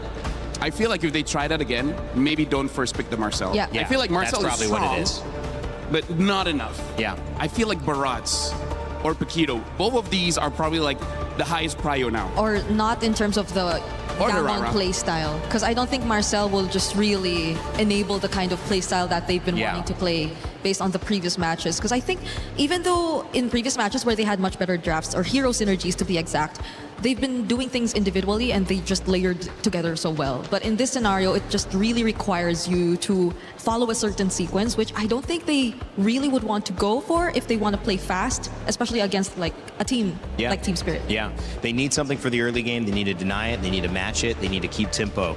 So now they're back to the drawing board. Team Spirit have done something well, and they know exactly why it works. Can Yangon make an adjustment to tie us back up? So far in our sets, we have not seen many teams go 1-1. We've seen the 2-0 and then 2-2, which means we are in a heavy momentum swing for this meta. I think it also means that generally, LaFell, some team figures it out a little bit earlier, a little bit faster, and it takes a minute to figure out how to handle that. I feel like game number 1, it's kind of how Yangon want to test the waters, right? Because we even heard in the interview with Eterna where their coach said that they're going to be aggressive. But that was the kind of draft that was not aggressive, right? So maybe they just want to test the waters. And now Yangon, they just ban out the Barats as well as the Paquito, because I think even they agree with that. That's too much of a problem. Let's get rid of both of them. Yeah, the question was, do you leave everything open or do you take everything away? And it's clear that YG said, we are going to take away the Paquito. We are going to take away the Atlas. We are going to take away the Barats. And now we're going to be on a more even playing field, because in this situation, we're getting one of the two that we think are the most valuable. But I like this too, because we're just going deeper into those frontliners, those fighters, those roams. I think this works for YG. We've seen it work. Yeah. Eudora gets banned. I feel like Hirara should be the top prio here. Marcel can kind of work, I guess, but I don't know, man. Hirara's been like one of the faces of MSC. I'm thinking between Hirara or Jusen for Yangon. I think Hirara. Yeah, same. If it's just about what really works, I just think if Yangon have been drafting according to comfort, then that could have been a consideration. But now that will remain open. Honestly, to Spirit, I think there's even the Belleric Paquito that are available. Paquito's banned. Oh, never mind. So yeah, I think like there's a chance that they could actually steal the Zushin away as well, because again, the Eudora has been banned out, so you need someone else to control during the fight. In terms of Belric, I think it is an okay pick for Sawa, but Sawa does show quite a lot of heroes so far in MSC, so that might also be something that they want to play around. And with the Paquito as well as the Barat's band, I think Hiko is just going to get a marksman here. Yeah. Like some kind of marksman. The Esmeralda gets picked up as well as the Belric. So now Team Spirit has already established they have a front line and they have a counter-engage hero in the Belric. I almost think we've seen Sora picked up, right? And he's done okay. I like that maybe going deeper into an EXP lane. Remember, Phoveus was available last time. You had some interesting matchups. Lapu, I think you go Claude. Sanji's very comfortable there. And now Kaise can get his Zushin. I think he really should get a Zushin unless there's a prior roamer that, I don't know, I want to try. I don't know about that though. Because Glue is counterable either with the carry or mids like the Vexanas. Yeah, so it's a good hero, it's just counterable.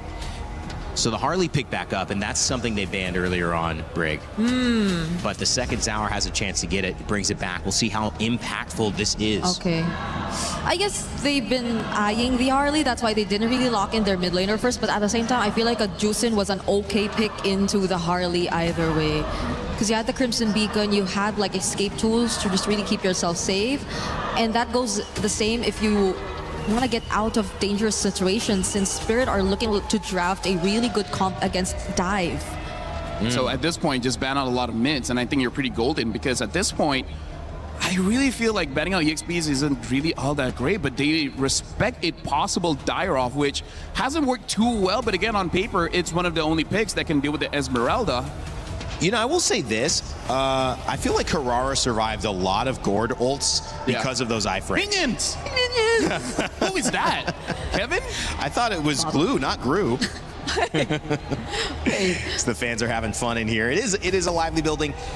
But do you think that maybe it's going back to the tried and true? I think maybe they like the Gord. There was a good source of damage. There was just a lot of heroes that could get away from him. I feel like Gord is good against the Esme and the Belry, but that Harley is going to cause so much problems. Like, this Harley makes it so that you always second guess what mid laner you want to use and what marksman you're going to use, because both of these roles can get one-shotted by the Harley. Some heroes can outplay it, but not all.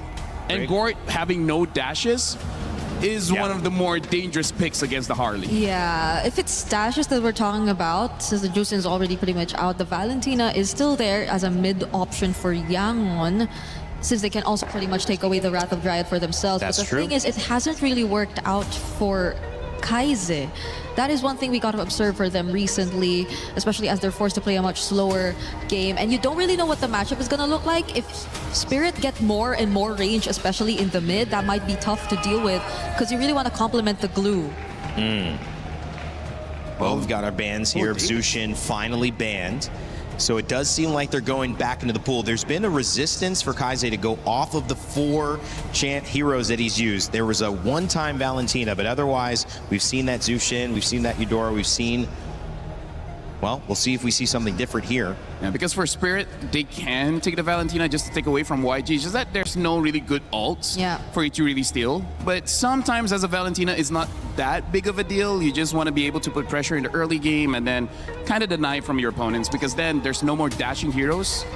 Kinda Lilia, but I think Lilia is worse because her HP is so small. Wow. She will die anyways to the deadly magic. And I like how they're not necessarily reacting to the Glue pick. Like, this could have been a Vexana anyway, but just so they could be faster Steal around away the map, that Valentina. steal it away. They just lock it in instead of YG getting their hands on it. So that poses a question to YG instead. How do they match this, knowing that it's going to be a Beleric Valentina in mid? You have a Glue. A Lilia could have been an option, but I feel like it could just burst it really fast. Like, it's going to be good for a while until the Harley gets like a genius one, and now an Arlet gets picked up, as well as the Selena here. I'm liking the adjustment that YG is picking up, but now a Clint. A good matchup in the gold lane possibly can burst down multiple members of YG as long as Team Spirit gives in a good early game. What do you guys feel about these drafts? I think it's more equal compared to game number 1. Yeah, I'm liking how proactive Yangon are this time. They have a lot of setups. It's not like they're going to wait for Spirit to start it every single time. Claude back in the marksman position. for Sanji against now a Clint, and it's going to be Ying on that R-Lock, which we saw so effective, and the Selena finally let through, and there's my daughter, Aria, my baby. She made it here. All right, having a lot of fun. Let's send it over game 2 and get us started here in our grand finals. So sorry, Rain Day. I don't know if your daughter needs to watch this next game here because it's going to be an absolute bloodbath. It might be above the age limit for this one because we are expecting an absolute brawl. Huge contention for both roaming supports here. Glue is an amazing pick into this lineup, but the big issue is, are you going to be able to build the right items at the right time? There's a lot of magic damage on the side of TS for this early game, and eventually that Clint is going to be a bigger problem. Absolutely. It's also about how do you cut through, right? Against this composition, you need to win in the early game, and that's why the Selena pick is going to end up being massive if utilized properly. Can they utilize it, though? That's the question. The Esmeralda almost holds a complete monopoly up top when it comes to tempo. It is, and that's the thing, right? We're going to see how this game has to progress because there's also counterplay to a lot of the different problems that we're going to experience. If you look at the emblems, at least looks pretty standard all the way through. Season Hunter, at least for the Selena. And now First Blood going to be achieved here as Kais finds the kill. And now, with this lead, this is what we're expecting, right? This is why I was talking about the support so often. Those deaths, they're kind of the only people who can walk up and do what they can do, but Blink is a lot more expendable in comparison to Sawa because they need that Wrath of the Dryad. That's the tempo we were talking about, though, yeah. For Team Spirit, they're going to have to wait a lot. I think compared to game number 1 especially, you're going to really have to wait for that Wrath of the Dryad, like you mentioned, Gideon. And for YG, it's all about fighting level 1 to 3, finding those slam passes. And with the Hirara, the Glue, and even the Arlet here, you're going to have so many resets. That's why Zaur wants to take Ying out of the equation. This is how they get back into that turtle fight after Sawo got picked off. Yep, it looks like they're not going to be able to contest the very first turtle here. It's going to be level 3 to level, well, actually, pretty close to 4 for Kid Bomba. He should be able to hit it first no matter what, and they're going to use that pressure to start zoning out the rest of the Yangon members to allow TS to hit 4 on time. However, Sunset Lover, not there yet. Do they need to walk up to get the EXP? No, they're going to rush this. It's such a good decision for them. Now, retreat battle is still going to be Zaur.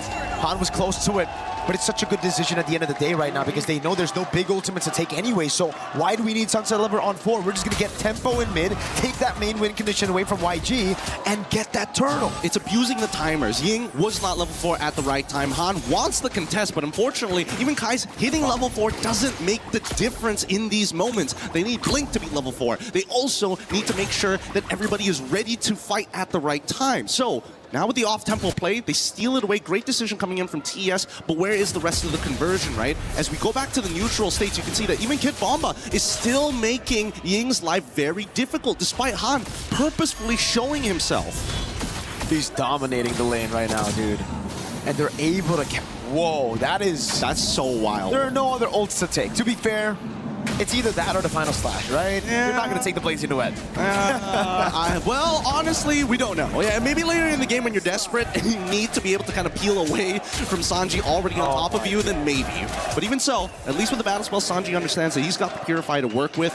I just don't know how this lane is going to go for him. He's playing the lane well, right? But Hiko's got this freeze on him for this point, at this point of time. And until Hiko gets his first item, that's when he really starts to dominate the matchup. Now, one thing I will say about Team Spirit and how they're able to actually just gain control of the map when nothing is happening is I think they're the best team at playing the neutral game. When there's nothing happening on the map, they are so good at maximizing all these small little trades on the map. Like even here, Bomba is getting a trade over on Kaize, giving Sunset Lover more pressure in the lane and stopping Kaize from putting those trap downs, you know? It's just such a small win, but it builds up, and that's why Team Spirit now, even though they're down a kill, are the ones up in tempo, in map pressure, and everything. Exactly. Here, because by the time the turtle actually spawns, Kid Bomba in about roughly 6 or so seconds after the spawn, he's going to get his ult back, so they understand how these timers work. And you can see that Ying, as soon as Bomba shows up, he's like, oh man, I gotta try and forcefully clear this wave. We trade ults again. We're gonna come back down to the turtle, and I think it's gonna be that constant dance. I want to see what TS's decision is here, because now they can't sneak away this neutral objective, but I think they want to extend their lead. Oh, Bomba, he's got the proxy. And Sunset, that's the reason he stole that Abyss form. Man, Sunset with the Flicker out from the stun as well. It's a proxy up top now. Did they go for the Red Tree? Saw with the Flicker and the Wrath of the Dryad in the backline as well. It's going to be the jump on Sunset now with the steal on the slam side of the pass as Sawo gets away in time. He's going to be taken low though. Sanji with a lazy duet takes him low, takes him out with Ying. They want to punch it even further here. They're not done just yet. The arrow lands over on Hiko, and it's Ying with a punish on the vengeance. That's what you want to see. Just continuous CC after CC just to give that extra bit of bonus damage coming in from Ying. Beautiful stuff all the way through, but at the same time, the game is not over just yet. At least the tempo has fallen back into Yangon's favor. But in the mid lane, just notice that Ying, now, he doesn't really want to be stuck in this lane any longer. But let's look at this replay one more time, right? Sawo so close to dying here. Sanji clearly doesn't have the items, but as soon as the Purify is out and Kai's is able to find an off angle on any of the priority targets, there's nothing you can do. Zara almost getting a sneaky little assassination there, but Han with the iframes, a bit too hard to kill. I think what we need to talk about, Gideon, is the fact that Team Spirit intentionally took that fight a bit long. Kid Bomba, though, the final slash lands on him, but Ying doesn't have the vengeance again. Bomba now able to get the shielding in time. Han cannot take him out. That's got to be frustrating. It's now 3 series in a row where he just can't kill Bomba. It's annoying because you can tell that Ying, he was thinking about jumping this, and Han was like, no, give me the kill, sir. Please, please, I need this right now. You're already 2-0. I'm 0-2. Just give me a little bit of gold, and it could make the difference here. And that might have just costed them a lot more than they would have imagined here. But you're absolutely right. You have to go back to before the fight. Bomba didn't go for the rotation straight up, even though he had a tempo advantage over Ying. He stayed and he cut. He proxied deeper. So it was almost as if Team Spirit knew they weren't going to take that fight. They were just trying to prolong it so that YG can't get their early snowball in time. And not to mention that they're utilizing their threats, like Sawa walking up and faking the movements, trying to throw as many feints just to get YG to react. Is Sawa in trouble here? He shouldn't be in trouble, right? Yeah, he's totally fine. And he's able to get a little bit of his health back. This is why Beleric is just so annoying to deal with. Very similar to Glue in a lot of senses, but just can't fight as often as Glue. Bomba opening up again. This time around, it's going to be Team Spirit with a man advantage.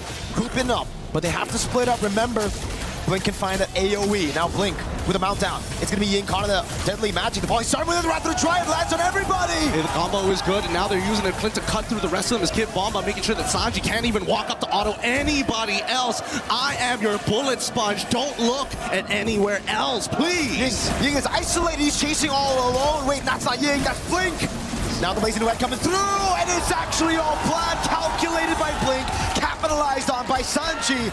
Bomba's going to be able to look for that compensation, though, as now they go for the turtle. 2-1 in turtles, in neutral objectives, but TS stay busy. It's Sour up top of the turret.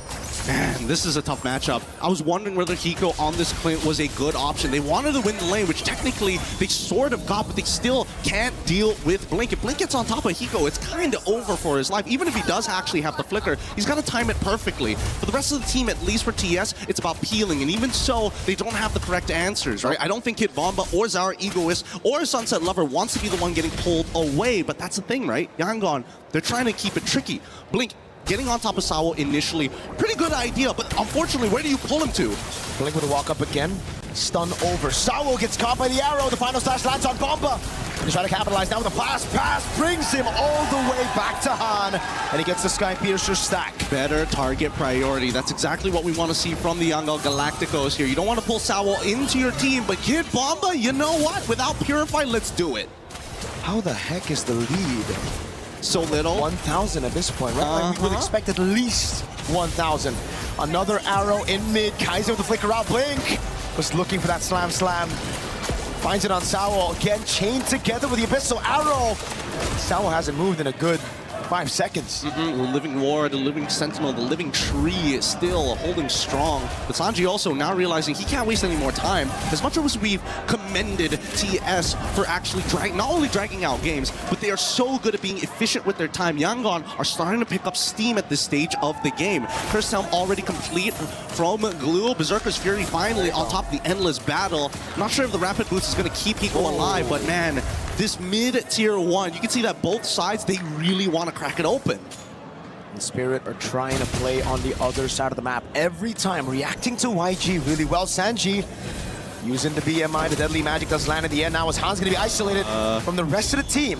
Sawo able to get the taunt down on Blink as Bomba goes in, but it's going to be the final slash landing on Sunset Lover. Caught by Ying, taken out by Han. The Abyssal Arrow goes wide as Han goes in again. is able to escape, and YG will utilize this man advantage to rotate straight into the neutral objective. Oh, the red herring here. Ying showing that final slash to Kim Bomba as if, yeah, I'm looking for you. No, I'm going to go for somebody else. And they've got 10 seconds worth of tempo here. Sawo, he can try and delay with the Wrath of the Dryads, but this is First Lord. This is really important for either side. Sawo has a position, goes in with the poker trick onto Blink. Oh, arrow lands again, baits out the Purify from Bomba as Blink gets the pass. Now, that's a Swift Trinity completed by Sanji. Very quick at 10 minutes. Honestly, not a bad idea for Bomba to actually absorb the arrow early on, predestined to fight, knowing that Sunset Lover is coming back up and he has that Purify, because you can see that Yangon, they want to react to this. And these deadly magics from Zaur, man, he's using it more as a poke tool than to finish people off, right? He's just coming in, space escape into a deadly magic. Doesn't even matter if he lands the poker trick or not. Yeah, no, it's so true, because again, they don't have the sustainability. Uh-oh. This is a crazy Lord Dance Blink. Able to jump on Sawo. He's able to sustain back up. Bomba no Purify for another 48 seconds. He's holding on this position.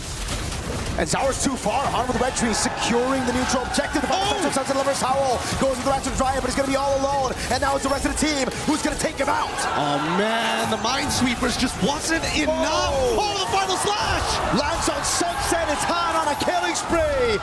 And he's able to buy some time now. Up top, it was Blink who got the solo against Zaur. Oh my goodness, this is not going well for Team Spirit's Yangon. Now looking for some revenge after game number 1. Fine, technical prowess you can take, but we know how to fight, and they are fighting hella good. No Purify, final slash into the arrow, and Sanji picks up another kill.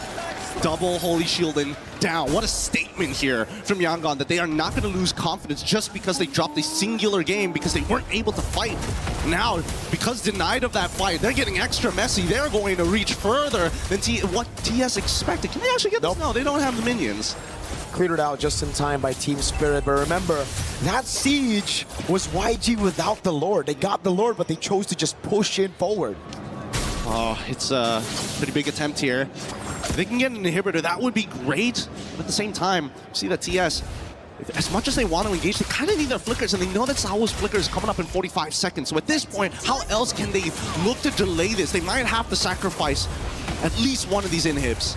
Yeah, it seems like they're going to have to sacrifice the top side, man. They're not even going to be sending all their members there. Protecting the far lane and the bottom lane, I think it's a wise decision.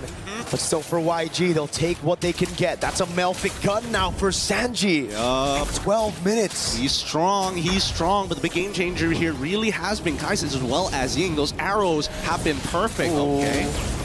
Almost immobilization. Sanji with a Melfic gun, abusing it and able to find a turret in the mid lane. So that's 2 with the First Lord. Interesting. So Sunset Lover has been stealing away the ult coming in from Kai's just because it technically works as a morph. So when you have morph, you actually get access to the rest of the abilities, like the arrow, like the trap. So they've been trading back and forth here. But I think the big issue is the fact that Yangon has set the minefield every single time. In the previous Lord take, Zaur couldn't even get in on the typical angles or off angles onto the Lord pit because of how many abyssal traps revealed his position.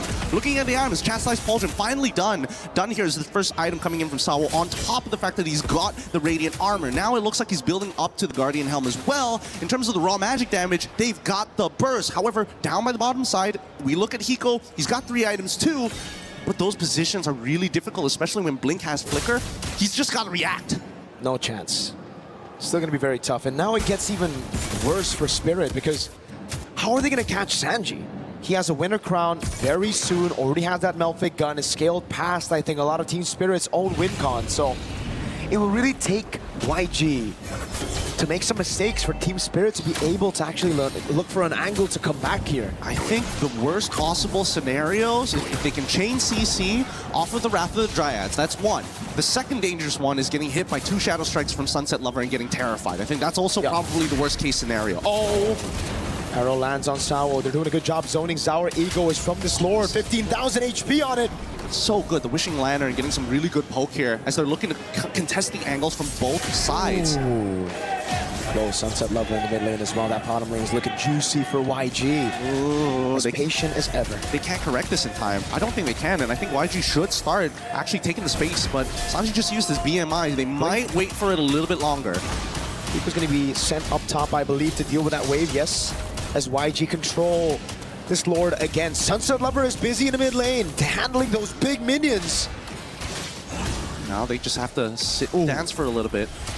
Even YG understand this is a dangerous 50-50 to be had, right? Level 15 to level 15, as much as they have iframes, Zara's Retribution, if well timed, could steal this and drag this game out longer than it should be. That wave in bot wasn't pushed properly by YG. Oh no! Hiko able to react in time to that flicker in the final slash. Hiko, that second skill, that catch could have just possibly won them a Lord. Because look at the bottom lane. That was so unlucky for YG. They didn't build it in time, and now it's building back for Team Spirit. Slow push, and Han cannot go down. It turned from an offensive assault to now a defensive assault, and TS now whole priority here.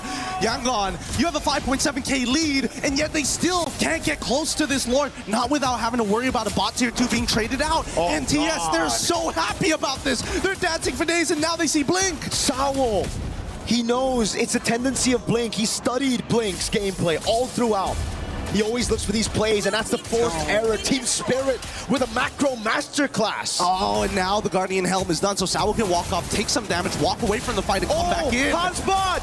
Abyssal arrow doesn't land. Han's still in the bottom lane. They're gonna go for the first right now. Blink goes in with the slash, having the pass. It's a final slash, bringing Zara away. He's able to get away with the space escape for now, but Zara wins it, gets the retry, suns with the flick around, and Han. And they're still chasing you. They're about to get one, they get two, killing spree for Kaise as they chase the last remaining members to try and close out this game. Team Spirit played for the Lord. YG say, damn the Lord, we'll take the fight, we'll wipe you out, and we'll equalize in this grand final. Oh my goodness, this is what we were looking for, a 16-2 game for the Yangon Galacticos. Statements made. We don't care what the world thinks of us. We brought it to 1-1. No confidence lost. And what a way to start. Possibly the best grand finals ever. I mean, when it comes to results, nobody predicted these two teams to be up here, and to see it at 1-1. To see it this close, to see the dynamic between the teams. One playing slow for objectives through macro, the other one saying, no, we brawl. And now we have to talk about the out-of-game aspect. For Team Spirit, they've been more consistent throughout all of their games, but there's one thing that Yangon Galacticos got going for them, and that's momentum. If they can build this up with one extra game, the odds of Team Spirit are starting to look a little shaky unless they start correcting this draft. I know that he didn't want to give the Wrath of the Dryads over to Yangon Galacticos, but it may have hurt them because they got them no ults, and Ying was just playing out of his mind. You gotta give props to Blink as well, though. What a fantastic performance on this glue. Even in that last skirmish, he was the one who jumped on Zaur. Then we saw the final slash. It almost looked, this was it. Blink with the jump. Zaur get chain CC, zone away. In the end, he still got it, but he had to sweat, he had to move, he had to use all of his resources just to get that Lord. Oh, man, we are running out of resources here at the desk. We're gonna be throwing it back to the panel to break this down for y'all. Dang. Thank you so much. We said these teams were tested with adaptation to get here, but it is now the requirement to stay here. One heavy punch, and the response with the uppercut. A swift defeat of Team Spirit. Yangon Galacticos even things up in the 1-1 as our best of 7 turns into a best of 5. Rain Day, Brig, LaFell to break the action down. That Arlet from Ying. They change the strategy. They take away the Paquito. They take away all of the options that we've seen be so successful. The Barats for Kid Bumba. And then they have that answer. Yeah, and I still can't believe Han was just last seen in the bottom lane a couple seconds ago. That's why Spirit were just going for the Lord, but then you suddenly see him also being part of that fight which really mattered to them, and it's so surprising to see Yangon bouncing back like that, because that game 1 loss felt like it wasn't a loss you could just easily recover from. I mean, that's one of the strengths of Hirara. Once she gets about 2 or 3 items, she's almost max CDR, and that makes it so that her skill cooldown is incredibly short. The fact that she doesn't have any mana makes it so that she can just spam all of the dashes, making it so that even though she is taking care of the long lane, she can still participate in the upcoming fight. And again, this is what we wanted from Yangon when they said they're going to be aggressive. Yeah. This is the aggression that we want to see. It started out with Hirara as the conversation against Ling. Ling has dropped out, but Hirara, I mentioned the iframes. I thought that that gourd, and when you look at Kaise, could have gotten several kills, wasn't able to do it, but that might have just been the hero. And taking this hero now into the hands of Han, what can Zauer Egoist do? We talk about the implications of damage from Harley, but you still now have Kaise back on the Selena feeling comfortable. The Ying can make plays. The Esmeralda's good in lane. Kimbamba likes to get aggressive. But guys, when you look at these stats, what went so right? Honestly, when we look at his stats, the one that you have to look at is actually Kaise. The damage dealt is 51,000. I think a lot of it, hey, minions! I think a lot of it is coming in from the traps, but the important thing is that aggression starts with a lot of damage, and that happened when they do have the Selena. The Selena, I would say even level 1, already deals quite a lot. Yeah, I was honestly considering it even as one of the potential pickups for Cryos? Spirit earlier when they were just left for second phase mid lane options, but they still went for the Valentina. I think in a way gave them some of the playmaking capabilities, but I don't think they were really able to put it into use. Like we saw how Sunset Lover occasionally got to steal away the final slash and such, but it was always just them using it when they were already forced to use it more defensively, more during a messy team fight, because Yaon were very efficient in just already isolating who they want to go for first and allocating who needs to go in first. It can be Ying, it can be Blink, and Blink too.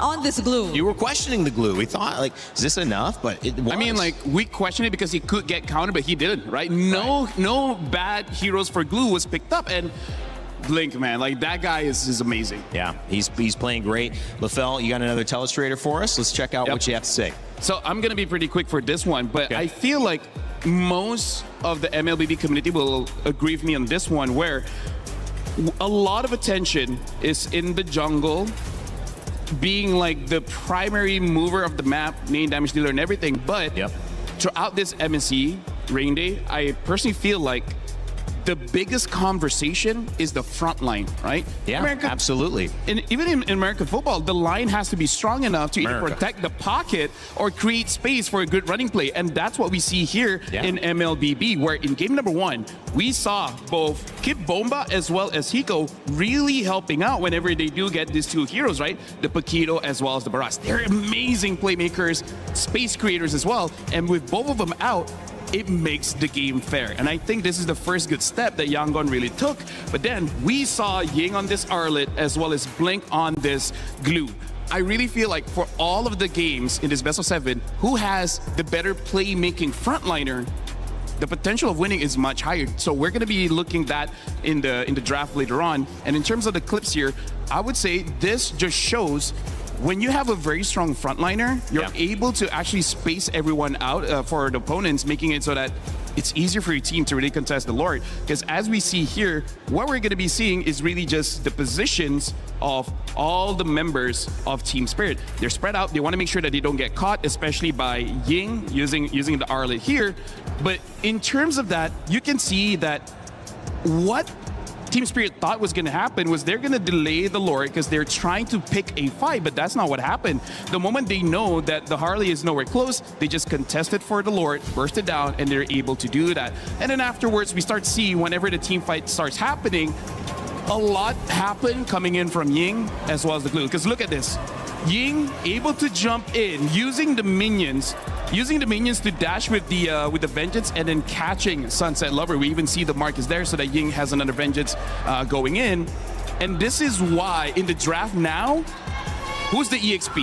Who's the roam? Is it a fighter gold lane? If it is, what is going to be that fighter gold lane? Because who can create the opportunities will win the game. I think that's what it's been about, right, Brig? I mean, who can create more opportunities? This game, it was more on Ying than it was Kid Bumba. Yeah, he had to live up to the Ying. Well, why? We thought it was good. No, it's bad and good at the same time. It is good. I love it. I think it's good. Cool, right? I just was trying to hear you say it too. Yeah, because at this point, or at least in this game, yes, he did get taken down once, but it's not like that's what really mattered. It's his presence who feels like he's someone you just could not consider for pickoffs at all because he had a very high mobility hero. Again, it was the Arlott with a Vengeance. And he was the guy that they really had to be wary of whenever they sensed that a team fight was actually gonna break out. Because you could maybe look at Blink, but he's more there to just mess things up. He already presents himself there once the team fight has broken out. But Ying has been the pace dictator, at least for this game. And I just like the draft in general. I think the response was to deal with the problems, and obviously Paquito early, but when you don't have the Paquito, you allow Sanji to be that much more effective and comfortable on the Claude that he wants to actually play. Guys, there's a lot that's occurred here. We're going to take a quick one, and in the meantime, check out Mobile Legends Adventure. On the flip side, we'll have Game 3.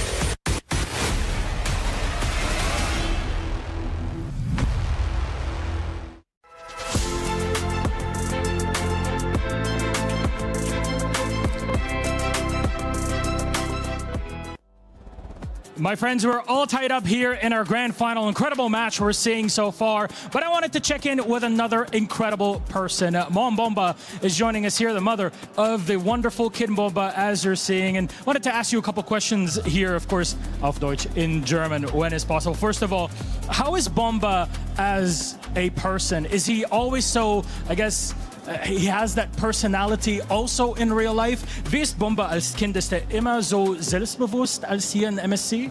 Ja, der war selbstbewusst und ein fröhlicher Junge. Yeah, this is how he is. He is very confident and he's a very happy young man. And that's exactly what we're seeing here out of him on the screen as well. Our second question, the entire community so far has been reacting so positively, which is wonderful to see, especially given your support for Bomba as his mother. Do you have anything for kind of words of comfort for maybe parents out there that want to help their sons, their kids that want to become professional players? Die ganze Community reagiert so positiv auf deine Unterstützung für Kid Bomba als seine Mutter. Haben Sie eine Botschaft für andere Eltern, dass sie auch deren Kinder in Esports antreten wollen? Ja, natürlich. Die sollen ihre Kinder einfach ihre Träume ermöglichen, freilassen. Of course, it's very simple, really. Let your kids really play out their dreams and help them, support them to actually make that happen. Mama Bomba, danke schön. Danke auch. Thank you very much. Let's check in what's happening with our next game. Well, Mama Bomba, I love the way that flows. Mama Bomba. Mama Bomba. Feels like we're speaking another language. Miloš on his 7th language or something at this point. I don't know. The man speaks Arabic, French, English, German. What can't he do? Speak Lefel? Speak Lefelian? Minion language. That's what I said, Minionese. Yeah, Minionese. Only a few people. How does that sound? I promise by the next tournament, I'll figure out the language. Yes. Okay, all right. I'll hold you to it. Yes. What did you want to say? No, I was just so happy to see that. I mean, like, where else can we go with this conversation? Really? Probably nowhere. I'm hoping you guys drop it. The only thing I could think of was probably Mom Bomba already has a fans club by now too. Yeah, probably. Because I also saw a signage already. I think so, and you've seen Team Spirit gather around the heart and soul of it. You might have seen maybe the analysis, the technical part. with the team. But when it comes to the heart, it certainly feels like it is Mom Bumba in the stands and everyone who is around her, talking to her, rooting her on, supporting her through. You should have seen the emotion versus Onyx yesterday. That was powerful. And part of the reason is that there's $1 million on the line. The winner of this, she could see her son suddenly enter the Millionaires Club, which is a beautiful thing. At about what, 21 years old? Yeah. Amazing. Support your child and their dreams. That's what she said, right? Yes, you're right. I'm trying to hear back what you say. Yeah, I think you're correct. Yeah, it's support your child, live out their dreams. Yes. Yes. There you go. Right, there you go. right, Rain Day? Yeah, and you get to see, it's a special thing. You get to see family being next to you when you're doing something important. I think that's just such a beautiful thing to see and witness. And obviously, Team Spirit, they go back to the drawing board. They have the emotions, they have the ups, they have the downs of Game 2. Now it's Game 3, guys. They're bouncing back. Speaking of, I think the support of, doesn't matter, families, friends, or whatever, in terms of going for your dream is very important, because here's the thing. I think there's no dream in the world that doesn't require some kind of sacrifice that will make you really scared about moving forward. It doesn't matter if the dream sounds like something simple, but I feel like in all the years that I've lived, everyone that tells me their dreams, you can't get that without sacrificing something, either physical, mental, or even spiritual. And it's even more, and Brig, I think you agree, it's even more important to know that nowadays most of that sacrifice is not in front of us, guys. We see the results, we don't see what goes into it. And you know as much as any of these players how much time and effort goes into just being a part of this moment. And then there's still the job's not done. That is in the back of their mind. We still have to win.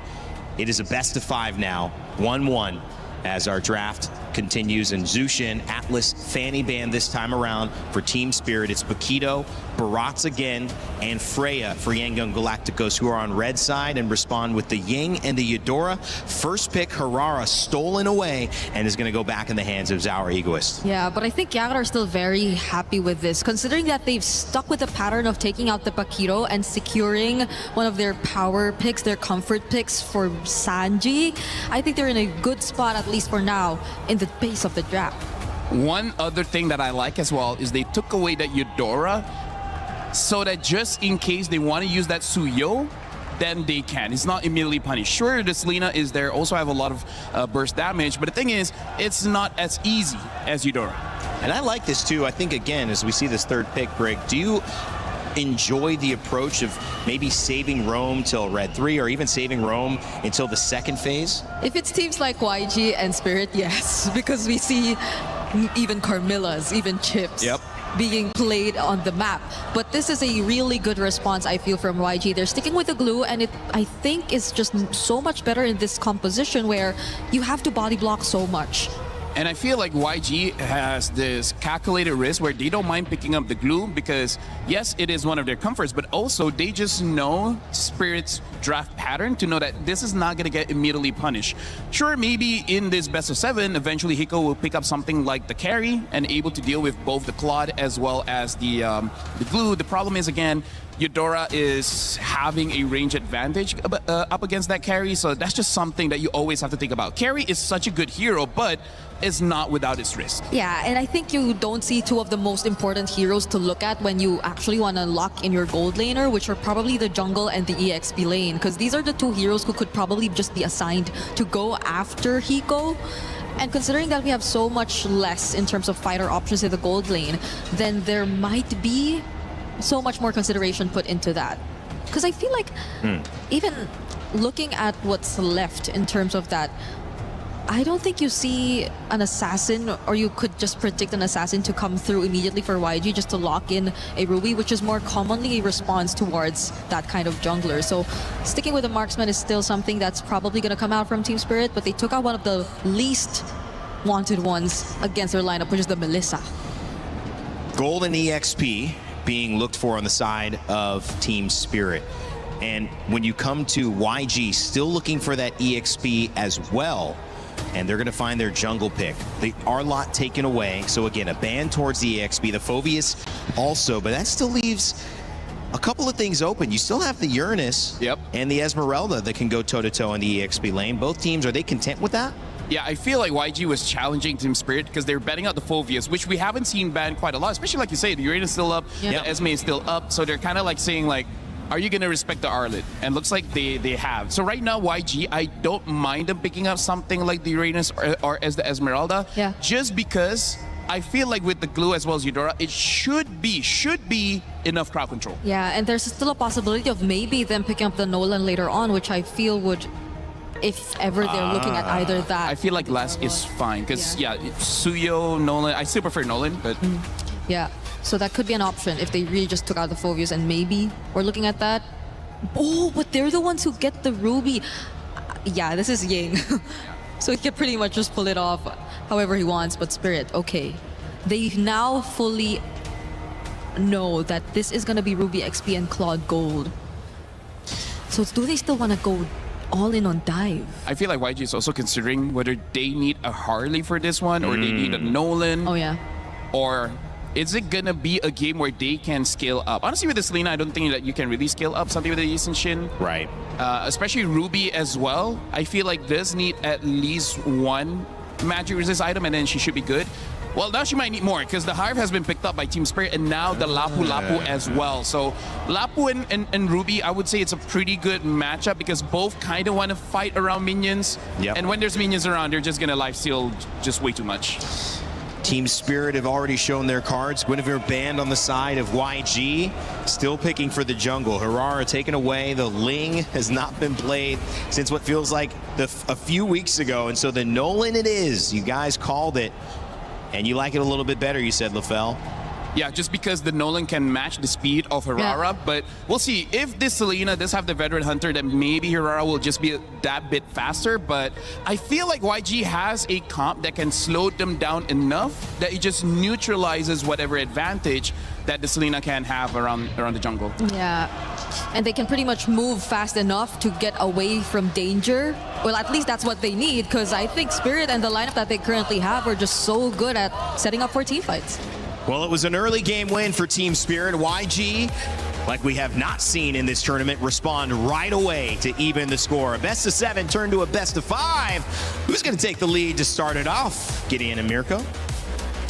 Well, that's a really difficult question right now. I'm leaning a little bit into Yanga only because they're a momentum-based team. You know, every single time they get that win, they just seem to be sharper. They seem to build up so much steam as they get right into this game.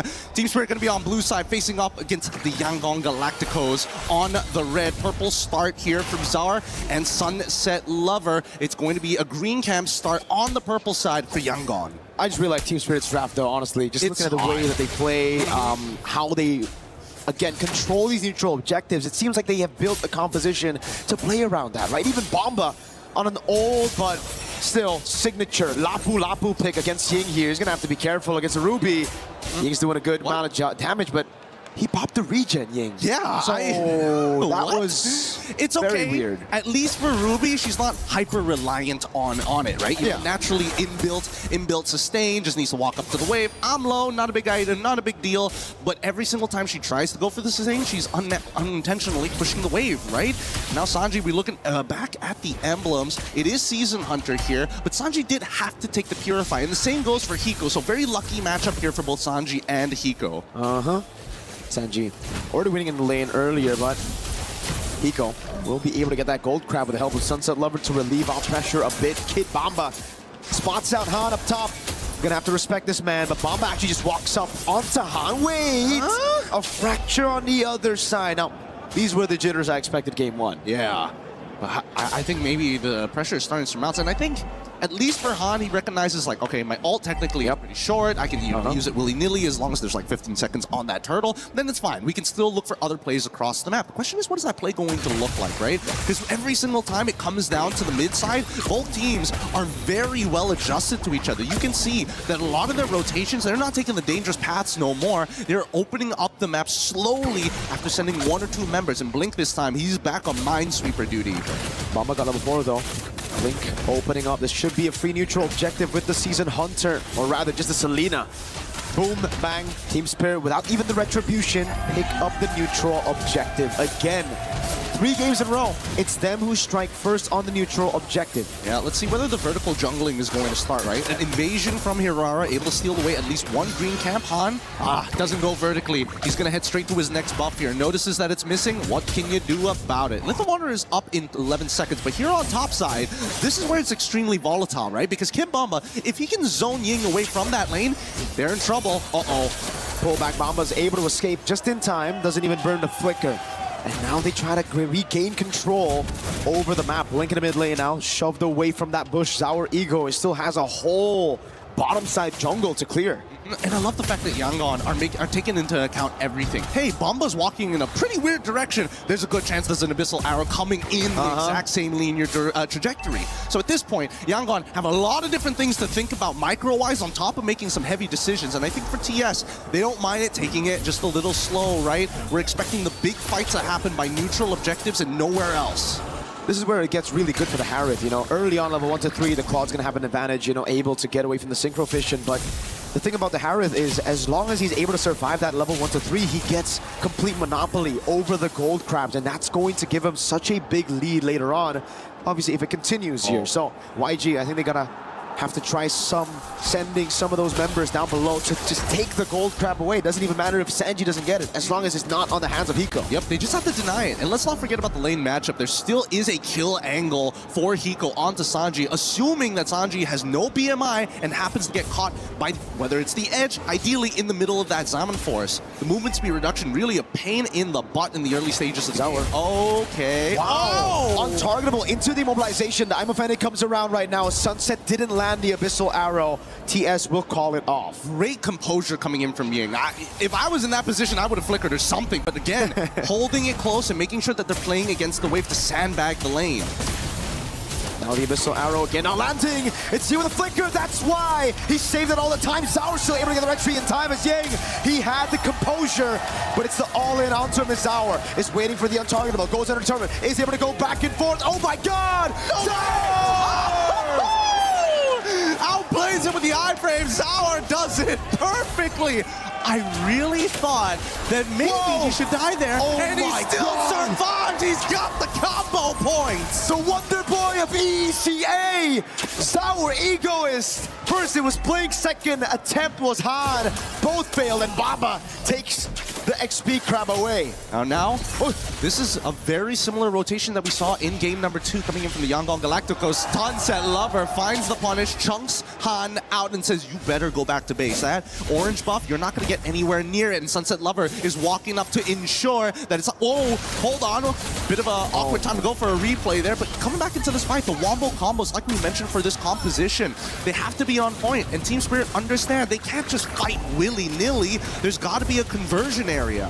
I thought he was chopped, and then he gets the killing spree proc. And then what happened here? He was probably also screaming, Zaur! Zaur! Oh my god. It's accurate. Even in slow motion, it's just crazy that the lethal ignition didn't proc the way. They just needed one more auto attack. It would have done the job. Now, the 2 flickers down on Sunset Lover and as well as Sawa at this stage of the game, but the rest of the team from Yangon Galacticos also about to get their own battle spells up. The major advantage really comes on to the multiple members of TS. From EXP all the way down to gold, everybody has found a slight advantage. Hiko is really becoming a problem though, right? He already held a monopoly over that gold crab. Now, he's taking the XP crab, putting him in a great position for Turtle 3. He's just a little itchy for these crabs, you know? Oh, Zaur. Hey, hold on now. Hey, he's going to proxy the way very early on here. And look at the coverage coming in from the rest of TS, right? Han, if he can find this, that would be insane. Zaur's so smart. Every single time, he never uses both the proxy. Only just uses one to clear it out. And that's why Han can't go in now. He's going to be spotted. Zaur with the walk up again. He's going to go with the retribution, and he wins it 50-50. As the Abyssal Arrow lands on Han, and now the rest of the team goes in. Sawo, Wrath of the Dryad, change CC Ying. Taken low, but not down just yet. Bamba! What? Walks up forward, gets the last hit. Now it's Sanji on Bamba, but Sawo playing a great position, holding it.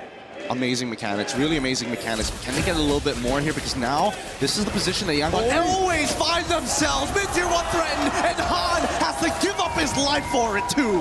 Double immobilization from Zaur. Han cannot be walking like that. Sunset with the capitalization, and now Kaize it's going to be so difficult for him to find burst. Bomba's just taking it like a champ. Yup, and now from this point onwards, we're expecting TS to just skyrocket. Their stonks are getting bigger and bigger. The gold lead and deficit here for Yangon spreads very thin. Abyssal Rally connects here, but look at Sauer. He wants to go in, and I'm pretty sure Sauer's telling him, relax. I think Sauer knows exactly what he was doing there, man. He just wanted to bait out the flicker. That was really good CC immune by Bomba. Now the Wrath of the Dragon and the taunt over. That's going to completely lock down on Blink. Taking out a Sunset. Is going to be taken low, but is able to get away for a bit. Baiting out some resources. Sauer gets away from Ying.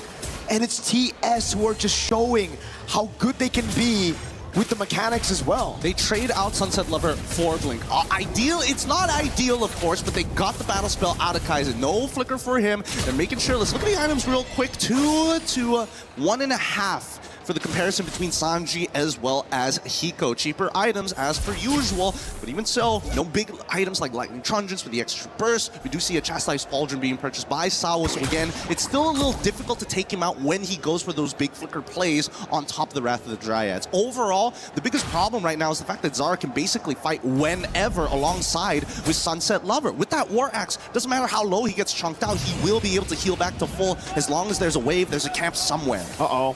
Careful, Sanji. Bomba with the Bravest Fighter jumps in with the flicker as well. Now he's going to the blazing weapon. He's going to get bursted down now with the Purify. It don't matter when Bomba knocks. You just got to react in time. Blake gets caught in the stun and the Dryad. The fight was already over before it even began. I mean, he's going to try, but they're going to get him here. Zara executes him underneath the turret like it was nothing. Fallen Maple, baby. He's so good. These young junglers are ridiculous. Whether it be Han, whether it be Zara, put him on something as overpowered as a Hirara, and it looks crazy. Bang. Bonk. You gotta give it a Kid Bomba here. And also, it's more of a mistake on Sanji for just not instantly purifying and getting out of that position. He held it for a little too long. And now it's a free neutral objective, 10-1. 6.4k gold lead. Bomba on the Lapu Lapu with Sunset stealing away camps, but you know, Hansa has retribution. Still able to secure it. Fracture on the green camp, not giving anything away. But man, wait, Sara got a kill off camera on Kaize. Oh, during the replay. Oh my God. Yup, just one-shot him. Like, he is so strong right now. It's ridiculous. And he's maintaining these War Axe. He doesn't even have Side Piercer, right? He doesn't. He doesn't. That's why I say, Hirara, as soon as you hit level 15, you feel like an absolute monster, with or without the CDR, right? Just the natural damage that you have, and you're able to triple it every time you use one of those combo points. Zauer. There's a win. Bomba with a jump on the Bravest Fighter now on YG. Oh, there's instant CC immune to get out of that. I'm offended, Ying.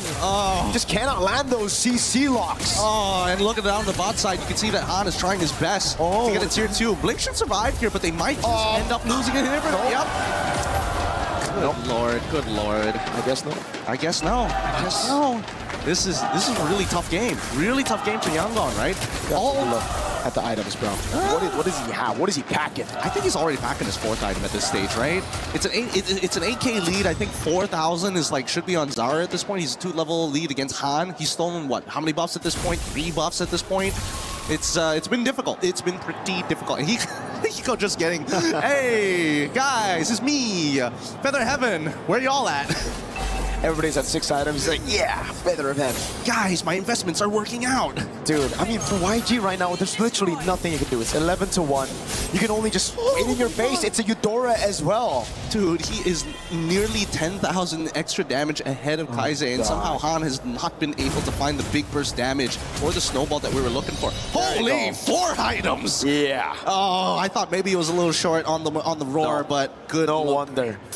He's basically dealing true damage, right? Before YG members can even get those physical defense items, he already has the Melfic Roar. Yep, and I love the fact that Kid Bomba understands that he still needs to be somewhat tanky here, right? He's not like trying to greed out, going for the Hunter Strike. He's like, all right, I've got the Queen's Wings, got the Chastised Pauldron. I'm going to dive every single time. And with the damage reduction, if I hit multiple people, even better, my anti-CC can get me in and out of these fights. So really, the all-in is dependent on Yangon more than it is for Team Spirit.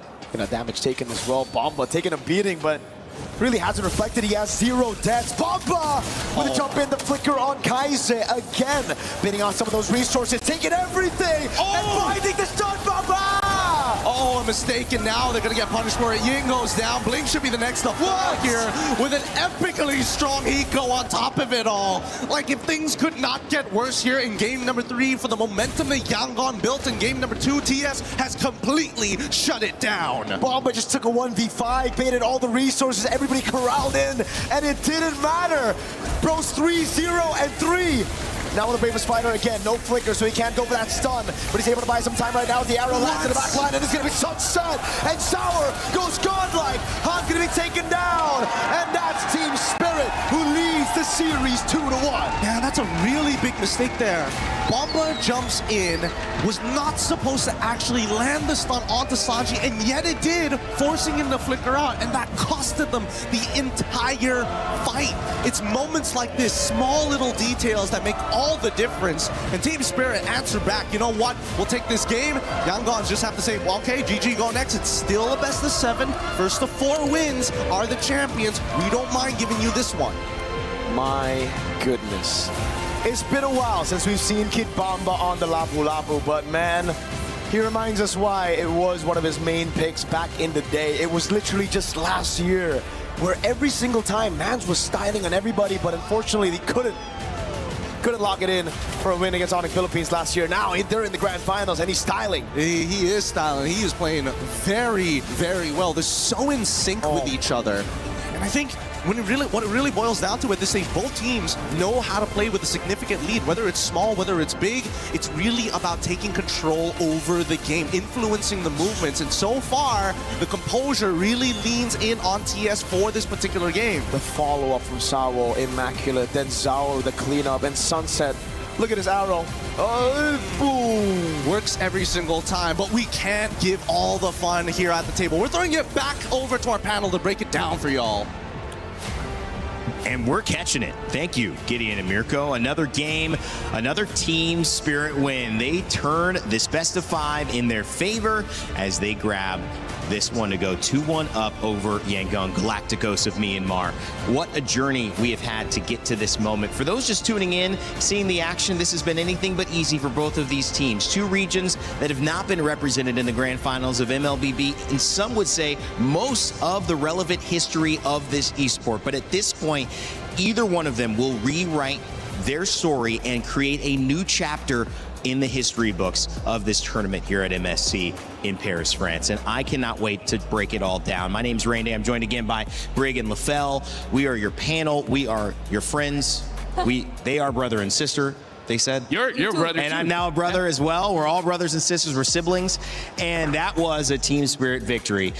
I don't know. What is it about Kid Bumba when he gets going, about Zaur when he gets Harara, that is unstoppable? Oh, I think they both individually had highlights there. I think their clips are going to go out on social media just later. The escapes we saw from Zar, Egoist on the Hirara, and the entries from Kid Bomba. The entries, by the way, which did not cost them as much. And that's just a statement right there to show how dominant Team Spirit have already established themselves in this game. Because as much as you don't want to admit it, what our casters said earlier, it's sad that it's true. Yangon could not do anything in this game. The proof is Han only did 11,000 damage. And let's put that into perspective, right? His roamer, the glue, did 15,000, right? So that kind of shows if you're position 5. That's a problem. The one that's supposed to have no farm does more damage than you, which is supposed to be the one moving the map around.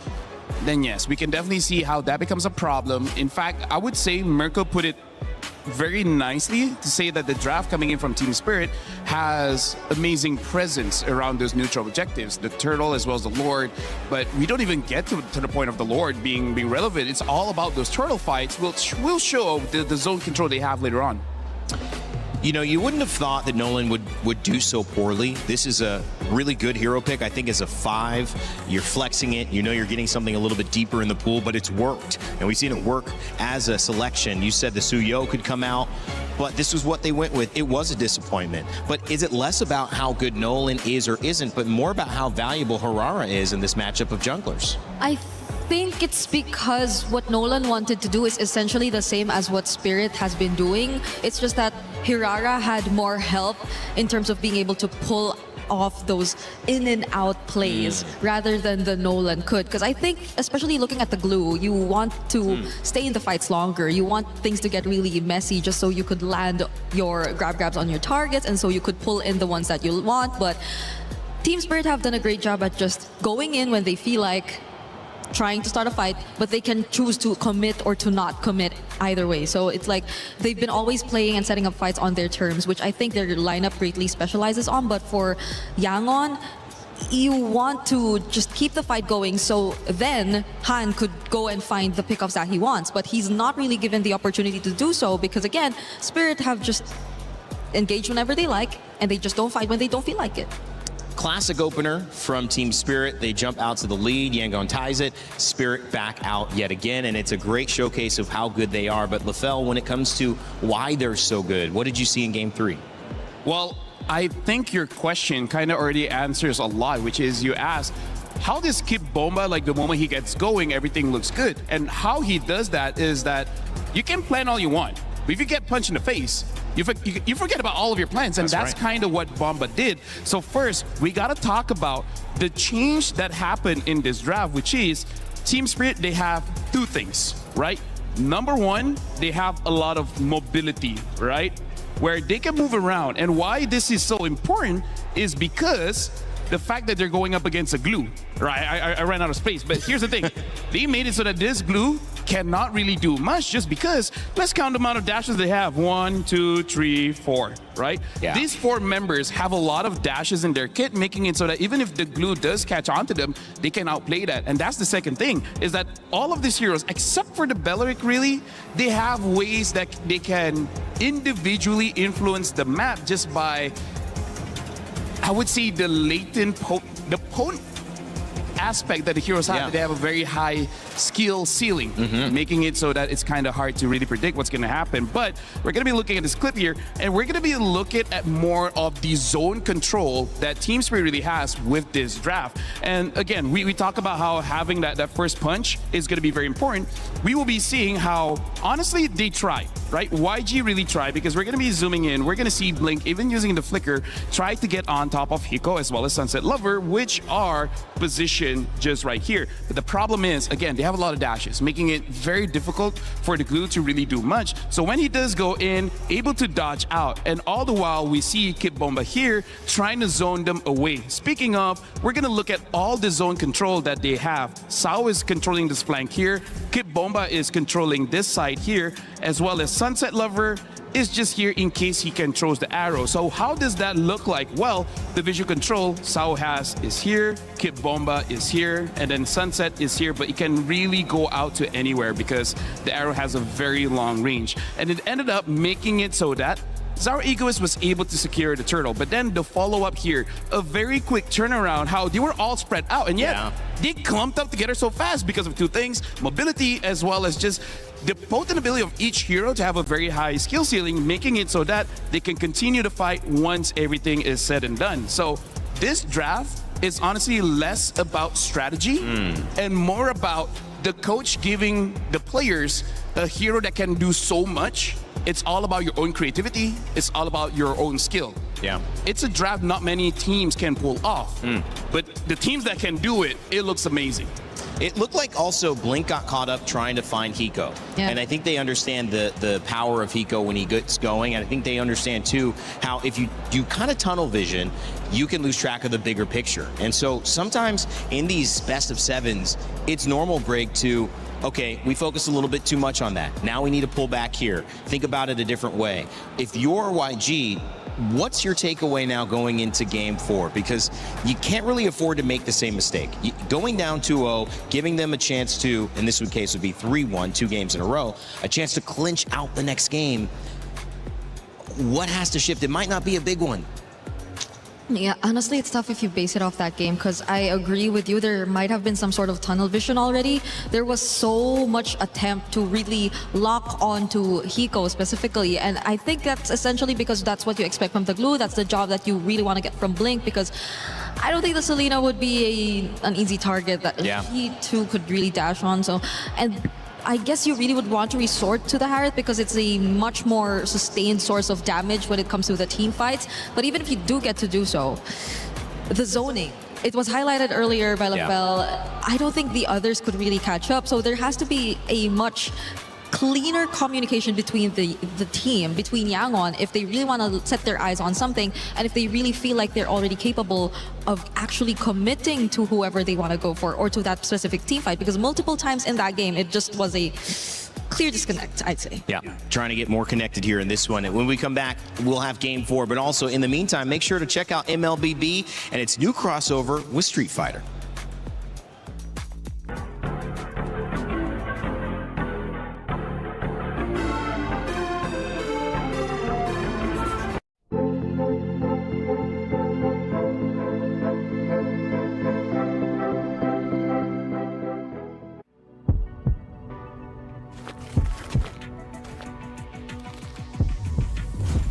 Round one.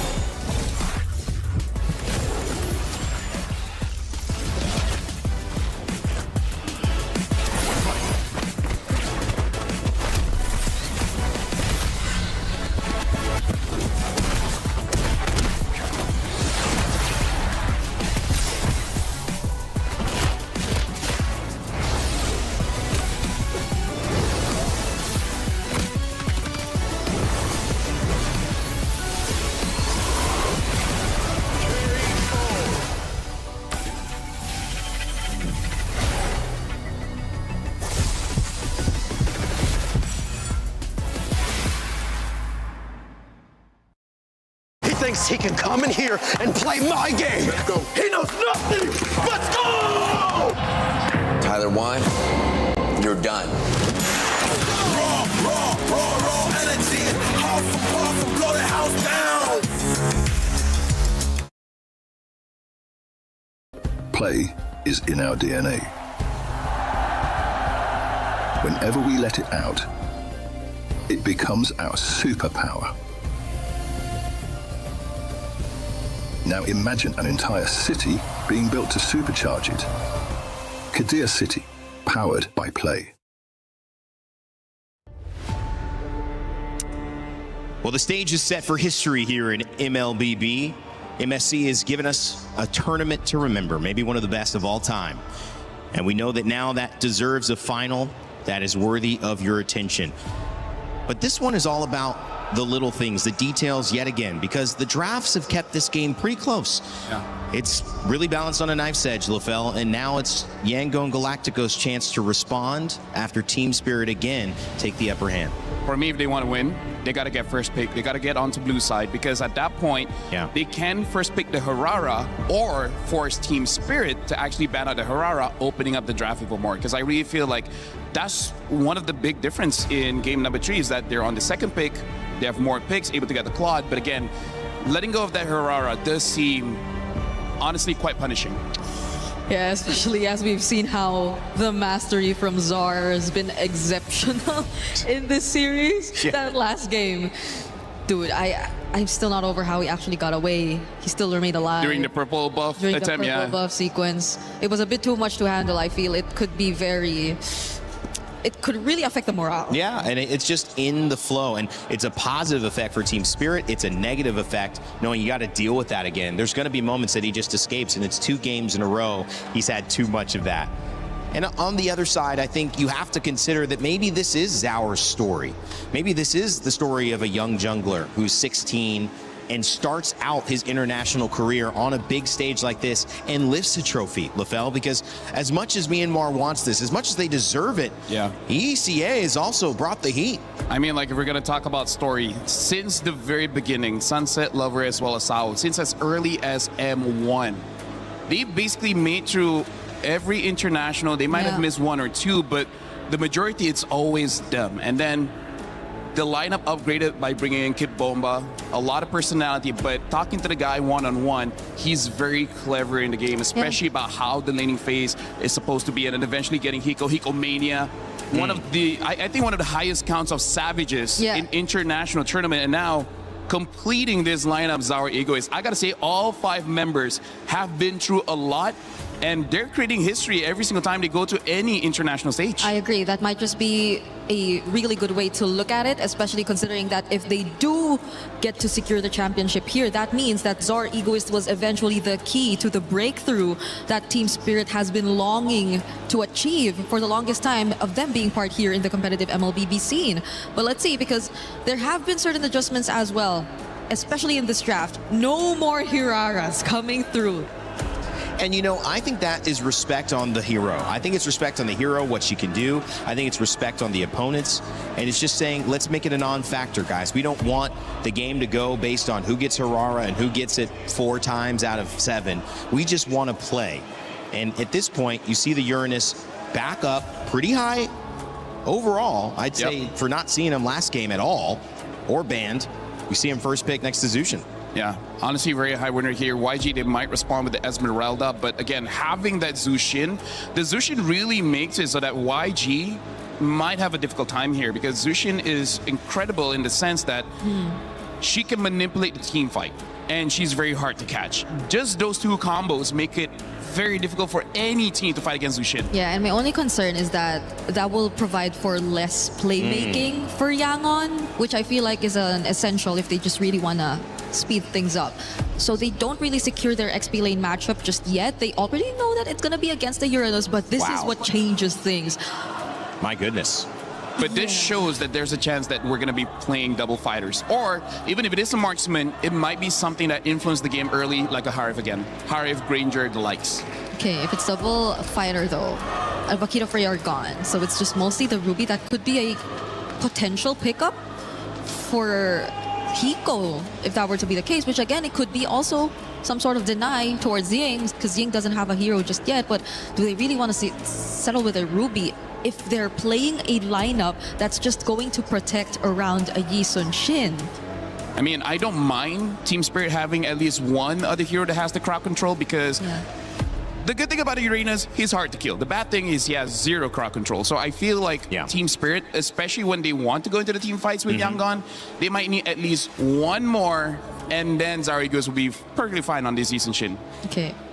It's a great setup though. They already got rid of the R-Lot as well. And if they're looking to steal away the Ruby, then it will be looking good for Team Spirit. Yangon might then just revert to looking at other potential backline heroes maybe, that they can just commit to finding either Hiko or either Zar. But in this scenario, you kind of just don't really pour in much into hero synergy again, because this is looking like a really good team fight comp if you want to play around the I mean, Barret. Spirit, if they get something like a Minotaur, it does help out with the sustain as well as the crowd control. Betting on the Harv is good here, because again, I feel like Harv would be the #1 choice for Team Spirit, so that yes, they have 2 scalers, but Harv is still usable even without 3 items. How far are we missing the fact that Marcel, oh well, they don't really need it right now. Marcel is still available. I mean, they could take it. I mean, they could take it if they put Uranus in the EXP. Yeah. And of course, at the end of the day, they could also take it on the side of YG, and there's the Marcel. Yeah. You're pretty much high rank MLBB now, right? I gotta say. I think so. You download it, and now I feel like you're just mythic. Please admit what your rank is already. Thank you, guys. You're probably not just admitting it to us. That's my all. Well, right now for YG, I would say the good thing for them is Team Spirit has a pretty squishy lineup. So if they can get a jungler that can capitalize on that as a finisher, I think it'll be good. I feel like the Eudora in the early game won't be able to burst them out that well. They just need a good follow-up. They need a good follow-up, able to chase. I feel like that's the #1 thing YG needs. They need a hero that can chase. The Marcel, the Yi Sun Shin, as well as the Zushin. I feel like Nolan is still okay, but they pick up the Boxia, so they're going back to tank jungle and having the Benedetta, and then the Granger picked up. I said they will pick up either the Harv or the Granger, because again, they just need that early game. But if scaling becomes a thing, the Claude as well as the Benedetta can deal with this Granger. I mean, Claude already has a good lane against the Granger, so I'm liking YG's draft despite not liking tank jungle. You did say chase, right? I think the Backshot is a lot of chase if they just really want to go for that. But yeah, I have to agree. Yangon have introduced something yet creative once again. And I think currently we've been talking so much about the meta rewarding creative draft. Let's just see if they can pull it off efficiently against Team Spirit this time, who are currently on momentum. Well, Cold Star likes the draft, shows some hearts to the fans at home and in the stands here at MSC. Feeling good about Team Spirit's chances to go 3-1 up, and Yangon trying to tie it up again. A truly mythical battle that is being set before us. A composition this time for the Galacticos.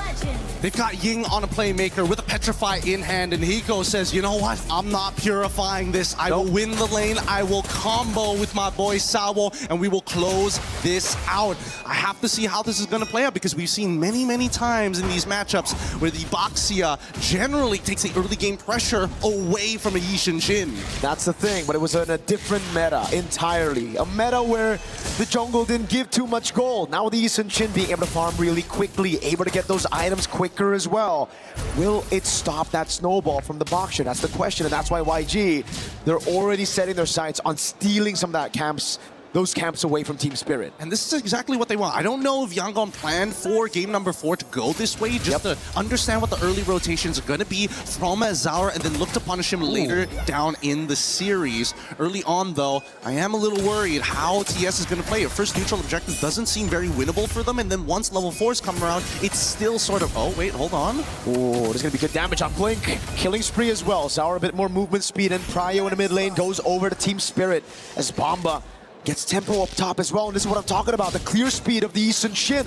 Level 4 already, and Hans level 3. Blink might be in a bad spot now. Zaur threatening Blink's life with the Mountain Shocker. Might be threatening a take on his Mountain Shocker.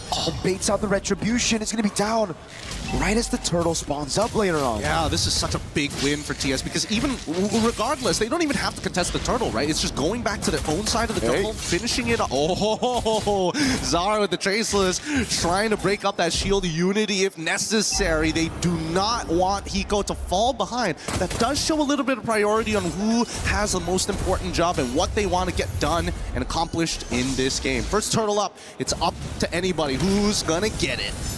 I think for me, Team Spirit shouldn't contest this one. And looking at Zaur Ego's position, they won't. They know the neutral objective is basically the main win condition of Yangon Galacticos with a utility jungle, so they'll just give it away. They already got some wins. Ball lightning though, oh my god! Sawo getting blasted. 2 ultimates used up. Hiko with the flicker out away from the shield unity. So much respect from Team Spirit against this snowball comp from YG. Yep, and this is the creativity that we weren't really seeing from Yangon in game number 3. But here in game number 4, it's a completely separate beast. Yangon now actually having not even much of an economic lead. Oh boy. But they want to make sure that every moment matters here. At the end of the day, still, it's going to be up to Sanji finding that big play at the end to try and chase them down. And I think as long as they are, you know, trying to set up this unstoppable force into this immovable object, they can force anything out. Beautifully done by Han. Yep. Good move. The Crimson Beacon now down. YG can be looking for plays around the map. But again, the big question mark for YG is still, is this enough? Because I don't think it is, Gideon, right? With this composition, you need to be the ones controlling the neutral objectives to just stay even. But by doing that, Zaur has just used these little windows of opportunity to get ganks, to get camps, shield unity. Oh, the golden hour saves it! Perfectly done. Zaur getting out to safety now. The Lancer player's right there with the Breath of the Drive. The flicker locks him down for the ball lightning. Kaizen and Blink. They got the punish with the enhanced, empowered, super conducted fork lightning. And Sanji, while this was all going down, that early rotation coming in from Hiko, he's gonna take all the gold in the world. Now we are starting to see the leads. The only unfortunate part is the fact that Blink has been taking these kills. But other than that, really, at this stage of the game, with how much money is on the line, the pressure and the pride of regions as well, Yangon, doesn't matter. As long as we get the kills, we're fine. Hiko with a rotation in mid, getting caught. I agree, Gideon. But YG now they're a step closer to, again, pushing that lead to a spot where this composition should be able to get by this point of the game. But Team Spirit seems like they are confident that they have reached some of the power spikes as well to go for the contest. Bomba in the midst of it all now, pops to the consecration, able to buy some time right now as Blink walks up to the back.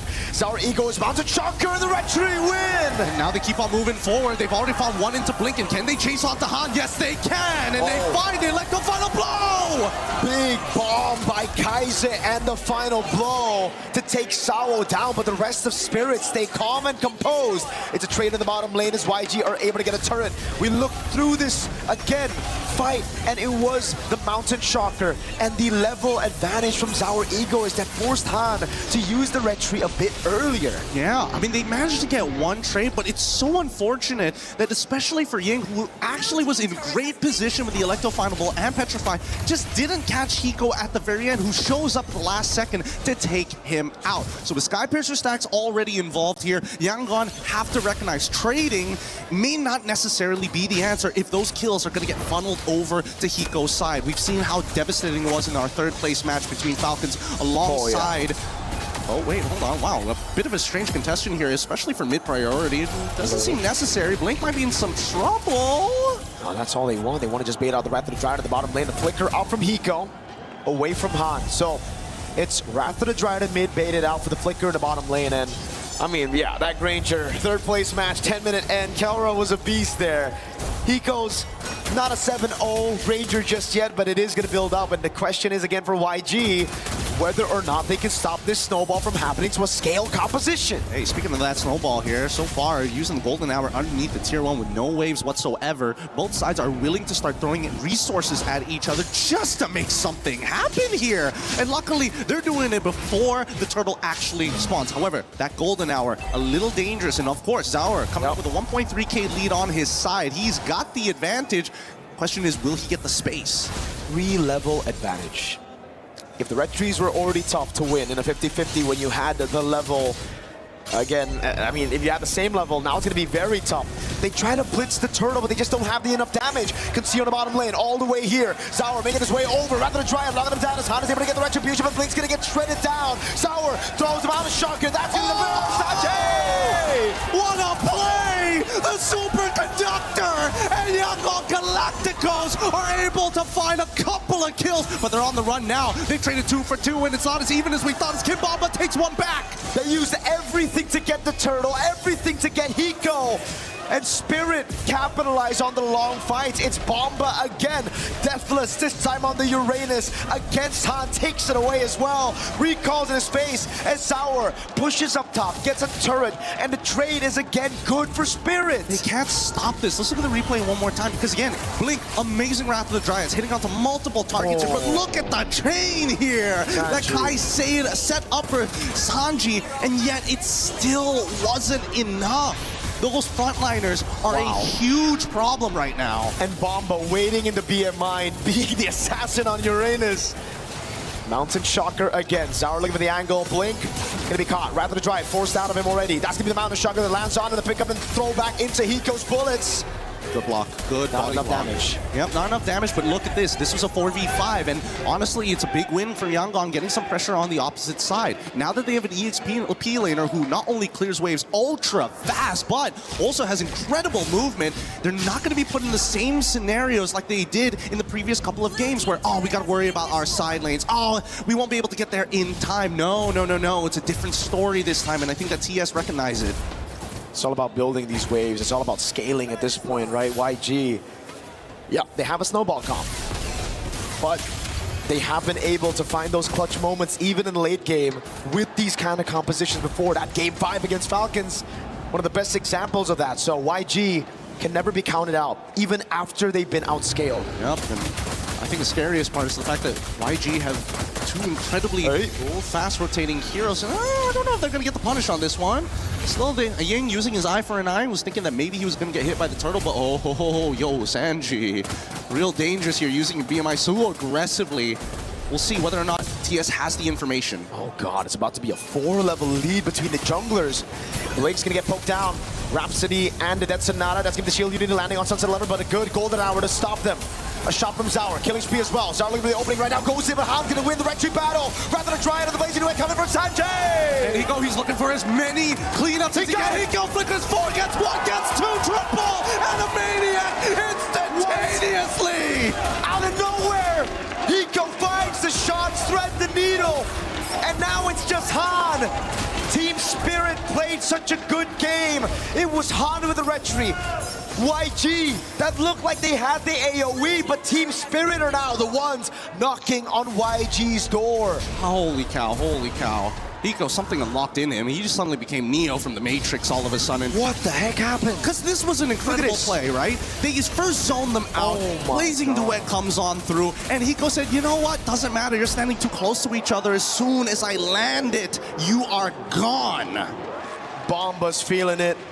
Team Spirit are feeling it. It's something in the air. Hiko's popping off. Sunset, Samo, Zaur, Bomba, everyone. You know, before the cast, before we even got to the draft, we got to see Mama Bomba walk by.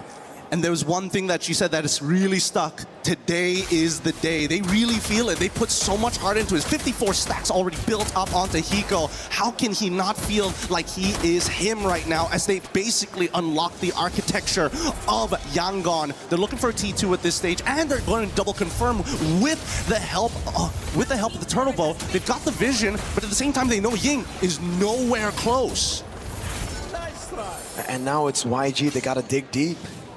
Yangon Galacticos again find themselves far behind, and unlike in game number 2 where they were able to equalize with their own lead, they went for this composition, the early one. They got 2 out of 3 neutral objectives, but they just couldn't capitalize on those team fights.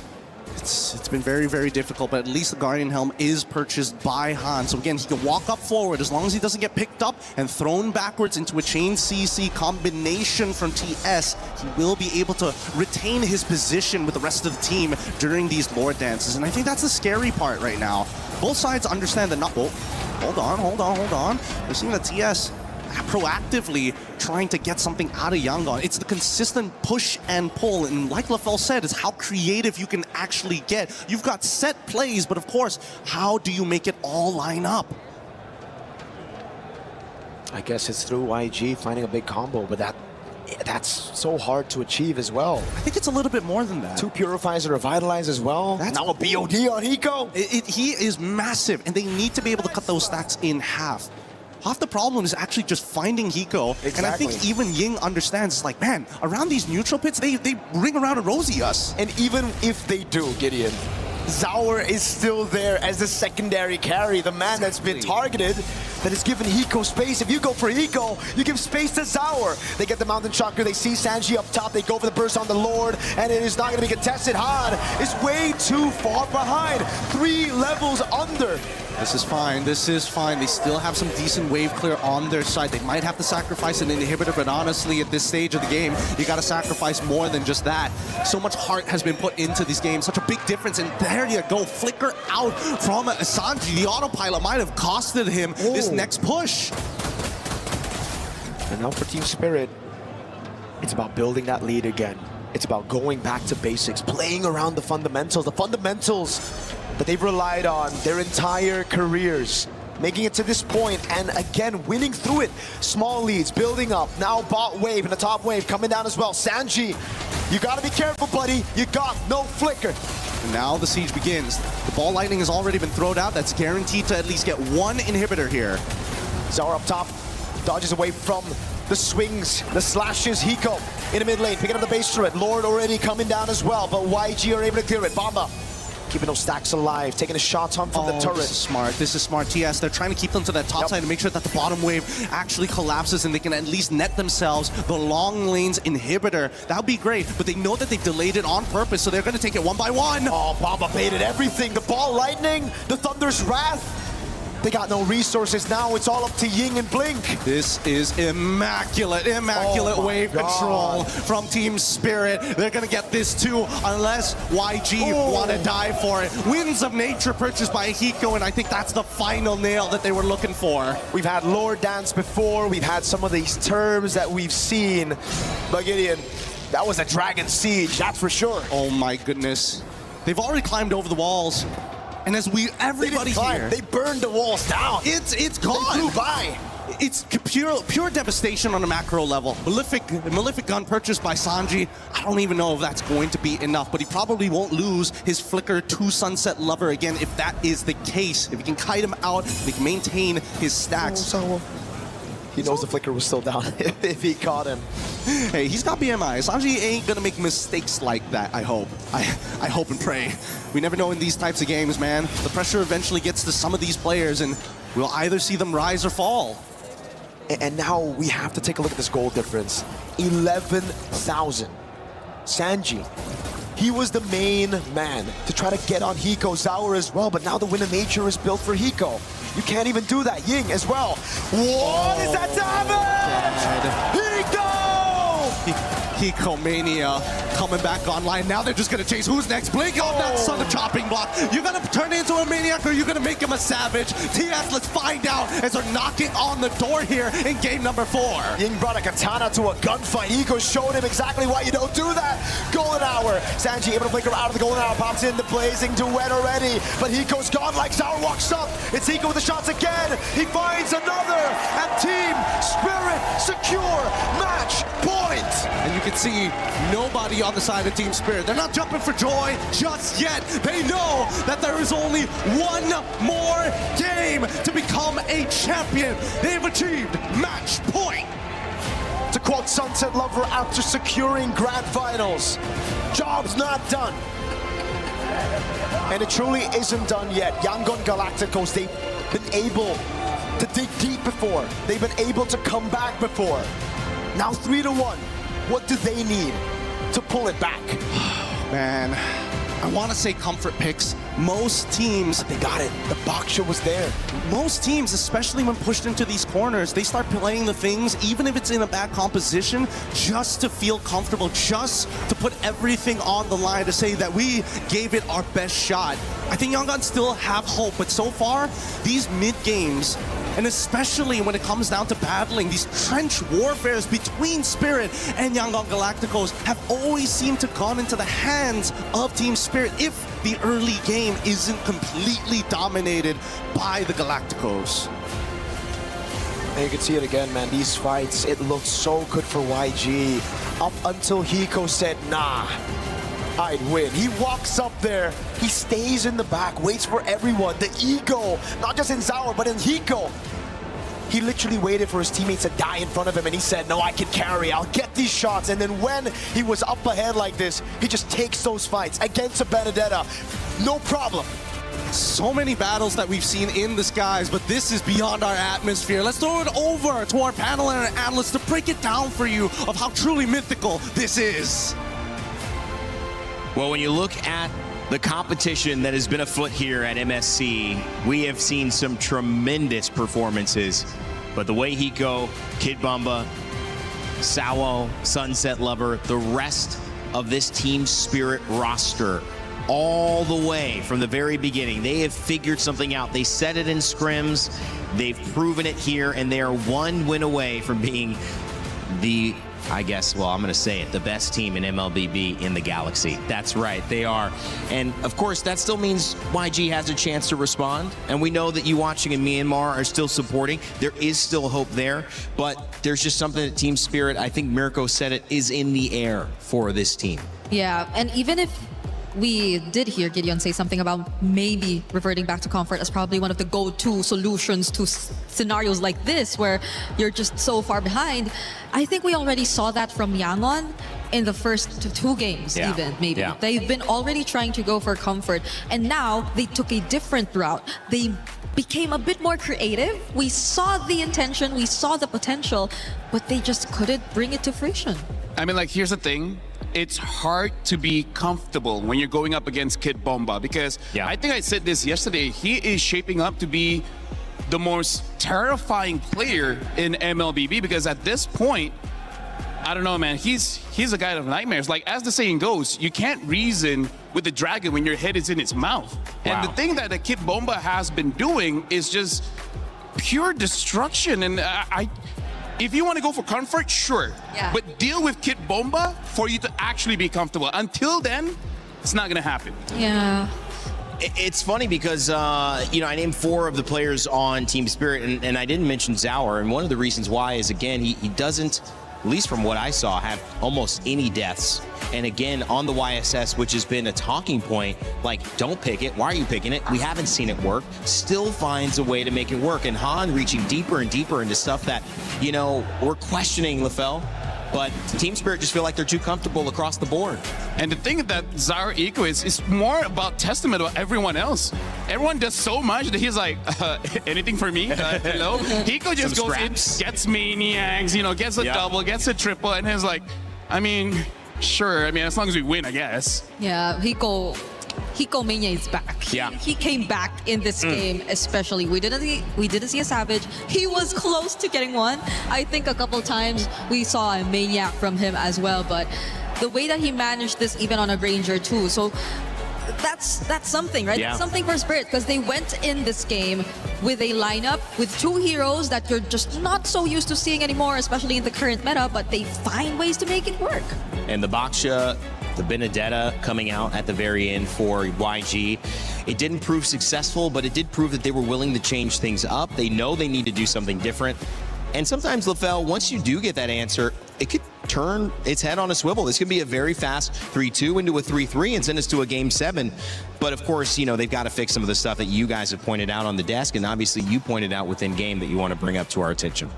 Yeah, I mean, here's the thing. It's not that YG didn't try, right? YG, even with the draft, they tried to deal with the Uranus of Kid Bomba, but it's, I don't know, at this point, Kid Bomba feels inevitable, because here's the thing. He's Thanos, man. They already have this Baxia, where Baxia reduces the healing as well as the shield that the Uranus has.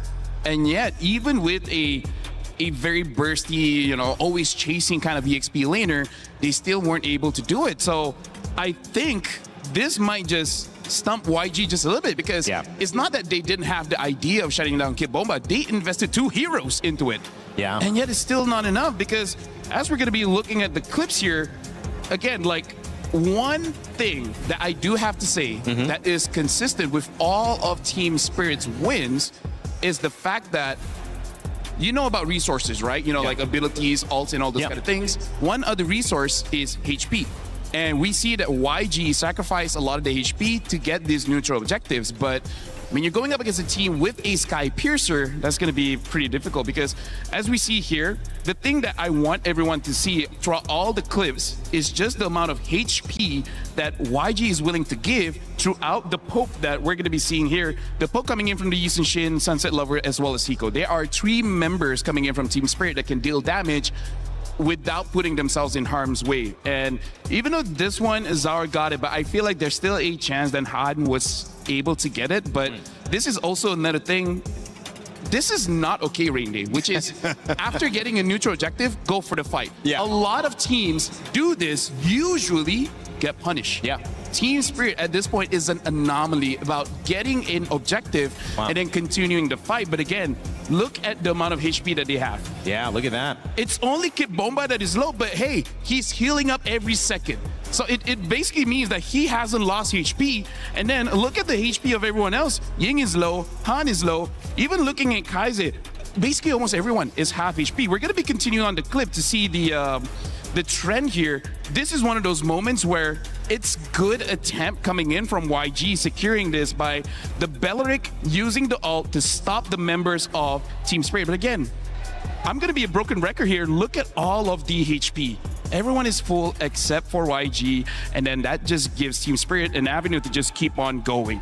This is the point where we thought things could turn things around, just because the Eudora was able to hit the Thunder Wrap onto 3 members. But again, Kid Bomba, being a nuisance, just waits on that BMI. Sanji travels back, gets the kill. We're going to be continuing. This is, I think, the final clip here.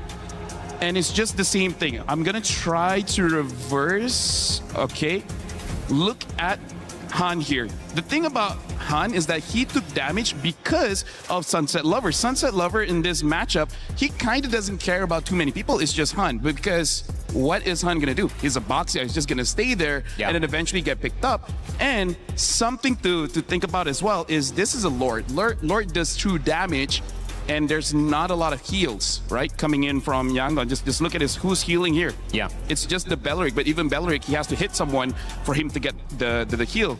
everyone's low HP, and then everyone from Team Spirit is basically full HP, so they just keep on going in, and by this point, there's enough Sky Piercer stack to help out Hiko to secure that Maniac. So yeah, I'm sounding like a broken record, but it's because it keeps on happening over and over and over again. That just shows what even our casters are talking about. Something with the pressure, you do crack a little bit, and I feel like how it does with YG is that they couldn't readjust. This draft is about those neutral objectives, but they sacrificed way too much to get those neutral objectives and then gave over a lot of Sky Piercer stacks.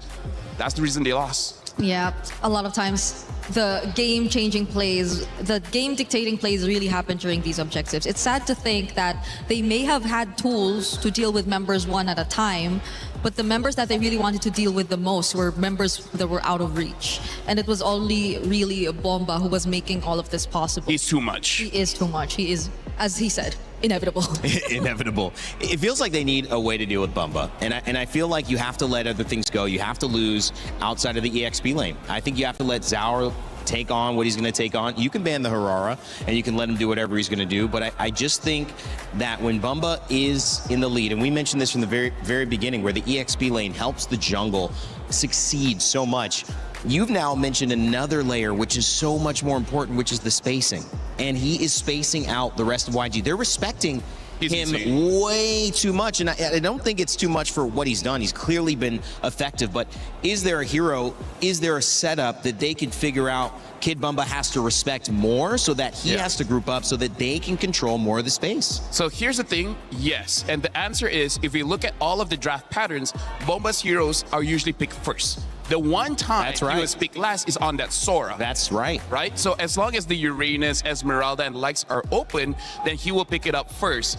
But then, here's where the problem lies. I feel like even with a counter matchup, Bomba can outplay it. He can still do it. That's the problem. I mean, like, the idea is there, the theory is there. Execution, way different topic. Yeah. It's a good point. They may just be out of picks, out of options. I mean, YG are staring a loss, straight down. And I don't know, Greg. I think how you lose is important. This isn't it yet, but they've got to give something else, a different taste, a different look. Yeah. Do you feel like if they're going to go all in on solving one problem, it has to be Bumba? Does it have to be Zaur? Does it have to be Hiko? Sunset? Who is the one problem, if you had to choose one, they would need to solve? It's tough because I think they tried to do a lot at once. It's taking out the Barretts already from Bomba. It's taking out the Paquito already from Hiko.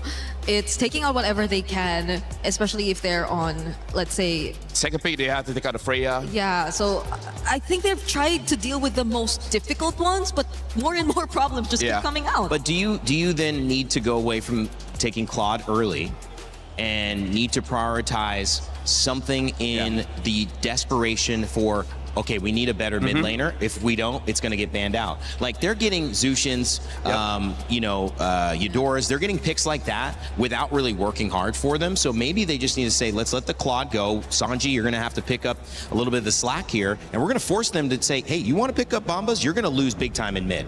Brigitte as well as Rainday, this kind of shows the strength that Team Spirit has, where if there are more bans, it will hurt YG more than Team Spirit. Because here's the thing, imagine if YG bans out 5 EXP laners. Bomba still has something up his sleeve, like the Lapu isn't contested.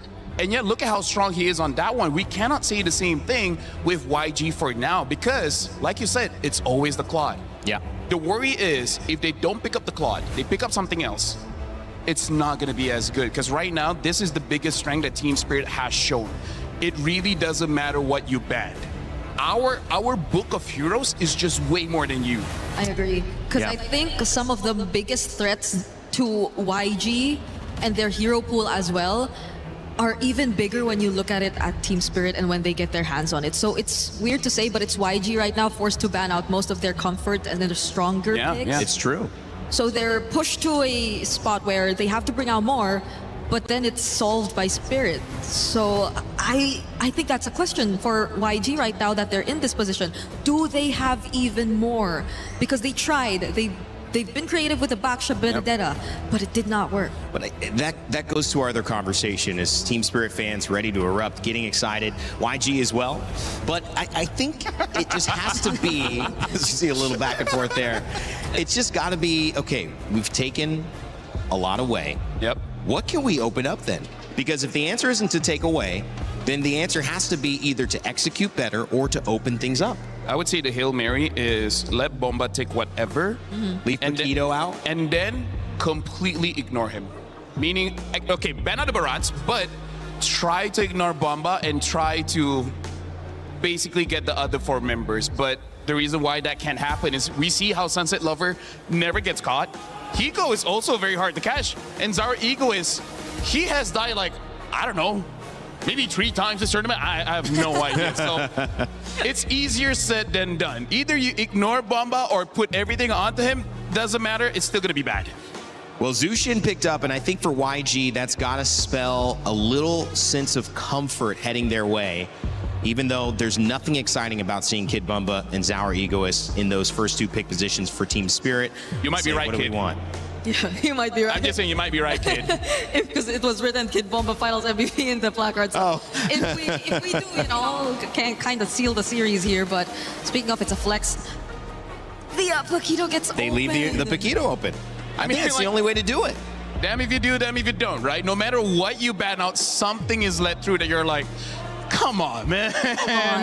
Why does it have to be like this? Yeah, which I feel like is, yes, still a flex, but maybe they might be a bit more cautious about this because the Juicin showing up would mean that YG might be a bit more okay to deal with the fighters in the lineup. So Guinevere picked up here as well.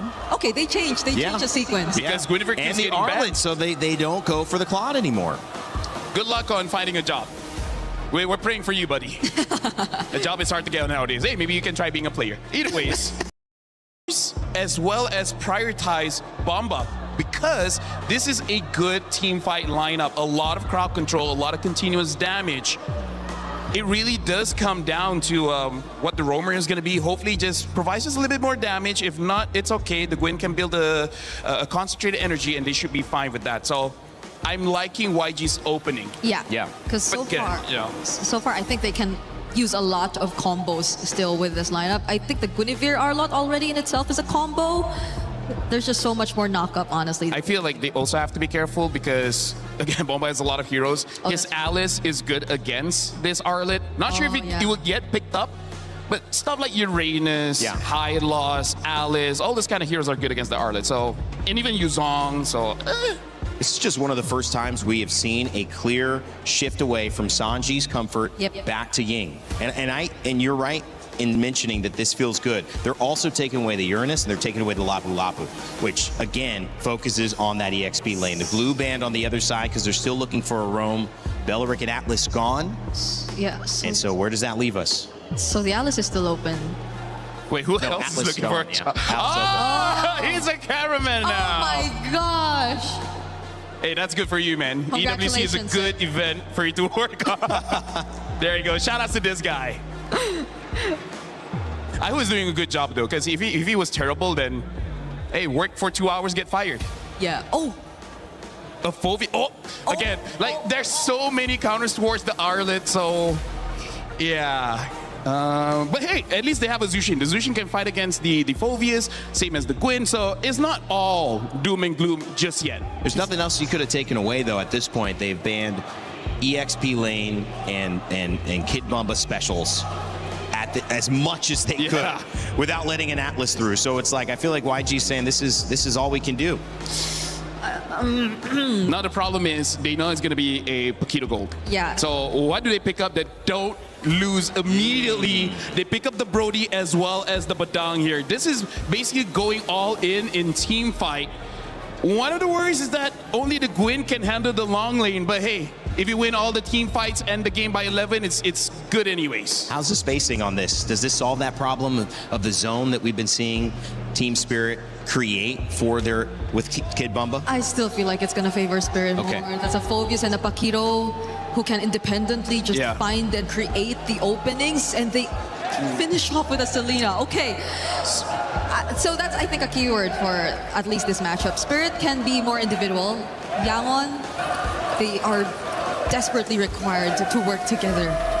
So how YG wins if they punch first, and how Team Spirit wins is if they slip the punch and then hit with the haymaker. So I don't know, man. YG, this is a good draft, but requires a lot of good execution and hoping for your opponents to miss. Last time Cold Star did something like that before heading to the back room, it was Team Spirit who won. If it happens again, they are not only going to win, they will be the winners of $1 million and that trophy in the middle of the Lenovo Legion Gauntlet. Your MSC champions. Could it be Team Spirit? If they win this game, it will be. But Yangon Galacticos trying to claw it back and force another game. We'll see what happens here as the stage is set for glory. A set so beautiful that it can only be prophesied. You can hear it in the atmosphere. You can hear it in the wind. This could be their moment. This could be the day, unless Yangon Galacticos can stop them to turn and start a potential reverse sweep. We come here at match point game number 5 here at the Mid-Season Cup 2026 here at the Esports World Cup. And Team Spirit have been so close. They've been working so hard for this. Yet you would imagine that at least for the Yangon Galacticos, that maybe this is God-given. Could be, especially considering if you look at how Yangon Galacticos have decided to draft, how they've decided to play. Desperate times call for desperate measures. Han, after the purple buff, goes straight into the bush, looking for a gank, looking for an advantage early. And Spirit, as calm as can be, playing around again, punishing those mistakes. They see Han up top, Zara goes down below. They got to be hyper efficient. Looking at the emblems, the only thing... Oh man, extra sustainability for Han. Not going for Season Hunter this time. Wants to actually play for these fights. And if they just win the fights, the neutral objectives will naturally come as well. It's the same choice of emblems from yesterday against Falcons PH for Yangon Galacticos' Han. It's back to just setting up for the rest of the team, being okay, maybe less farm than Zara Ego is, but at this point, I think he needs to just accept that. Zara has gapped them in terms of farm in the last 4 games. Even when they were winning, it was Team Spirit who still were able to even it out with for Zara. And this is in consideration of everything that has happened in this game, right? They're reading into the behavioral patterns that TS have kind of put before them. In Yangon, you can see a lot of preliminary early motions, right? Get that quick push on that top side, come down to mid lane. Oh! Uh-oh. Stun lands, gonna get a lot of damage. Now the Violent Requiem as well. They play for the strong side. Sanji is him. That's first blood over to YG. Now, as long as they delay this turtle for as long as they possibly can, that's gonna be more and more gold falling into the hands of Sanji. Good missile arrow here onto Kaze, but so far, TS, they don't want to punish this just yet. They got bigger fish to fry. Another arrow into the deadly magic. And the poker trick, but Blink gets away in time, gets into the bush.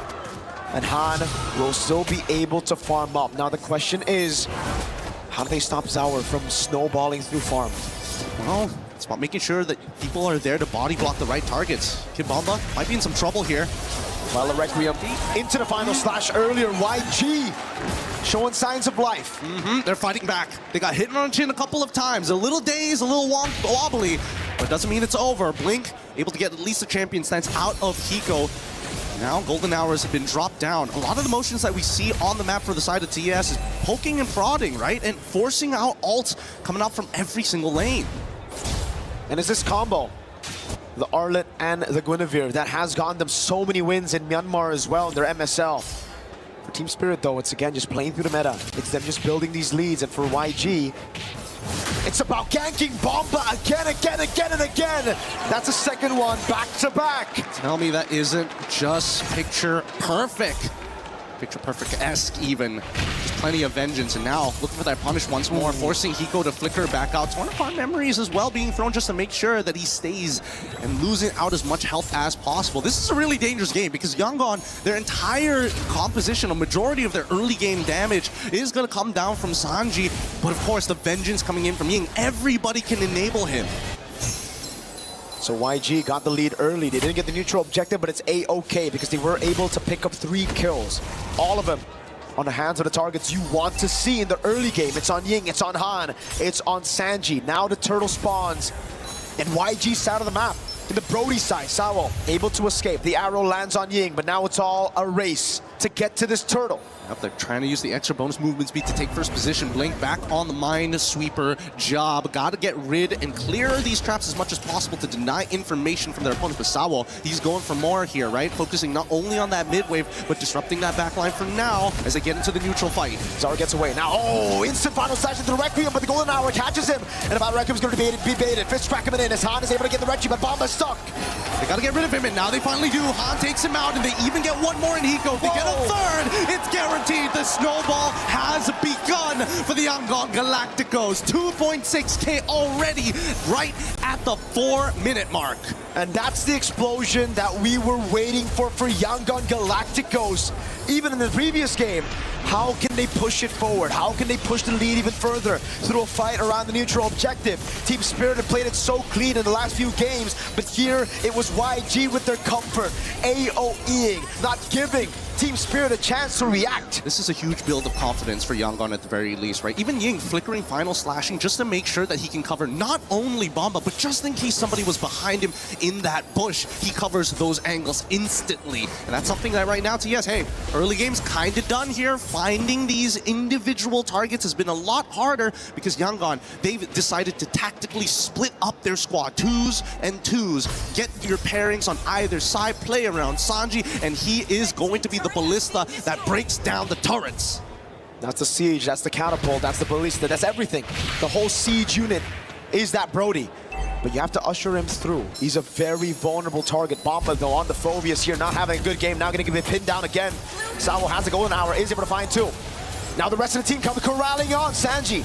Flickering out to safety, but Bomba's going to be caught in the stun. Now Ying with the final slash into the spatial migration. Beautiful stuff, beautiful stuff. This combination between Ying and Han has been ridiculous. And if you think that's not the end of it, well, guess what? The truth is it isn't. They still have Kaiser and as well as Blink as major follow-up tools or engagement tools. It really doesn't matter who shows up first as long as Ying is nearby. And I think that Zara, this is going to be a pretty tough game for him. His base HP isn't that high. He's going for that concentrated energy, knowing that he's going to be a primary target for a lot of the members of YG. And here we go, once again, they find a combo! Oh, spatial migration and the Violet Requiem. Sao's gonna be taken out, and now it's Sao. Double, oh, they want a triple. Spatial migration lands again, Bomba's low. And Ying picks up the mega kill.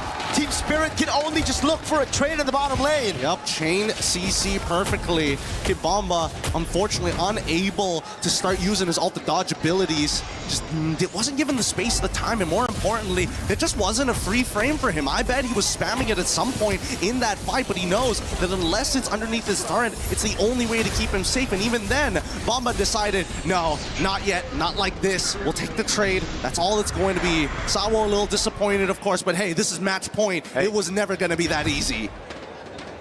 They want to get Hiko next. Spatial migration already there. Blink. He's going to be looking for it. He finds the punch. He gets the fist crack, and now the pin down with the Violet Requiem. Oh, this Badang is doing so much work here. There's so many things that Badang can cancel out. Oh, wait, hold on. Golden Hour, Sawo playing around with the Kaiser now with the Lantern Flare on Sawo. Ooh, almost vengeance coming down as well. Sawo is able to get away. Zaur is trying to farm on the other side of the map. It's tough, it's tough. Let's let the replay one more time here because that flicker from Hiko caught beautifully by Blink. Well, he is not missing right now, and he's back on that comfort. This is a composition that they played many, many times, whether broken apart, but now finally as a unit this time. War Axe already completed by Hiko. I'm not sure about this one. Uh-oh, Violet Requiem, but this time there's no Han to play it around. This crack coming down with the pin as well. Hiko gonna be caught in the tough spot now. Oh my god, big stun! Sanji in the back, just doing damage, free hitting everybody. Hiko's dead for the 4th time this game. It's a rat trap. It's a dirty rat trap here from the side of a Yangon. Every single time TS tries to overstep their boundaries, it's an instant punish here, and it feels like it never ends. There's just so much CC on Yangon's side that you cannot just send one member, you have to send a multiple. And even so, Sunset Lover now losing a lot of the structures from his side of the base. He has a lot less play area, a lot less ways to maintain important vision over key parts of the map. Right now, Bomba and Hiko are at a combined 0-9-0. These side laners are just not having a good time. With Blink, Han and Ying constantly CC locking them. Not even Sour, dude. Yeah, Blink has been playing a strong game, but now here comes the conceal. Let's see. It's kind of crazy. He goes straight onto Kaise. He's able to escape, but the deadly magic is right on him. It takes down out of the golden hours, able to save him for the battle requiem, and now it's going to be the all out. And now they keep on moving forward. They have to go for the chase. Kid Bomba is going to be left all on his own. His hands chases the rest. Killing spree for Sanji at this stage of the game. Sour for Kaise, and of course, the Lord goes into the hands of the Yangon Galacticos. Desperate from Team Spirit, but that's the only thing they could do. It's either that or they sit quietly in their base waiting for the Lord to come through, and that's a DHS for Sanji. Holy cow, 14-1. 14-1 to get some momentum back. And Han, he's more than happy to start using that magic thumb to get in and out of these fights. And again, they're daring TS even. They're saying, you know what, you did this all past 2 games. Not this time. It's our turn to have a little bit of fun. Blow up some steam. 14-1 in our game number 5. This was possibly it for TS, but YG, they're showing how tenacious they could be. They're showing how good they can be in these series and that mental fortitude that they have in a best of 7.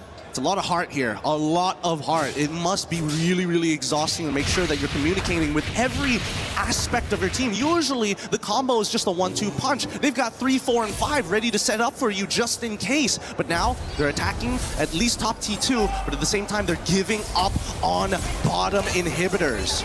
This is the only thing Team Spirit can do. Again, just reacting to the plays and looking for the trade. Sour goes in, Blink with the whip on it. Fist crack already there. The golden hour saving Bomba. Is that going to be the missile arrow to the back line, and Sanji's able to flick around to safety as now he goes on Hiko. They're still going to go forward. Hiko ends up trading, and now they're on the chase. Bomba again with the dark wave on Sanji, but he's going to get taken down by Ying. That's again on the back line. Sanji looking for the free hits on Sour. Last shot as he gets pinned down, and Blink picks up a double, and Sunset Lover is going to be caught on their turret. Han, right there. Again, the arrow does not land, and Sour is able to keep the minions from coming into the base. How many more seconds till they have left? Not enough time! And there you have it, a convincing game for the Yangon Galacticos, turning it 3-2. It ain't over. Not like that. Oh my God, there's so much heart in these games. There's so much, not only the tenacity, but you can feel it in the play. They are not gonna go down like this. It's the grand finals of MSC, the most unpredictable MSC EWC ever.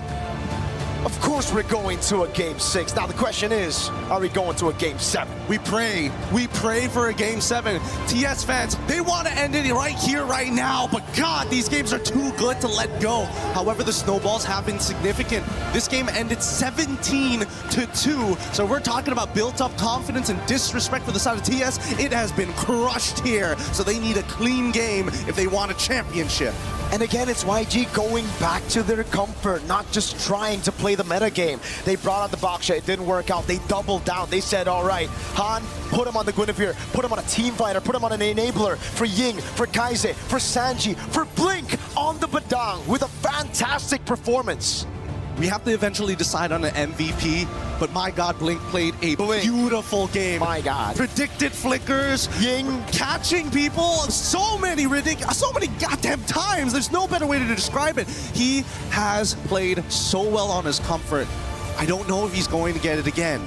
And I also don't think Ying is going to get that Arlet anymore. I don't know, though, because if you want to take away the Arlet, you got to let go of some of these meta picks, and Ying is a monster. He's an apex predator, you could say, on those picks. He's an absolute beast, but we're going to see whether the panel agrees with this panel. Break it down.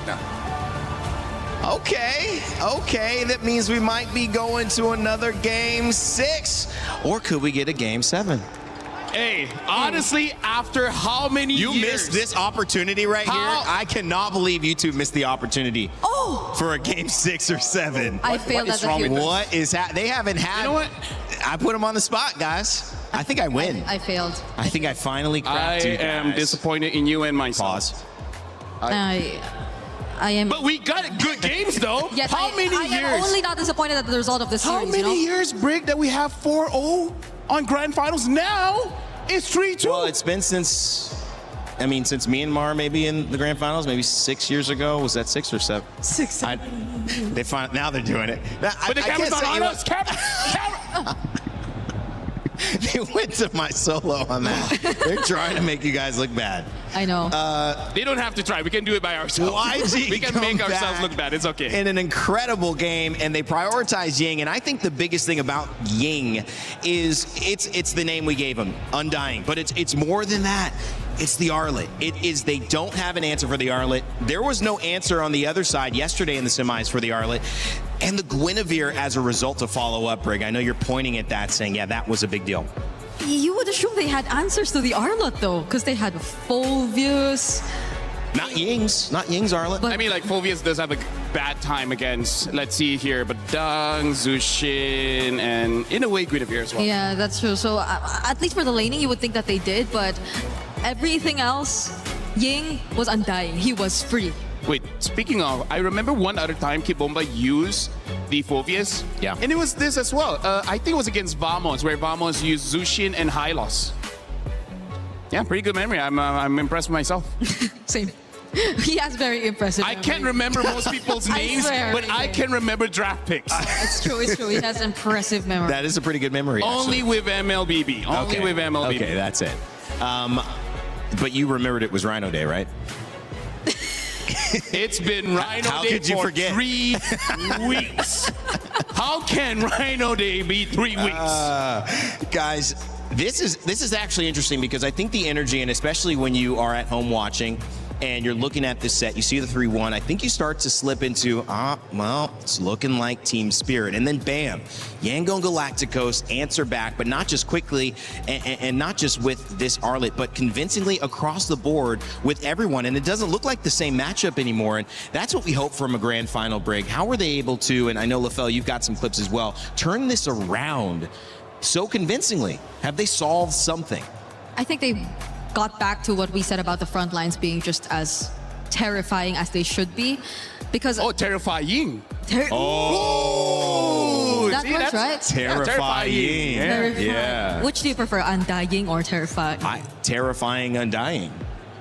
I feel like we can interchange. If he doesn't die, Undying. And Terrifying if he's like aggro and gets a lot of kills. 5 kills or something. I like it, man. I think use both. Yeah, I will use both, but I agree. I guess a lot of it started with him, and these are, I think, a better combination of their comfort picks. Yeah. The Badang is a comfort pick, the Arlot is a comfort pick, the Jusin, and they pretty much completed what they lacked in the first game. Yeah. Or first 2 games, I'd say.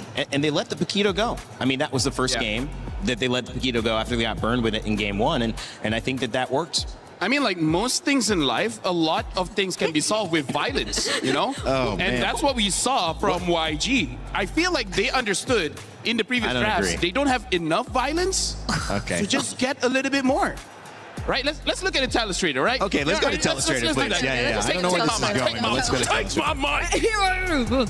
Thank you very much. All right, so here's the thing that we got to talk about, right? Yeah. The fact that for how many? Like maybe 3 games where we see both the Gwyn as well as the Arlet being banned out, and the moment they get picked up, all of a sudden they look amazing. And speaking of why they look amazing is because of all the control that they have. They have 4 members here with a lot of control. The Badan creates a wall, making it so that you can't escape, and then Gwyn jumps in as well. Like, there's a lot of chain CCs that this is why I say that this is a very good team fight comp.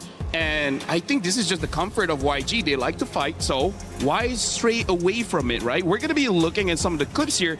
And then, in terms of the clips, it really is just about abandoning your brain. Yeah. Don't think about it. Just do it.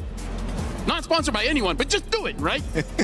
We're going to see about how they just jump in, and then they just go in for the fight. You like that joke? Yeah, thank you very much. We're going to see that this Badang make it so that they can't run away. And then at that point, it's easy pickings for Han as well as Ying, right? I mean, like, Han did his job. His duty where... Wait, no, you know what? Never mind. What'd you say? He is able to go in and enable his team to do well. If they keep this up, this is how they deal with Team Spirit. Hey, Spirit, you like to fight? Well, we like it too. At this clip, this also just shows I would say the range of all the heroes that Team Spirit has, because we see that they are quite far away, and yet once an engage happened with the Batang, they basically get to engage very instantly. Look at that range, how quickly they get onto their targets. Yeah. And I feel like this is the key to victory for YG. Having a draft that can fight at even long distances, making it so that Team Spirit can't respond as well.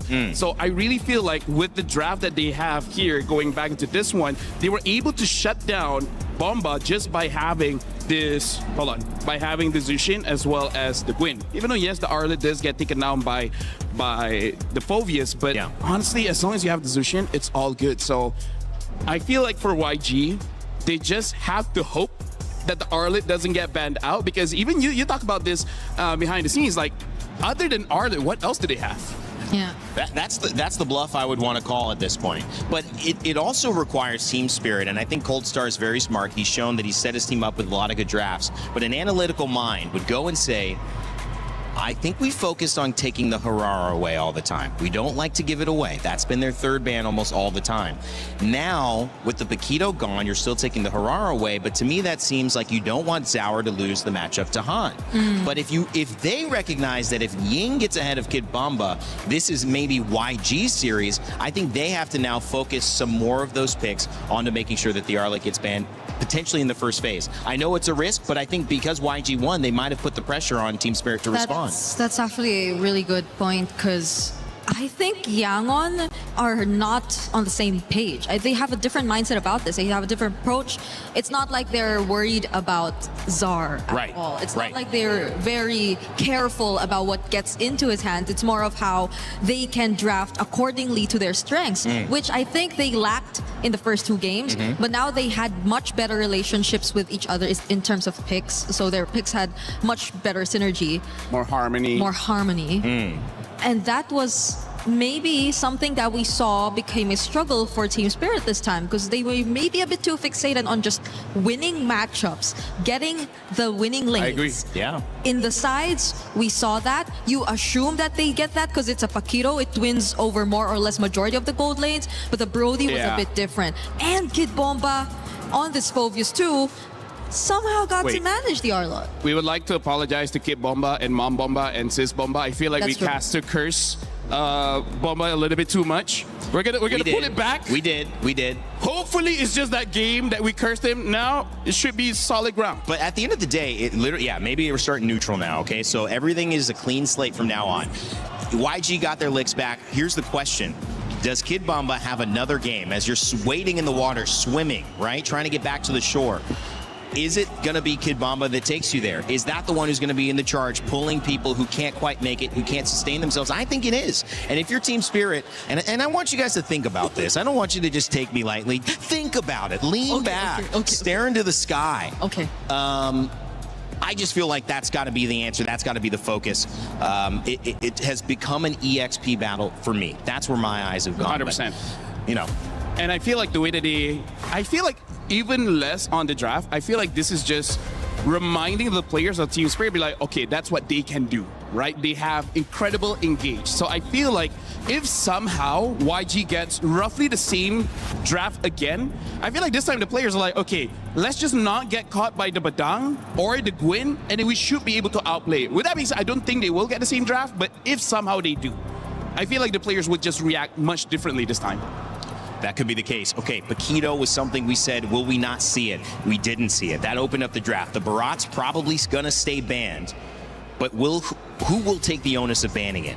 Because the Freya has been consistent, the Fanny has been consistent for red side. If we will see that again, it'll be the choice of Harara banned, or if we'll see a target ban on red side, which would open up this conversation again for the EXP lane to maybe get an advantage. Atlas has been banned every single game as well, Brick. Yeah, it's at least ever since the loss that YG went through for the first two games, we've never really seen the Barretts nor the Atlas even out there anymore, which I think kind of made it a bit more flexible for the Jusins and the like to come through. That's right. But in that scenario, I think the Jusin was a big problem for Team Spirit as well.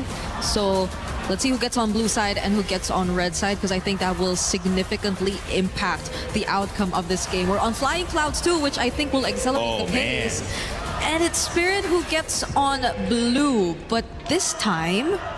Holy moly. No Guinevere. And no Freya. Oh no, but they force Yangon to ban the Freya and the Barats and the Atlas. They don't, and this leaves the Harara to them. So we see the priority.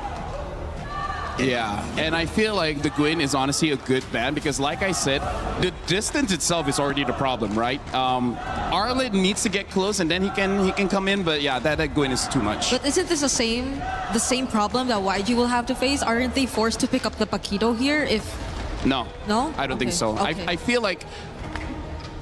No Claude. Well, they have a Brody, yes. Yeah, I'm just worried that Sanji hasn't really used fighters in the gold lane, right? So I'm worried that it's good on paper. Yeah. But if the guy can't use a fighter, is this really... That's why. Is this really where you want to force it out, where Team Spirit is match point? Yeah, that's why, because it's likely to go over to their side if they don't. So they decide to switch it up, and this time, they'll pick up the Paquito. Could this be a flex? I'm not sure if it's... Hopefully it is, because I don't want to think that they were just pressured to pick it up. It could be jungle, it could be EXP.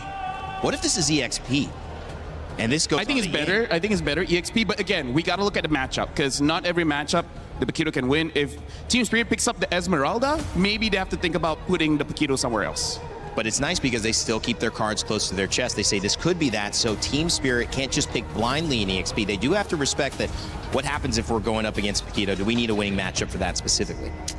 Yeah, because I don't think Yangon has really ever utilized the Paquito in gold. Wow. In EXP, I don't think so too. So this is a new hero pick that they will be picking up. It's a clear attempt to adjust from Yangon's side. Honestly, that's why I feel like this might be jungle. Might. Just because they are a team that likes to win those neutral objectives, and Paquito is one of those that has quite good burst damage with the red tree, so maybe they can take it, which, by the way, Melissa has been banned quite a few times by YG, and this time Team Spirit picks it up. Let's talk about why this is important. Yeah. YG wants to dive, wants to win the fights. Yep. What are you going to do when she uses the go away? So I right. feel like this is the response that Team Spirit has. If you want to come in, try. We already have an answer for that.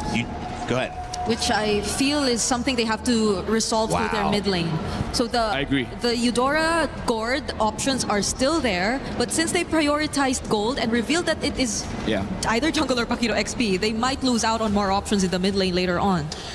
They keep their EXP open though, and that you know, and again, Paquito can still flex. We know that we still have the Claude going in, so he's not going gold, but they are still focusing on trying to see if they can get Ying an advantage. And even though Esmeralda is out, and that's a great EXP lane, with the Eudora ban, it seems like they're also focusing on limiting the options that Sunset Lover can play. Which I thought is something they would rather pick. The other options, I would say there's three, because I feel like you need long range to do with this Melissa, right? You want to cast Murka? I mean, like, Arlet ban. You can try. The Farsa.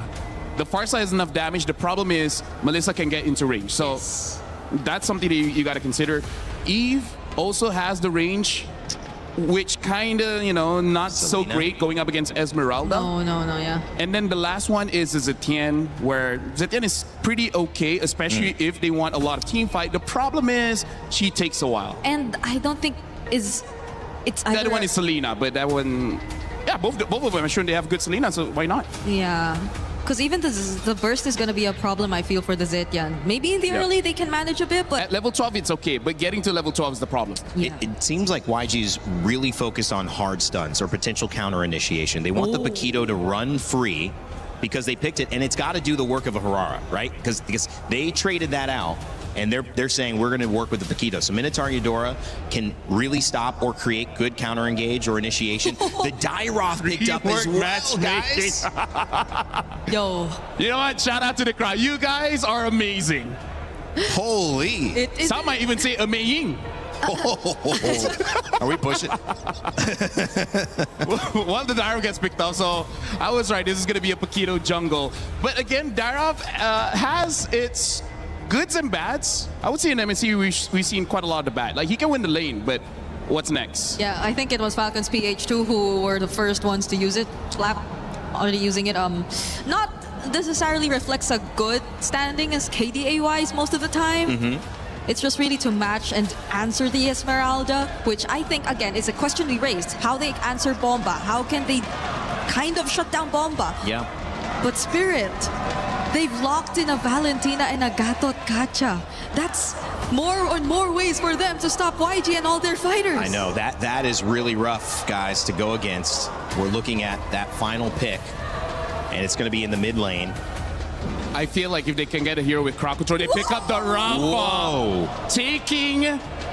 Taking notes from Aurora, and we see the reaction coming in from Team Spirit. It looks like they didn't see this coming.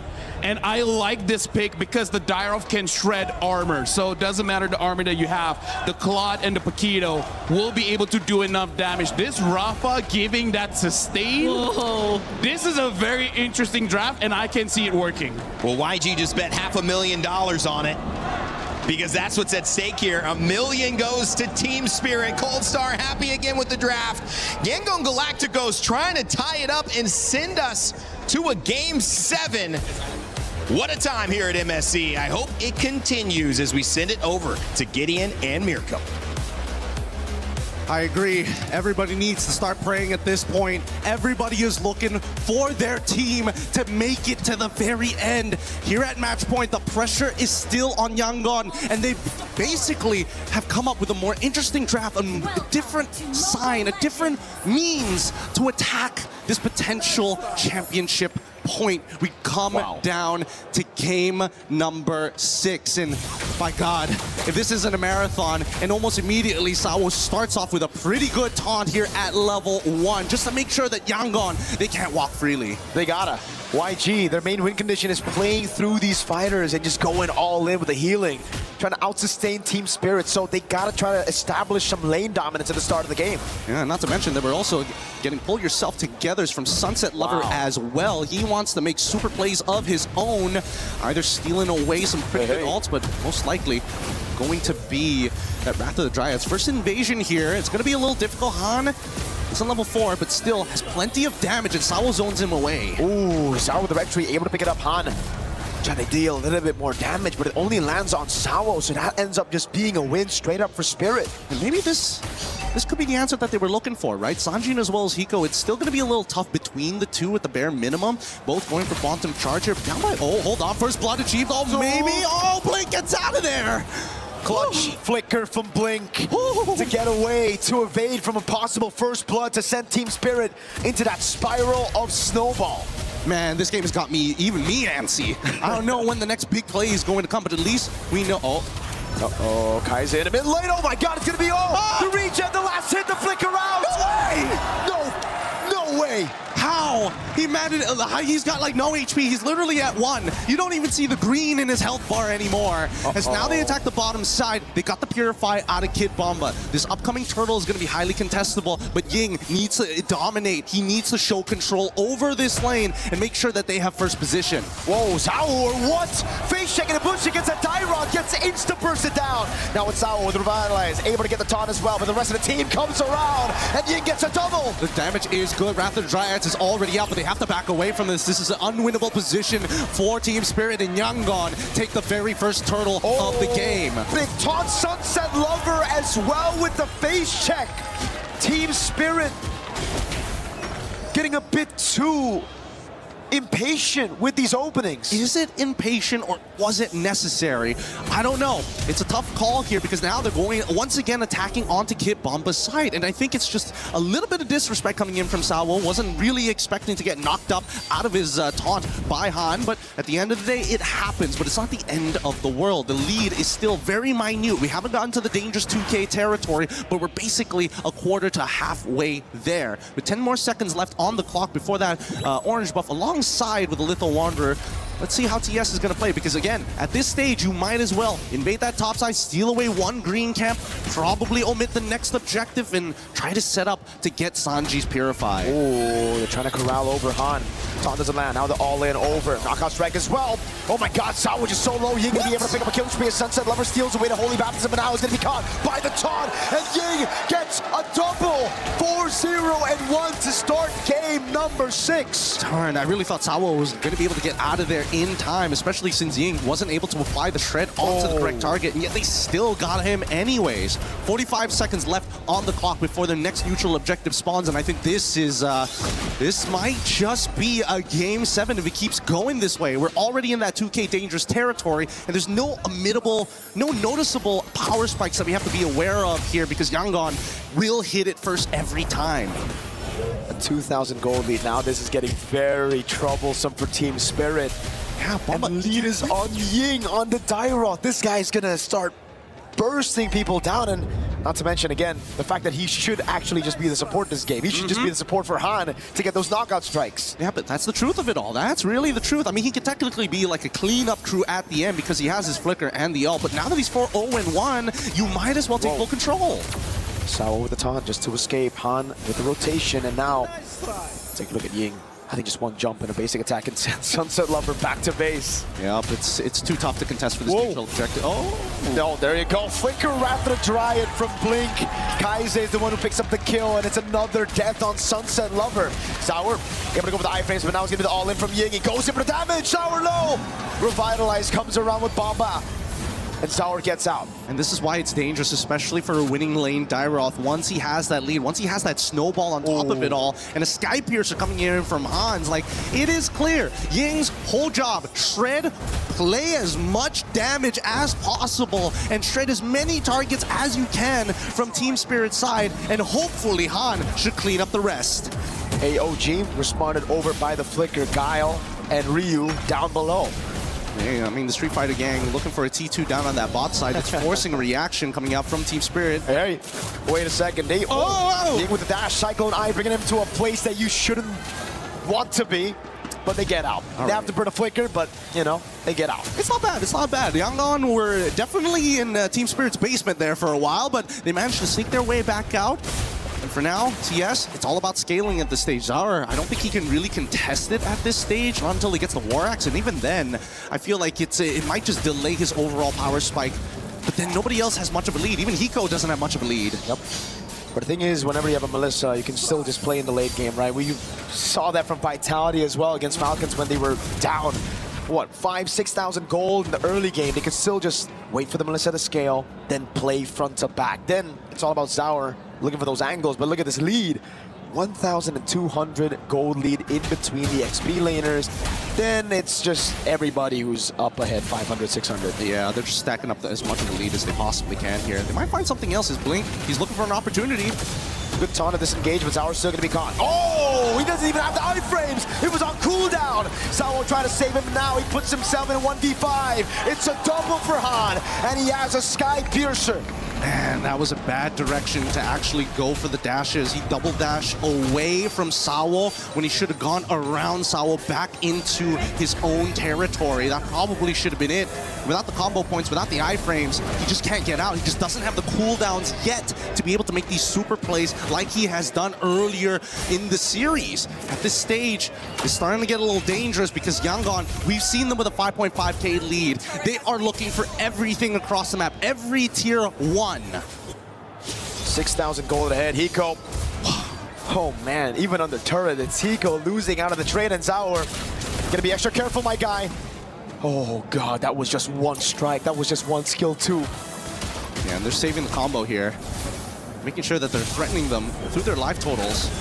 But just the raw sustain coming in from Yangon's, it's becoming really, really difficult to keep on contesting because as much as you want to wait for your cooldowns to come back off, it's just, it doesn't matter if you're not getting yourself that net profit. And now, let's look at the items real quick because Sawo, smartly enough, decides to go at least to get the Chastised Pauldron. The War Axe is still underway here. Okay. Sawo should be fine, but they don't get the AOG out of him just yet. Oh. Even with the dive on Sawo, revitalized there, and the Rathan tried as well, but that's going to be the all-in double already. Go away right there, Sunset Lover able to pin them all down. The falling Star Moon locks him, but there's no damage. Bomba taken out by Han Ying. On their turret, Hiko picking up the kill, flickers out of safety, and finally is able to get a kill on board for Team Spirit. Yep, and they're also going to get the holy shielding by the mid lane. Wow. Everything that could have gone right for Yangon Galacticos have gone right. And better yet, hey Ying, Don't you give the shutdown. It's fine. It's completely okay.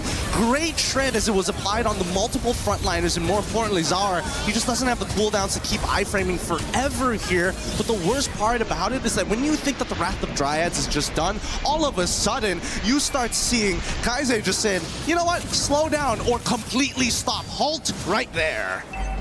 Hope still in the air for Team Spirit. It's so low, but there is still hope because of that shutdown. Now it's all on Hiko.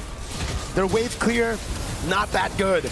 So they're gonna have to sacrifice a few more structures as YG secure the Lord for free. As YG have 40 stacks on Han Skypiercer. Yep, he's so huge right now. This is gonna be the strongest point for him in this game. It's only going to get worse for the side of TS. They need to drag this out for another 4 more minutes to get Zar back into position, and I think more importantly for Hiko to finish off his items. 50 stacks already, Malefic Roar already purchased, and a War Axe currently underway.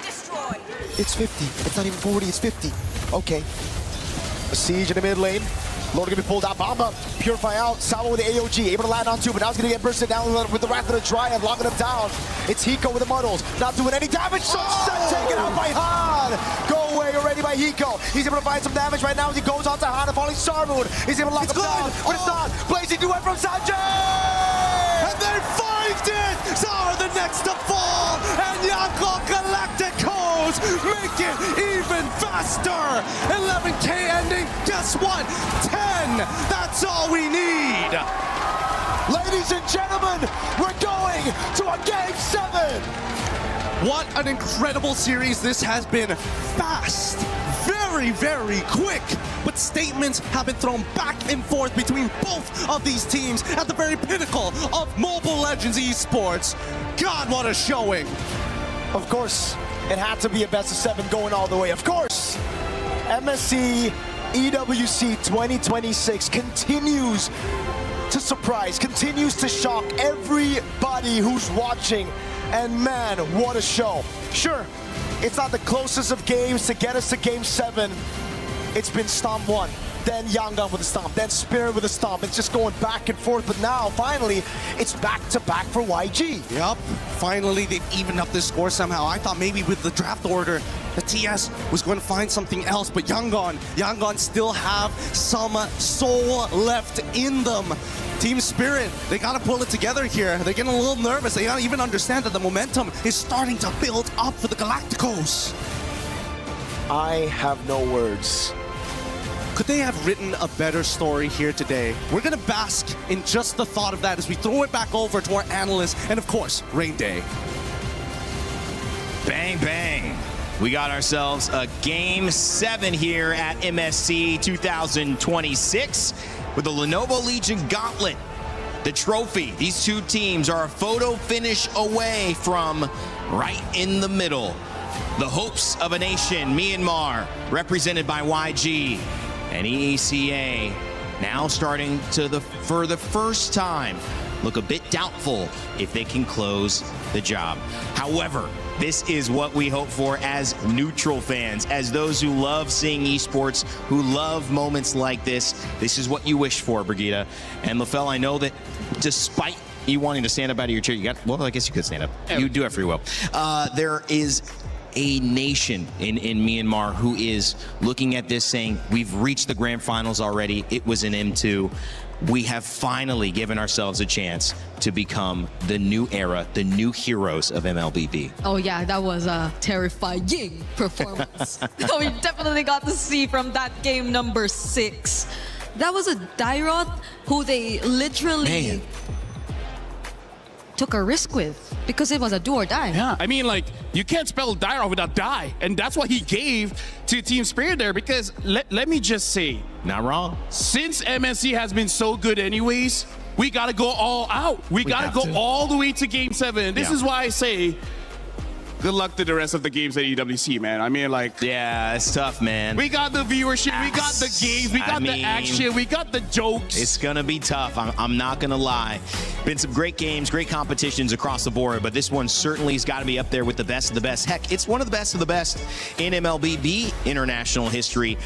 especially for these 3 weeks in France, I don't know where else you would have put your attention to say a Game 7, this level of competition, this comeback, this amount of money on the line for this, I would say, group of gentlemen who aren't established pros for 17, 15 years. Some of the people in other MOBAs have been there forever. These guys are still young gentlemen building their lives.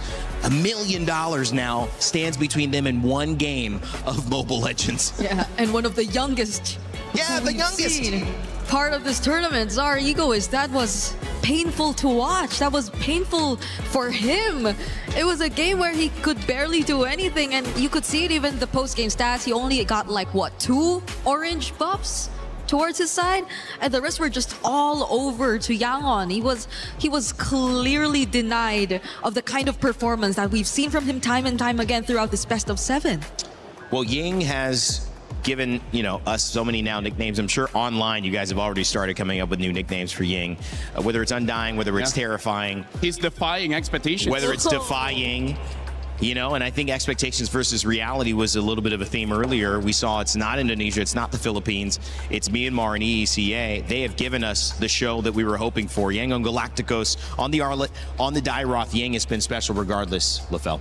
I mean, like, honestly, at this point, I mean, we've been setting this up, I think even like day 3 of MSC, where the EXP laners, they are providing so much for the team. In this case, Ying is special because game number 1 is a lot of chase and crowd control. And game number 2 is a lot of chase as well as damage. Like, this guy, having that Dairoth is risky in the sense that if you lose your lane, there's not much you can do. So it's a good thing that he won the lane and then expanded it to all across the map. Yeah. You talk about taking that risk in Game 7. You talk about what was on the line, in Game 6. It leads us to a Game 7. But how did they do it? How was it so successful? Under 11 minutes that they won that game. Walk us through it, Lefel. Well, I'm going to let my partner do this one because... Did you say partner? Briggs is amazing analyst. America. I'm just a chair. Hey, okay, I think I can hold my mic. She did. I mean, if you want me to, I can. But it's okay. All right. Okay. Well, now I know where I stand. About draft? Do you want to say anything about draft, or do you just it's all you. It's all you. Okay. Let's just move on. The only thing is they gave homage to Rosa and Midnight, so shout out on that. Okay, I'm gonna press that. Shout out on the Rafa pick. Yeah. Rafaela. But I think, at least in this game, you left us with a question of how they were able to accomplish this. Yes. 11-minute win. And it sucks to say, but I think it was mostly really off of a huge error that started this game from Team Spirit. Because you take a look at this clip that we're looking at right now. Mind you, this was right before Sunset Lover and Sao were actually rotating from mid, and they had full information that no one was there, that their matchup wasn't there, that probably Blink and Kaize were elsewhere, and they still decided to go for this rotation. If you take a look at where Zar Egoist was trying to move, you sure you don't want me to hold the mic? Where's the zoom in? Where's the zoom in? Oh, here. Yeah. If you take a look at how Zar Ego... This is not working. She took it from you so well too, and now she needs you. Okay, come on. Let's go. Let's pull it back. So, if you take a look at how Zar Ego is still decided to utilize that information, I think prior that he already saw Han. And he probably went into that thinking that it was just Han.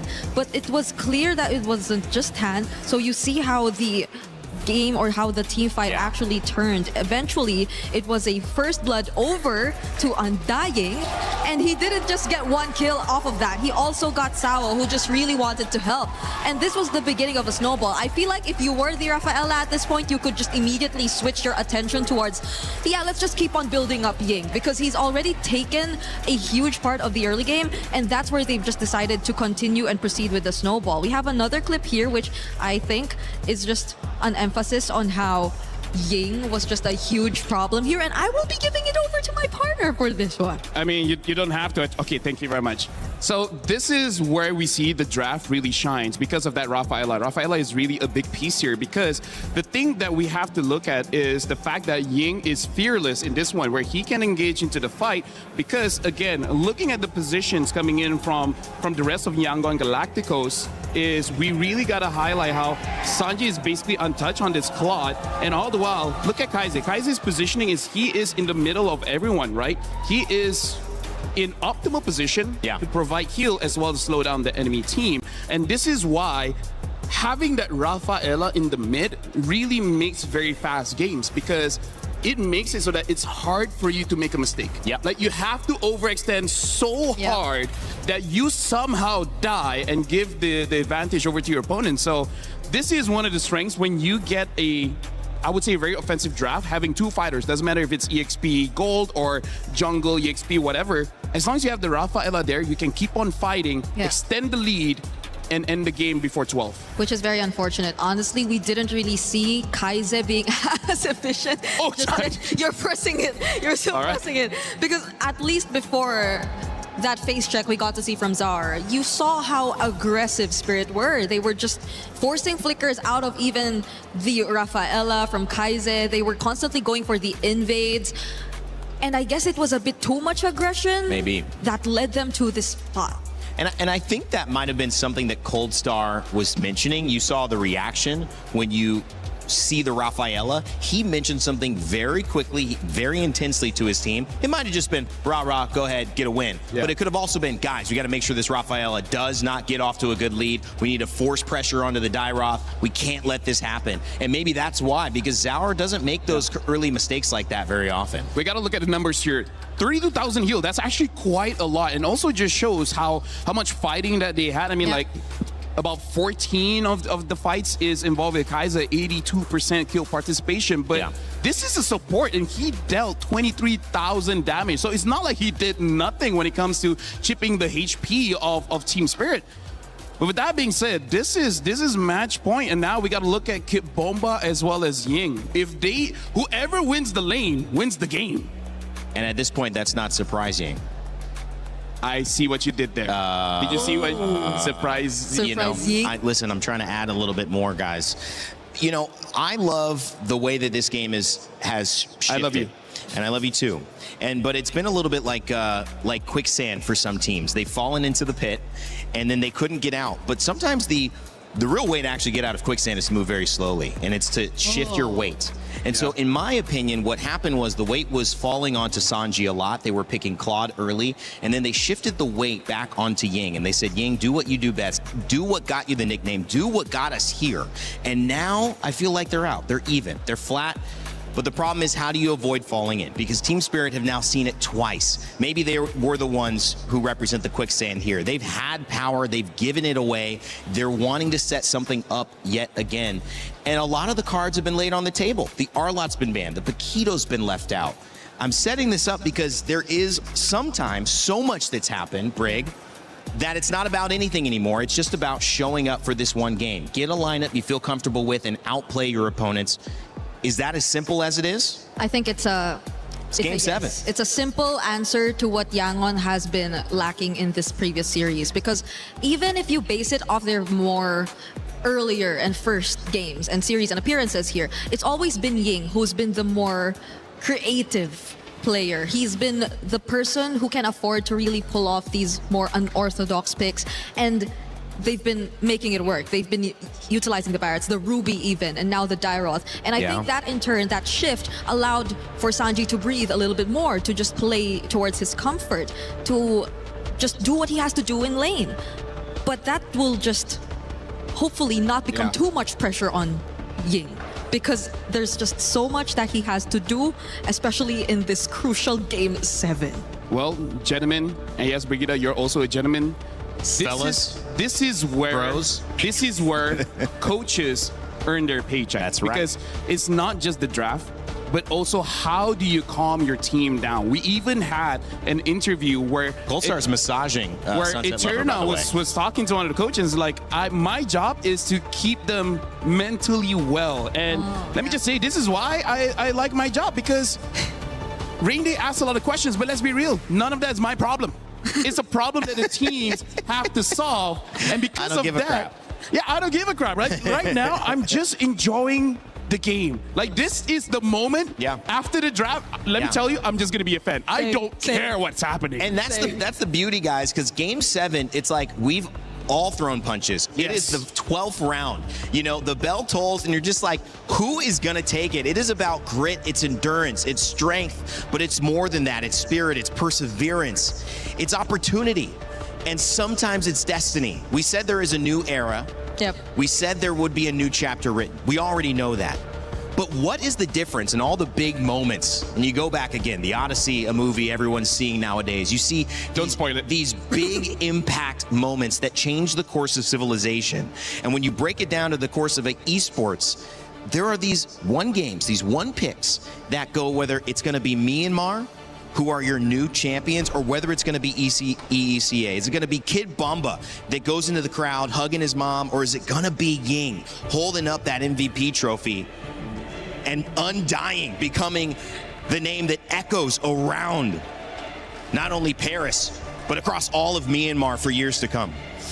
I do have to say, the thing that I like is that I feel like a new chapter has already been written, but like you said, winning this one, I don't see how the domino effect is going to happen. Like, this is such new territories.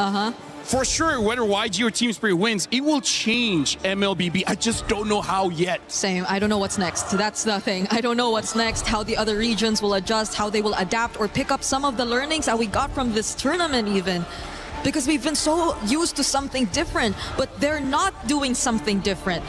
It's a Pakiro that again came in as one of the biggest surprise adjustments from YG. Wow. We probably are going to see it again in jungle, but it's pretty much the exact same draft. They're not changing as much.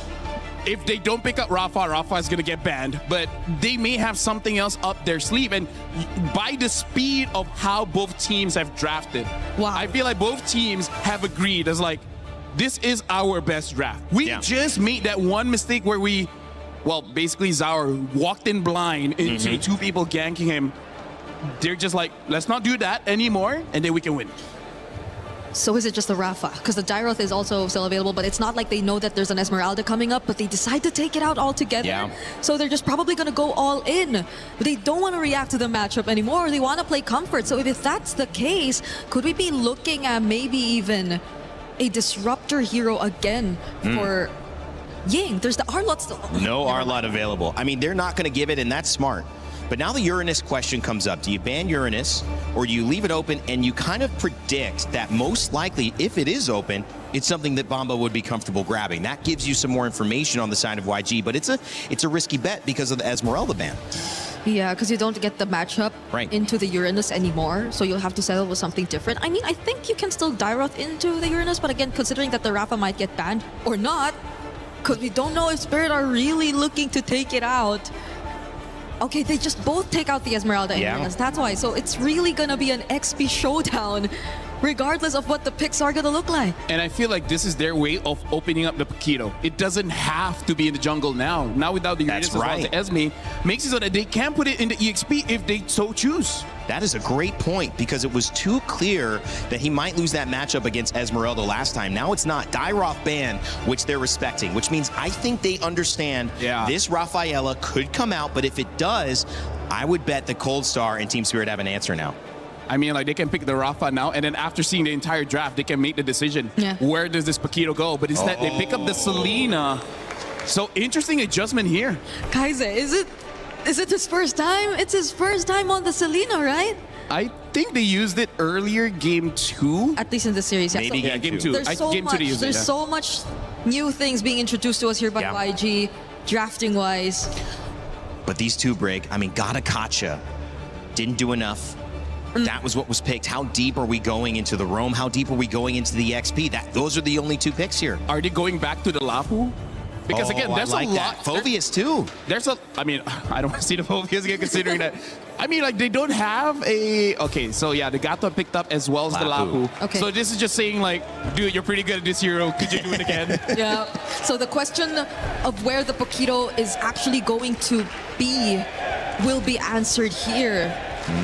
Do they feel like they're still lacking in terms of front, or do they want to just double down on damage? Because I think there's a lot. They can go for some. Okay, they go for the Suyo. Oh man! Because I was about to say this Paquito can go either way. Even you know what? Come on, thoughts, baby. No more thoughts. No more, Come on, guys. Whatever happens, happens. Congrats to the champion, because this This is going to be a good one. You can feel it in the arena. LaFell and Brig have given you their thoughts, but at this point, they're just fans. So am I here as well. It's a Game 7 at MSC. EWC 2026 has not disappointed, and you can't ask for anything better to end this tournament. Yango Galacticos, first team Spirit, Game 7. Let's go! Today we bear witness to history. One match, one opportunity. Who is it going to be? Is it Team Spirit or is it gonna be the Yangon Galacticos as we go into our very final match? Yangon, they're showing a different side of their draft, but even for Team Spirit, the bans tell you a lot. The amount of respect that both of our warriors have put here today will not be forgotten in our history books of MLBB Esports. And you gotta take those gambles in a Game 7. You can't just play around comforts. Well, you can, but obviously, look at this composition. YG again, they pull off a composition, that unorthodox all-in style from the match, or the game rather, that we saw against Falcons. It was all in, no frontliner. It's just Blink. Really is just Blink so far. And I mean, the early game is going to determine everything that's going to happen. And Sawo understands when he is playing on this Gator, there's a lot of work that he has to do in these early moments. Every position that he takes could be the end for them. But I like the fact that, at least for the side of Team Spirit, despite building their composition in a style where it's definitely having to play around Hiko, they still are willing to take the Lapu on their side to make sure that nobody can get to Hiko safely. Not without committing everything they got. This time around, it's still the same idea. Sanji would walk up again on Hiko. This lane should be good for the Claude, and so far he's done an amazing job at capitalizing on that. Now the fight, Gold Crab goes to Sanji. It's all about these small wins. Talking about small wins here, Ying getting shoved in pretty hard, knowing that a lot of the forces of TS have come down to his side of the lane. Any little advantage could be the difference maker here. And you can see that showing presence makes a huge difference. Now they're going to go for their traditional rotate over into the mid lane to get Sunset Lover as close to 4 as possible. And now that Kid Bomba is for himself, he wants to maintain pressure. So far, Kaize hasn't landed a single Abyssal arrow at the start of the game. That's going to be the bravest fighter from Bomba, zoning Han away. Blade Surge Blink out of the way. Ying making his way back in again. The retribution from Sour, claiming the first turtle of game number 7. Very tactical, very clean for the side of TS. We don't need to take unnecessary fights. We just need to be together. And now first blood achieved instantaneously. A good arrow coming in from Kaize. Kaize hasn't played a single Selena game this tournament, and he decides to play it in game 7. One arrow landed, a kill right after. Instant capitalization as YG look to play it slow. They look for those pickoffs, and it's about map control.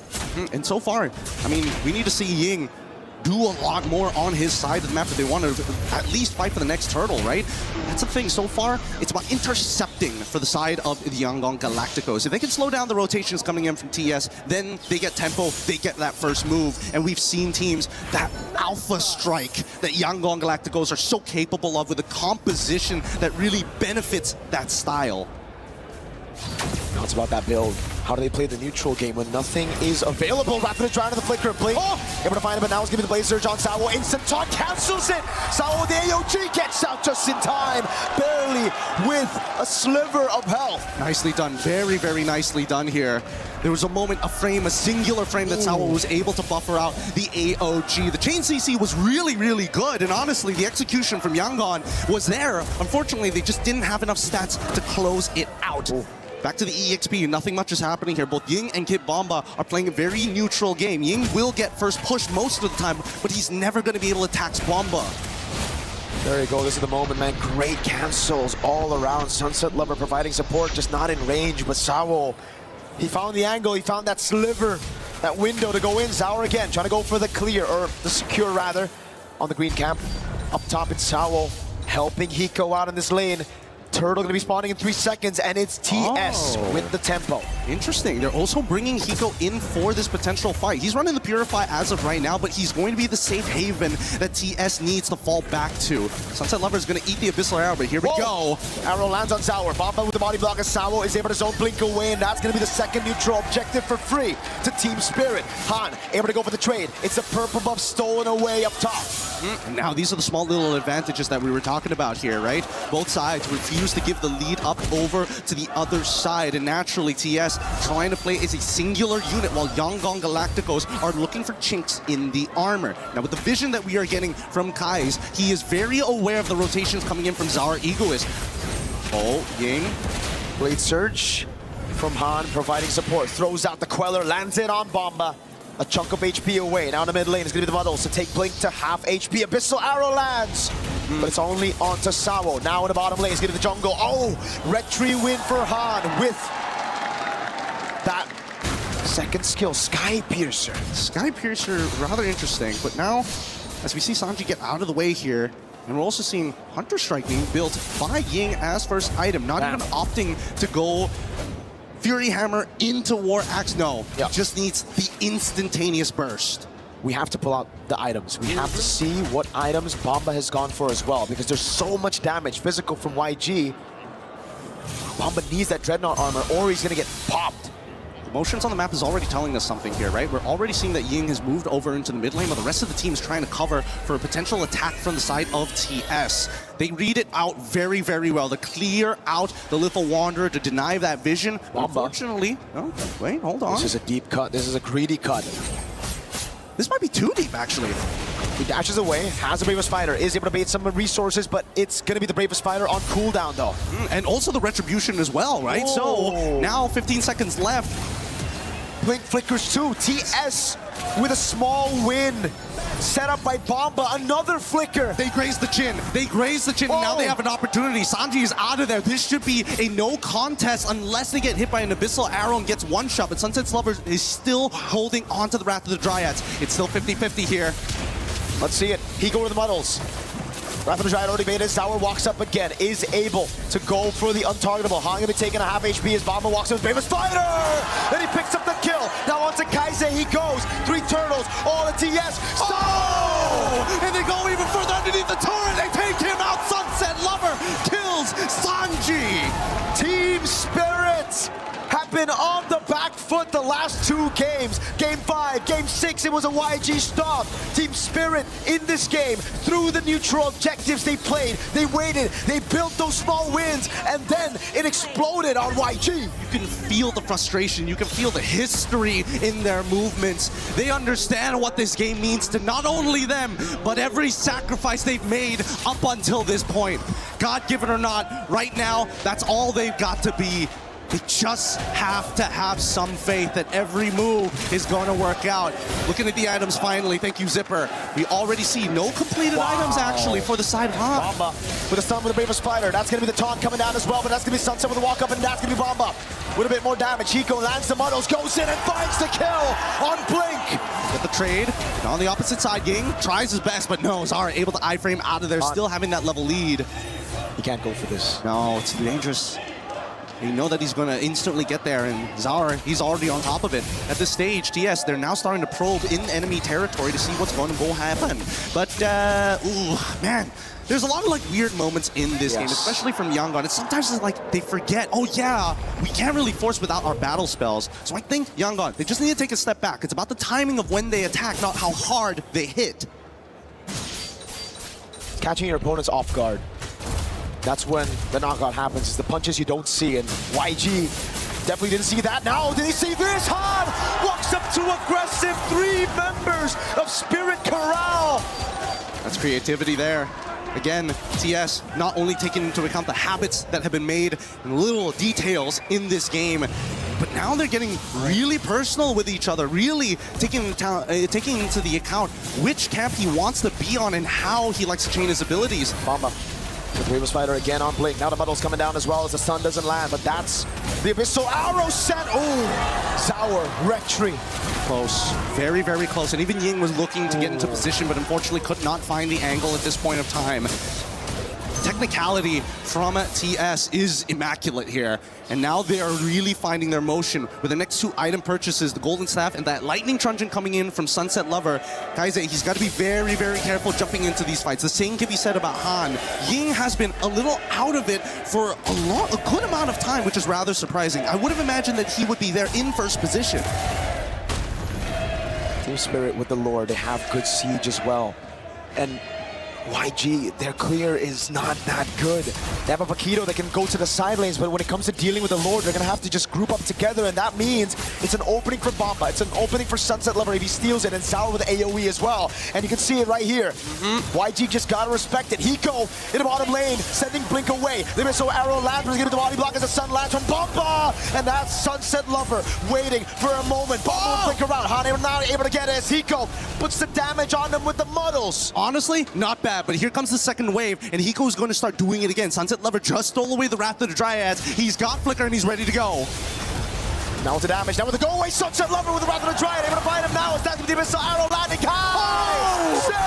With the kill, Hiko killing spree, throws it around. Ying up top, running away. It's Bomba with the bravest fighter. They're trying to drag these waves out. They're trying to distract them. But the whole time, Sanji, he's ready to go. Ying, he doesn't mind dying for this. He's ready to put his life on the line to buy Yangon Galacticos a couple more seconds. Hiko, mega kill, 4-0 and 2. Kaize finally able to get that arrow on a perfect target. It was Zaur, it was Sunset that got caught. No bounty, however, it's only on Hiko. Man, really high intensity game, man. I can feel it up into my chest. The atmosphere in here, that's so many of these dangerous moves. I can't believe they haven't lost confidence in a lot of these motions. Yangon say, you know what? We have terrible wave clear, but if we cut the wave and we start pulling it out, we just bought ourselves another ticket at another Lord fight. They haven't lost any of their inhibitors. They lost the shielding, unfortunately, but what can you do? Now it's... Oh! The orange secured by Kaize. Really coming online now in the 10th minute of the game. These arrows are going to start to hurt. And if Kaize can find yet another one on a big target, it could send YG back to level playing field. Bomba taking very low. Sanji already right there, but the BMI sends him back. He needs to play it safe. Yeah, I think he needs to reset or at least find a wave to actually, heal himself back up to where he needs to be. 15 seconds left on the neutral objective. Before that Lord spawns, we need to see Hiko lose out on his Purify if Yangon stands any chance. Wait, hold on. Kid Bomba already trying to engage. Blink, he's in trouble! The models in the back, Sawa able to get the taunt. Sanji's right there, and that's going to be Han. Bomba! And they catch him! Double kill for Sour Egoist! This Lord should be free! And the question is, TS, you taking the discipline route, or are you going for the throw? Because they're looking to open up the inhibitor first. It's the Dragon Siege. Once again, Hiko with the muddle, zoning them away. Han and Blink both down. Ying in the bottom lane. Again, they are going to play it safe. Sour was already on the Lord. They just cracked the base open. They recall and they reset. And that's an elbow right to the temple there. Yangon Galacticos now have to worry about constantly pushing mid-wave during these neutral objectives. And worse yet, with a 7.1k lead, is it inevitable, or can there be the tempo breaker that they've been praying for? YG have to defend. It's another siege. They have to find a creative way to the back. That's the only way. But then there's a Wind of Nature. Then there's a go away. Then there's Sawa, who's constantly behind. How do they do this? One arrow could make the difference here. They need to find it somewhere, somehow. Kaize is looking for an angle, but TS, they are spreading very wide to ensure that there's no way that that's possible. Now with the Abyssal Traps as well, trying to slow down that wave. It doesn't actually connect on the wave, and now here they go! Muddle's already placed. Lord going to be dealt with now with the wave in the bottom lane, and the top lane is going to come crashing down. That's a base sword up top. Hiko with a dash away from the Abyssal Arrow. Now, one final wave in the bottom lane, but Ying is caught all alone. Sawa with the chase with the AOG. And Ying, he's able to delay this wave, and that's perfect because look at that top side. Instantly, we're seeing Han is able to do something else. He trades his life for something greater than himself, but it's not over just yet. That wave is still healthy. They still have the siege, and they even absorb the Abyssal Arrows. It didn't connect. It did, and now the models are landing. Hiko dodges away, gets some shots on Kaize. So severed from Han, clears out the wave. They stay alive. YG. Oh my goodness, this game could not get more exciting. I'm already off my seat. My knees are getting weak. My arms are heavy watching this match progress. And yet, I think it's going to come down to whether or not Blink can find a super engagement or whether Sunset Lover can finally get a punish onto YG. I think for Team Spirit, they don't need to go for any risks. It's YG right now that needs to look for a wild haymaker. to knock Spirit out. Spirit can just build. They've got the points. They got an 8.5k gold lead. Waves to play with. A Lord spawning. All they need to do is suffocate YG. Don't give them anything to farm up. The wave up top and the mid lane, it's a guaranteed. Slow pushing anyways, but the bottom wave, keep it right there. The jungle, take it all, snatch it all away from YG. Yep, they don't. YG unfortunately can't just sit there and take it. They're already in the guard of TS, but they cannot give under their throat. They can't give their backs up as well. They're willing to sacrifice an arm and a leg, but if that's the necessary cost to win the fight, then so be it.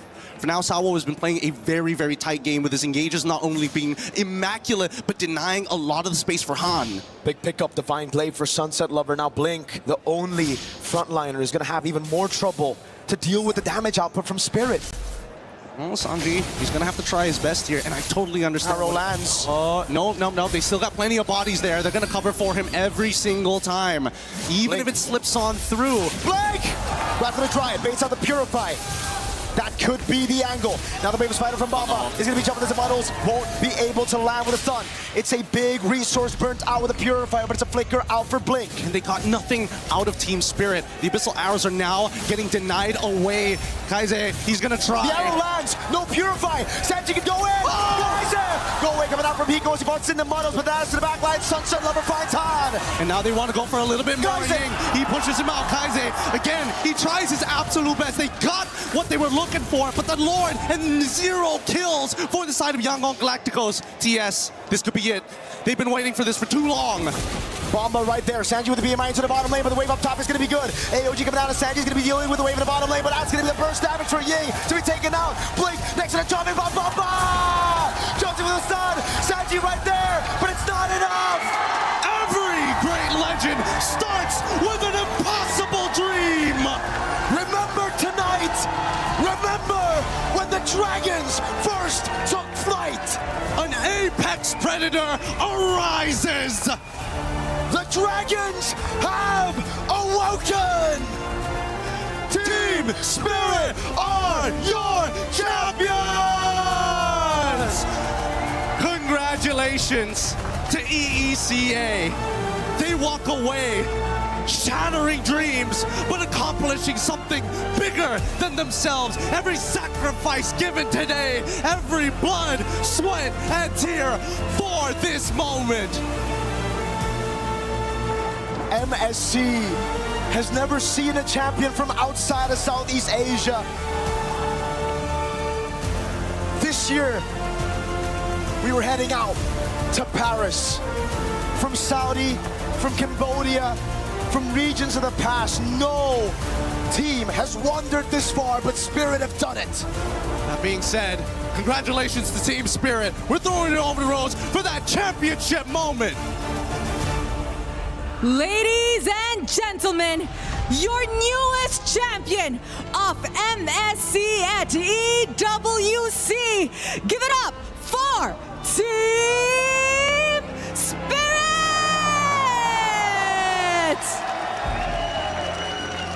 Boys, congratulations. What a journey you guys have been through. However, before we even continue with our trophy lift, we are first going to crush some keys. So if you guys could follow me to our key crusher over here at the back. Come on over, guys. Emotions are overpouring today. I have a question.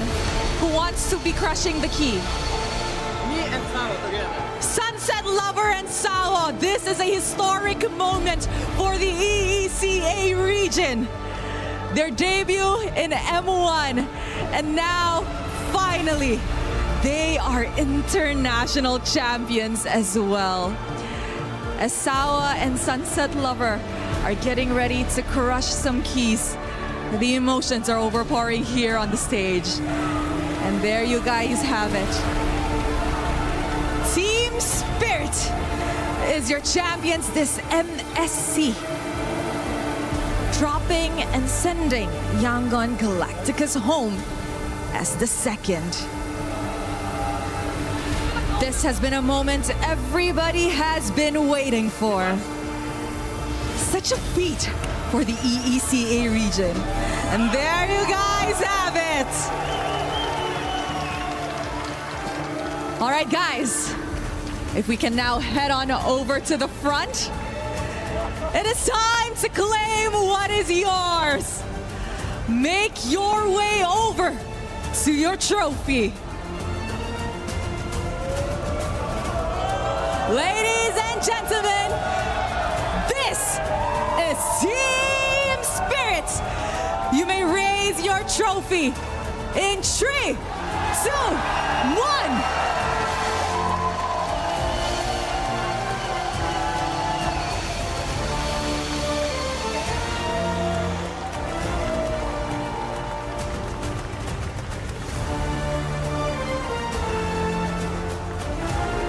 Such a historic day for the world of Mobile Legends Bang Bang. Amazing history in the making, Kid Bomba. Everybody saw you in M5. Everybody was rooting for you. You guys were so close to the knockout stages in M6. And now you're a champion. How are you feeling right now? I don't know, it's unreal, you know, I don't believe this is real. I'm like touching myself the whole time, I cannot believe it. I don't know. I understand, you are definitely overwhelmed. But there's somebody we have to talk to here. Sao, Sunset Lover. Yeah. Years in the making and finally you guys are champions. What does this championship mean to you both? I don't know so much. We're finally champions. Finally. That was hard work, and it's the result of hard work. The result of hard work. And I see over here, Hiko Mania. He's very emotional today. We saw him debut on the international stages back at M6, where it was held in Kuala Lumpur. Everybody hailed him as Hiko Mania. Hiko, today you finally made it. You lifted a trophy of your own. How do you feel to finally achieve such a dream?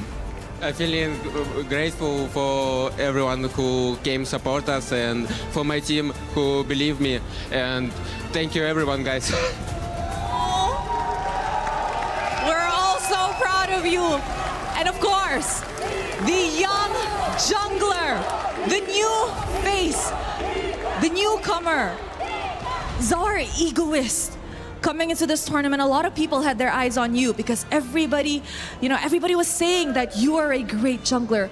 But at such a young age, already winning your first championship in the international stages. What is next for you? What else do you want to achieve in MLBB?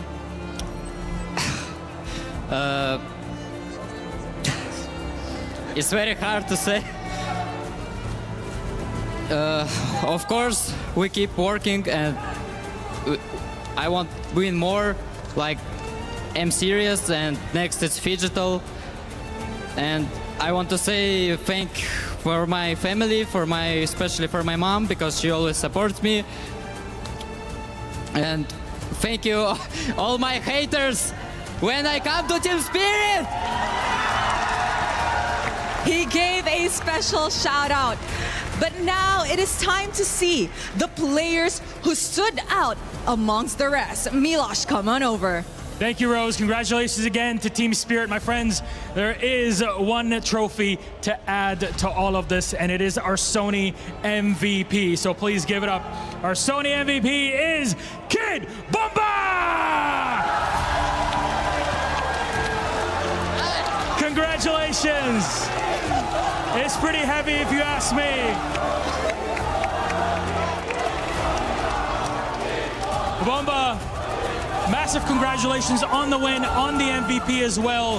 What does it mean to you to win this today as MVP, as Team Spirit, as EECA representative, and in front of your family here in Paris? I don't think I did more than them, you know. If ever they did more than me. So I'm just grateful for this award. I don't know how I can win it when I play 0-7 on Phobias, but thank you. Thank you very much, and congratulations to our Sony MVP, Kid Bomba. And now, another moment of it. Gentlemen, please, Team Spirit, go for it once again.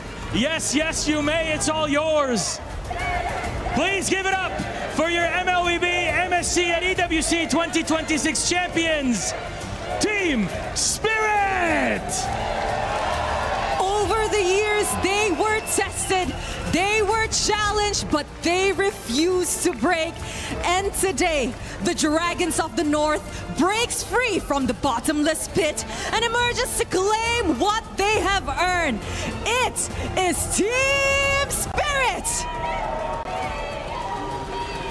The Dragons of the North reign supreme in the world of MLBB as a new region in EECA and a new org in Team Spirit claim the top spot at EWC 2026. A new champion, a new chapter being written, and it was the steadfast spirit of Sunset and Sawo. Since 2019, they have looked for this moment, and without avail, they have suffered and found eventually, finally, the answer. It was domination at the beginning and a bit of heartbreak and fear towards the end, but they did enough. And when it comes to championships, when it comes to destiny, you don't need to do it all. You just need enough chips to fall on your side. And Team Spirit, whether it's the spirit or the gods, maybe it's a little bit of both, have found their way back to where they belong.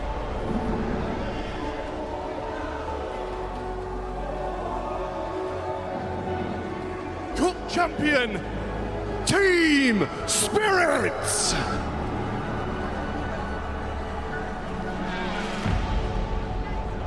Please welcome to the totem your Esports World Cup 2026 Mobile Legends Bang Bang Mid-Season Cup Champions, Team Spirit!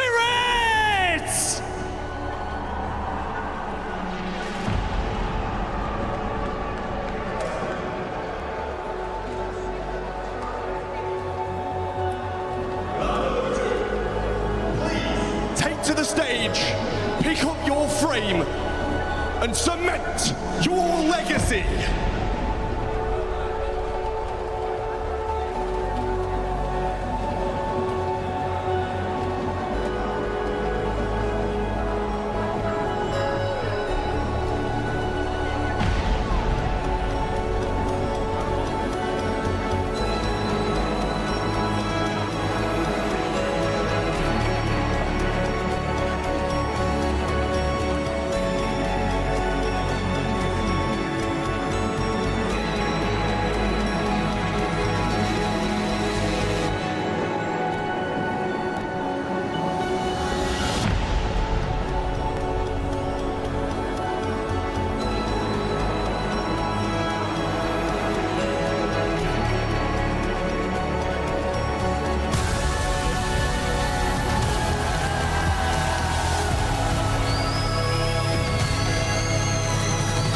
Something special about finally slaying your dragon.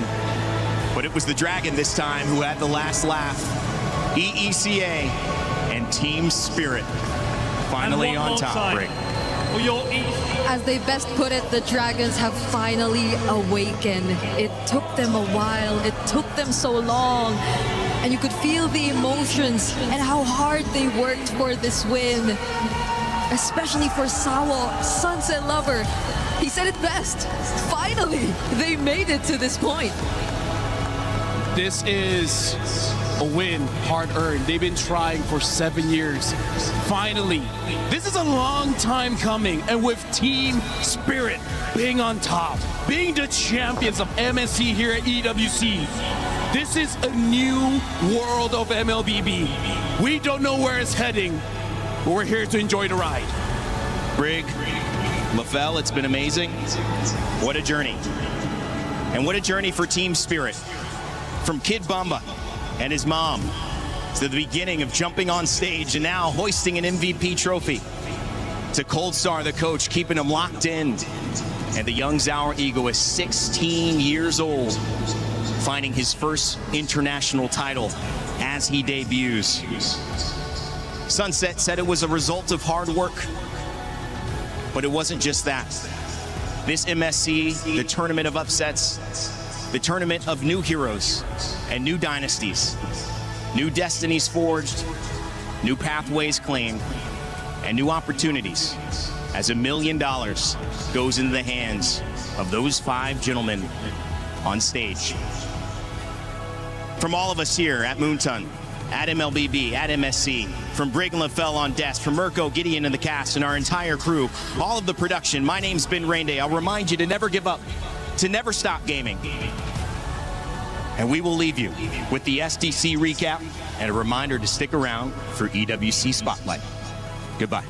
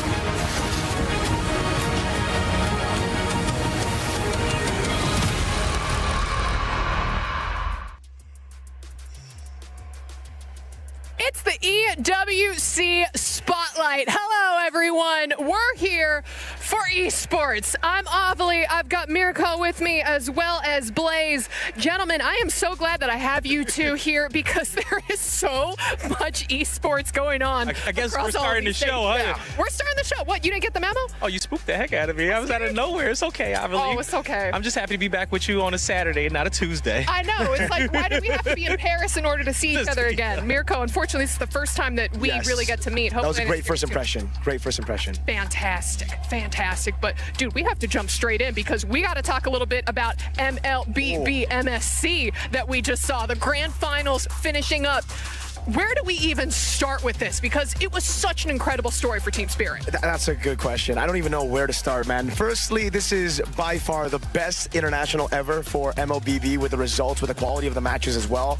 I think we got to go all the way back if we want to talk about it, man. The journey of all these teams. But firstly, just the upsets that we got to see. I think a little bit of a spark already at the start of the tournament where we got a little bit of a tidbit, foreshadowing of how crazy it would be with TL, the defending champions, the team that everybody thought were going to go back-to-back, losing, getting eliminated by E7, a team that many think are probably the worst team coming into the tournament. So that set up the entire storyline all the way in the grand finals. Yangon, Galacticos, they made it. It's been 6 years since they made it to an international major final. So crazy storyline there. Amazing, amazing plays, amazing sweeps in the series as well. Then we have Spirit. Two of their members, they've played MLBB competitively all the way from 2019, from the first ever World Championship.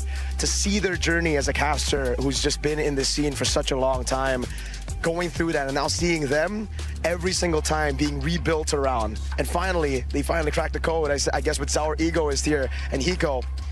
They made it to the grand finals. Still, a lot of people doubted them. A lot of people didn't think they would get it done. Most of the Southeast Asians as well thought it was going to be Yangon. It's always been Southeast Asia who's been dominant in MLBB. But finally, Team Spirit have put the West on the map. Let's go. Exactly, because again, they were the first non-Southeast Asian team representing the EECA. There we go. I mean, hey, we're in Europe. You got to represent Europe a little bit. But as you said, 7 years these players have been playing. But I also know that one of their moms was in the crowd as well, cheering them on. You said you're following their career. What's it like for Mama Bear in the crowd? Oh, Mom Bamba. We'll call her Mom Bamba. And the player's name is Kid Bamba. Kid Bamba's been with us from M5. That was the first time we saw him in an international stage at the time with Sawa, with Sunset Lover. So it's already a bit of history there. And then the team got picked up by Team Spirit. Then they just continued to develop, getting newer players, developing all throughout.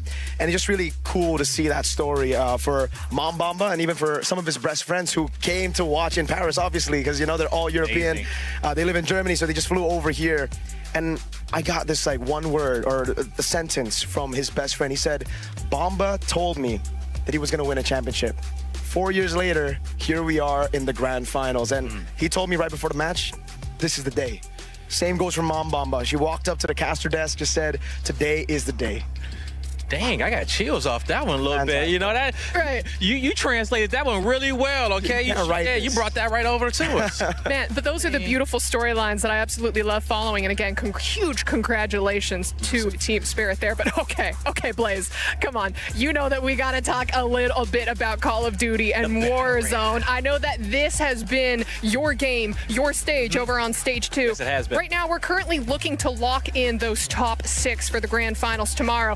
How's it going? I mean, it's been absolutely wild. We got some teams in a survival round that we did not think were going to be there, like Falcons, Vitality, Leviathan. And so these squads in the group stages over the last 2 days didn't have the performance in which they wanted to. But, hey, they get a few extra matches. Currently, they're looking good. They're in the top 3. We got about like 2 more rounds left on the survival. But, I mean, you're going to get the Falcons out there. You're going to get Vitality and Leviathan. But the bottom 3 teams, they're kind of getting mixy. You know, we got GK up in the mix.